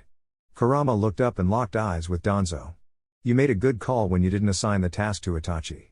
I know that I will technically be a clan slayer, but I am an Uzumaki first. Very well, give me the names, homes and pictures of my targets, Kurama said with the Sharingan flaring to life. How will you do it? Danzo asked. I will wait for them to let their guard down. I will assign each target 2 shadow clones apiece. What of the old? Are they on the list along with the elders? Kurama asked. Danzo frowned. I would like to add them, but for now only the identified Uchiha are to be killed. And you believe this fake Madara will appear? I do. Then I accept, Kurama answered. Kurama, the special isolation barrier is in volume 12 of Arasher's notes. Retrieve it from the vault and we will get to work on making the tags. Kushina supplied from within the mindscape. I don't feel comfortable working it from your clone's memory. Kurama looked at Danzo. I'm going to the vault. I will report to the Hokage's office at the assigned time. Stamping out a coup, Kurama reported into the Hokage's office with a sealing tag empowering his transformation. He appeared 6 feet 1 inch tall, black short cropped hair, blank mask, brown eyes. He appeared too. He loaded out for combat and stealth. Despite being right in front of him, Hiruzen couldn't detect the agent's chakra signature or presence at all. Kurama suppressed his inner defiance and took a knee in front of the Hokage alongside Itachi Uchiha, who was unmasked. Hiruzen analyzed the agent in front of him and could tell that he was using a seal to disguise his identity. He didn't like that, but he understood why the agent would wish to take such precautions. Killing so many members of a founding clan was not something anybody would like attached to their name. He cleared his throat and spoke firmly. "Agent, do you have the solution to the rogue Uchiha problem?" Hiruzen asked. "Yes, Hokage-sama." The agent replied in a deep monotone before he placed 8 sealing tags on the desk. Hiruzen picked up the tags and looked at them. "What are these?" "Spatial isolation tags. Much like the Hokage vault is enclosed in its own dimension, 4 of these tags create a barrier that isolates its own specific dimension." Kurama answered. Itachi frowned. "So, I need to set these tags up and defeat him in open combat?" "No," Kurama answered. "You are to draw him out and I will have clones erect the barrier. I will defeat him with you." Hiruzen frowned. "How will you do that when you will be busy dealing with your targets?" "I have my ways, Hokage-sama." The rude agent replied in monotone. "You think it will be that easy to destroy so many elite warriors?" Hiruzen asked dubiously. "Not defeat, assassinate, Hokage-sama." The agent replied. Itachi frowned. "Then what do you need of me?" "Acting. You will remove the gate guards. I only need you to do that. Hopefully, if the Uchiha is watching, he will present himself. I will be using the advanced chameleon technique to sneak up on him. Once you have his attention, I will enclose him in the barrier." The agent informed the two stoically. Hiruzen sighed and rubbed his temples. "You seem overly confident." The agent didn't so much as shrug or flinch. "I am a master of stealth. I do not feel the need to justify myself further, Hokage-sama." Kurama was doing his best to keep his aura sucked in and not react to this man he truly despised. It wasn't his time to die, yet. "Very well, your time to complete this mission is between 11 and 12 p.m. If I divert the Anbu patrols any longer than that, then it will be suspicious," Hiruzen said wearily. Itachi watched from his room in his house as the streetlights flickered in the Uchiha clan district. The patrols were elevated, and Itachi knew that Shisui was likely dead or being interrogated right now. The thoughts of his best friend's fate saddened him greatly, and he was doing his best not to overreact to the impending disaster. He knew his father's name was on the list of targets, and he knew that the coming days would be distressing. He took a deep breath to calm his mind and steady his hand as the minute hand on his watch moved to 10:30 p.m. Itachi created a crow clone to take his place within his room, and he equipped his training uniform. It must look like he was simply reacting to the chaos if he were to maintain his cover. He slipped out of his window and bypassed the 4 Uchiha guarding the clan head's house. The whole district was under increased security, and he knew that blood would soon fill the streets. He was curious how one man would be able to subdue his clan. The morbid thoughts about how he would complete the assigned task bounced chaotically through his mind. He wasn't sure if he could do it. He would have no problem dealing with the average Uchiha, but if it came down to killing his father, he wasn't sure if he could do it. Itachi slinked through the shadows behind the gate at 10:45 p.m. The barriers around the Uchiha district would alert the clan if somebody scaled the walls. He assumed that him removing the 4 Uchiha guards from the front gate was essential to the beginning of the plan. He crept silently closer to the guard tower, and he prepared himself to spill the first Uchiha blood of the night. At 10:55 p.m., Itachi used a double-layered genjutsu, illusion arts, false surroundings technique, to obscure his presence. He moved quickly and deliberately into the guard's post and slit their throats. It took less than 10 seconds in total, but Itachi's heart was beating wildly in his chest like his own personal war drum. When he looked up, he barely noticed the shimmer of movement that passed through the smaller side gate. Kurama didn't even stop to address the Uchiha scion. He simply took advantage of the hole in the security and moved through the walls. He got to a small, wooded area within the compound and set up a chakra suppression barrier. Then, he summoned nearly 300 clones and divided them up. He handed out dossiers to clone teams and entrusted them with the task. He only did this to be 100% sure that all targets would be eliminated. Before dropping the barrier, each clone engaged the chameleon jutsu. The real Kurama nodded once and disengaged the barrier before he set out to the clan head's house. Disposing of the 4 Uchiha guarding the house was not that much of a problem. There were 2 Uchiha atop the house and looking out over the street. There were 2 Uchiha guarding the front door. Itachi reported that the backyard was protected by a barrier. Well, what was a barrier to a seal master that had a seal mistress at his beck and call? Nothing. Kurama neutralized the alarm barrier and he proceeded to neutralize the reinforcement barrier. that was attached to the back door of the house. Before entering, Kurama creeped up the back of the house to engage the two Uchiha that were responsible for Overwatch. He pulled himself slowly onto the roof and saw that he had one Uchiha's back and one side. He weaved through a series of hand signs and kept his chakra controlled as he cast demonic illusions, drowning in mud. The illusion was a basic one that wouldn't be too hard to detect, but it made the target believe they were drowning in a mud pit with mud filling their lungs and making it harder to move their hands. Kurama moved quickly after the illusion was cast to slit the throats of the two Uchiha. He caught their bodies and laid them on the shingles of the roof silently. He didn't pause or hesitate before he crept to the edge of the roof. Controlling a spool of ninja wire with each hand and using chakra to guide it, he grabbed each guard by his throat and pulled tight. The chakra wire, sharpened by wind chakra, decapitated both Uchiha guards within seconds and their bodies fell to the ground in a muffled heap. Kurama steadied his beating heart as he listened to see if anyone would react to the muted sounds of the bodies falling. 5 seconds passed, 10 seconds passed and 20 seconds passed without any change in the chakra signatures within the house. Kurama focused and could tell that Mikoto was sleeping while Fugaku was working within his study. With his plan of action settled, Kurama crept back to the backyard of the house and entered silently through the back door. Kurama transformed into Mikoto and walked through the house. He walked to the door of Fugaku's study and knocked on it. He heard a grunt and opened the door to see Fugaku poring over plans and paperwork. Kurama rested up against the door like he imagined a loving wife would, and he put a small frown of concern on his face. He waited there and noticed that Fugaku wasn't even addressing him/her, so he moved into the room. It wasn't until Mikoto was by the desk that Fugaku could tell that something was wrong. He looked up and began standing when a kunai pierced his heart. He looked into the Sharingan eyes that definitely didn't belong to his wife as the light faded in his eyes. It was then that another blade decapitated him, and his world went completely dark. Kurama maintained the transformation that was now covered in blood and walked out of the house. His senses picked up on the two remaining tenants of the house stirring, but he didn't have time to deal with them. One of his shadow clones just popped and gave the memories of its kill in the presence of the masked Uchiha. Mikoto left the Uchiha manor with a devilish smirk on her face before she disappeared in a sunshine. Itachi heard and felt signs that targets were being eliminated all over the Uchiha compound in rapid, if not simultaneous, succession. The thought sent a cold shiver down his spine. To assassinate so many people at once was no small task. However, the silence could only last so long, and an alarm was sounded at the police precinct at 11:22 am. Itachi responded to the alarm immediately, and it was as he was moving that he ran into the masked Uchiha. "Itachi, I thought you were going to be the one to remove your clan," the man said in a disappointed tone. Itachi maintained his stoic visage despite his heart beating out of his chest. "I was removed from the duty, Madara-sama." He tried adding the respect to make the man believe that he was still planning on going with him. The man in the orange mask clicked his teeth. "Itachi, Itachi, Itachi, what am I supposed to do with you now?" Itachi remained fixed in place despite his body's readiness to react. "I don't know, Madara-sama. It is a real shame. Only an Uchiha should be the one to purge the Uchiha clan," the masked man said. Itachi's visage cracked and he frowned slightly. "I do not disagree. So, Madara-sama, where does that leave us?" The masked man shrugged flippantly. "I do not know, my boy. You see, I do not believe you will be loyal to me so long as you are tied to this village." Itachi cocked his head to the side. "What would you have me do?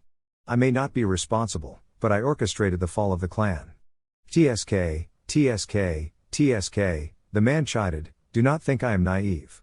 The only ones dying were the ones that I had already convinced." Itachi's eyes widened. "It was you? You set this in motion?" The masked man actually had the audacity to laugh. "Ha ha ha, and so what if it was? What are you going to do about it?" At that moment, the world went quiet, and the sky went dark. Only a couple distant street lamps provided the most basic of illumination. The shadows cast by the objects in between the lone street lamp and the destined battleground encompassed most of the area in darkness. Itachi knew that this was the barrier, and it was time to see if it worked. He pulled out his tanto and held it in a reverse grip as he lowered into a combative stance. "What have you done?" Itachi shouted to continue the misdirection of the masked man. "Obito, Madara, the man in the orange mask." He had a couple different identities, and nothing truly mattered to him anymore. He had lost everything the day he watched his teammate kill his one and only love. The day Zetsu released him and he was forced to watch Kakashi put the Chidori through Rin's heart was the day that Obito's world turned gray and only darkness remained. He had orchestrated the Kiri civil war with Zetsu's help. He had laid Konoha low by making the Kyuubi attack Konoha. He had recovered from the crippling wound of the Rasengan, and he had inspired the Uchiha clan to revolt.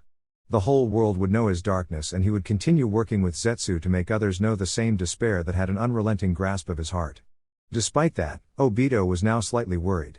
This barrier was not of his doing, and he could no longer turn intangible. He could not teleport away from this location. He was stuck in this barrier.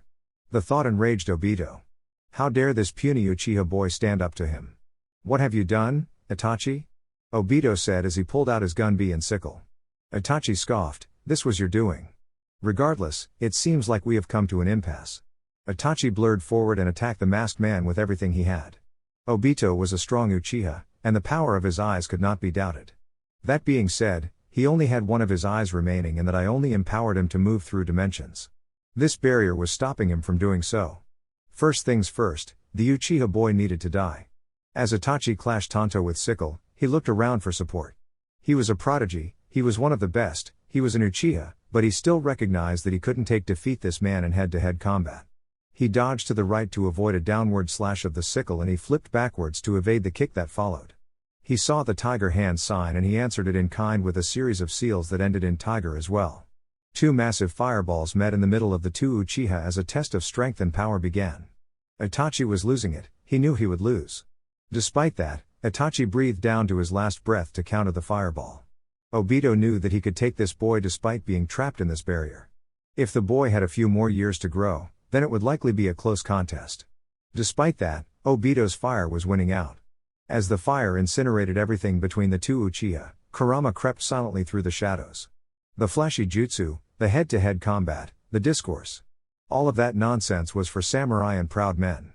Kurama knew that his body could probably not best this opponent in open combat. He knew that he would likely fail at this point in time. That being said, Kurama wanted his revenge, and he wanted it now. As the fire burned and cast flickers of light throughout the barrier, Kurama crept into place. Once he was within 10 feet of the rogue Uchiha, he hunched over and sent 9 chakra chains flying at high speeds towards the unaware Uchiha. As the fireball battle was tipping in Obito's favor, he felt a chakra flare from right behind him. He moved his free hand into a half-ram sign, but he was unable to substitute as 5 of the 9 chakra chains impaled him. It didn't take long for the other chains to get in on the action, and Obito found himself skewered by 9 chakra chains. Kurama let a face-consuming grin spread over his face as he hoisted the rogue Uchiha in the air. The chakra chains were absorbing his chakra, and they had the Uchiha bastard right where he wanted him. The chains began encircling the man in his entirety before Kurama brought the entrapped Uchiha down face to face. Kurama straightened up and removed his mask to glare at the masked Uchiha. He reached up with his right hand to remove the mask of the accursed man that dared to enslave him to the Sharingan for the second time. Obito struggled within the chains and tried everything he could to resist. He saw the boy, yes, a boy, remove his mask, and he saw the face of the Kyubi Jinchuriki. He tried to funnel chakra to his Sharingan to enslave the beast once more, but it was of no use. The boy removed his mask and exposed the half-crumpled face. Obito's lone eye glared into the blood-red orbs of the boy. You dared to enslave me nearly 13 years ago, mortal, Kurama said while letting demonic chakra saturate his voice. He didn't care that Itachi was now watching everything. He wanted to taunt this pathetic being before he sent him to the afterlife. Obito remained quiet and glared down at the boy. Kyubi? Is that you? No longer, Kurama growled back at him. I am Kurama Uzumaki Senju Uchiha. I am here to avenge my mother and father. I am here to repay you for enslaving me. I am here to make you pay for slandering the name of my grandfather. I am here to end you, mortal. Itachi watched on in a mixture of horror and fascination. Obito was Shisui's uncle, and he was supposed to be dead. His Sharingan made it easy to recognize the half of his face that wasn't deformed. Obito? Is that you? He said in disbelief. Obito turned his head and scowled down at Itachi. This is your doing, boy. You will let a demon kill your kin. Kurama barked out a laugh as his Sharingan spun wildly. Don't I count as kin? I guess not, huh? You see, I am the sole remaining descendant of Madara Uchiha. Funny how the fates love their ironies that way. So, you are Obito Uchiha, huh? Never heard of you before. Kurama was really enjoying taunting this pathetic man. Naruto, is that you? Itachi asked as Obito was still skewered and immobilized in the air by chakra chains. Kurama turned to Itachi. Yes, but now is not the time. Sever his head and burn the body, then we will have our conversation. You need to be the one to deal the finishing blow. My clones have already finished their assigned tasks. Itachi nodded hesitantly. Any last words, Uchiha Obito? Obito scoffed, "One day you will know despair. One day this pathetic village will finish its betrayal of the Uchiha clan. One day." Itachi moved forward swiftly after recognizing that the drivel the madman was spouting wasn't worth recording. The head fell to the ground and the Sharingan I deactivated. With the control over Hashirama's cells that created the crippled half of his body gone, Obito's body began morphing into a crumpled mess of trees, leaves and mush. Kurama dropped the body unceremoniously onto the ground and turned to Itachi. "Pick up his head and burn the body. Then, we will talk." Itachi followed the instructions with ease and turned to face Kurama while holding the head of Obito. As he looked into Kurama's eyes, he was drawn into the mindscape of the boy. Itachi opened his eyes and saw that he was by a lake in a grassy field. The stars and moon in the sky illuminated the landscape, and Itachi saw a blonde nine-tailed fox resting by the lake with a familiar red-headed woman laying into its soft fur. The scene was so surreal that Itachi had to shake his head to confirm what he was seeing. Suddenly, the blonde-haired, red-eyed boy appeared next to Itachi. "Let's join them and then you will know what is going on," Kurama said plainly. Kushina rose to her feet and embraced Itachi in a tender hug once he was close enough. "It is good to see you, Itachi-chan. How is your mother doing?" Itachi shifted nervously within the hug. Who are you? I feel like I should recognize you but I can't quite place it." Kushina broke the hug and held Itachi by both shoulders. Her disappointed look was more of a pout that made Kurama and Naruto laugh. "Itachi Uchiha, I was your mother's best friend. I am Uzumaki Uchiha Kushina." Itachi's eyes widened as recognition set in and he shook his head once more. "How are you here?" This led the group to discuss Naruto's early life, which Itachi was privy to. He was told how Naruto and Kurama soul swapped and he was given a brief summary of how Minato altered the seal for Kushina to stay around. Once that was complete, they settled in and told Itachi why they brought him in. Kurama followed the story up. "I brought you in because you are an Uchiha that is not afflicted by the curse of hatred. I trust you with this information so that you will keep my identity a secret. Can you do that for me, Itachi-kun? It is too early for Kurama-kun's identity to be revealed and I don't want my son tied to the slaughter of the Uchiha clan." Kushina pleaded. Itachi looked between the two and then down at Naruto. "I am sorry I failed you, Naruto. I was one of the Anbu that used to be on your protective detail." Naruto shrugged his shoulders. "It was in the past. Just keep this secret and we will call it even. The kid is right. You have the man you can pin the blame on now and I will just need to disappear into the darkness.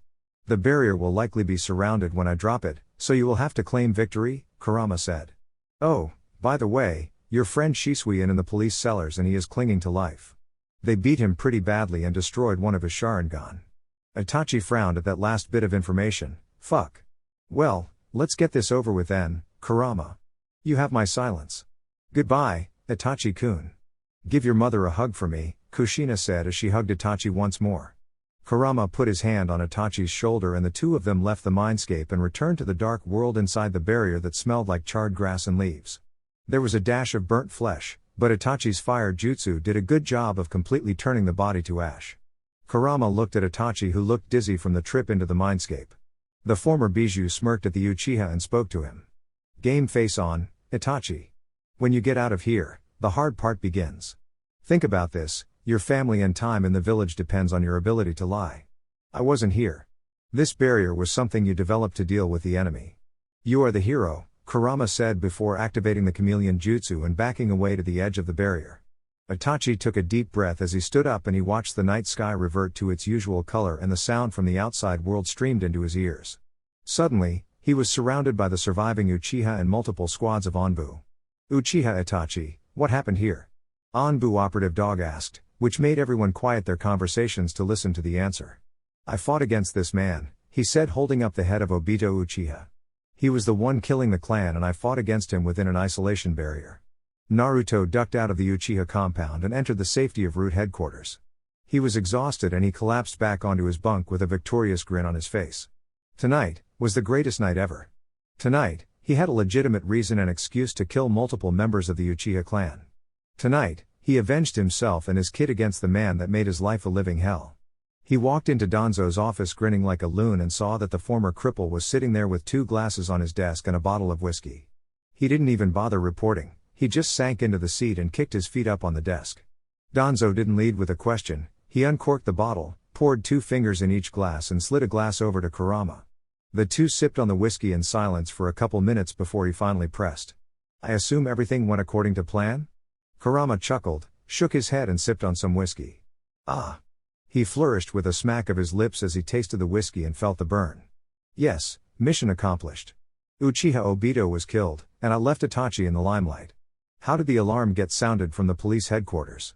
Danzo pressed. Kurama shrugged and took another sip. The Obito guy showed up in the HQ while I was eliminating my targets.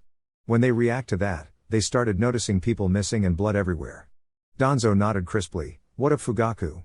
I transformed into Mikoto after eliminating his guards and I stabbed him in the heart before severing his head. Brutal, Danzo said simply before returning to his drink.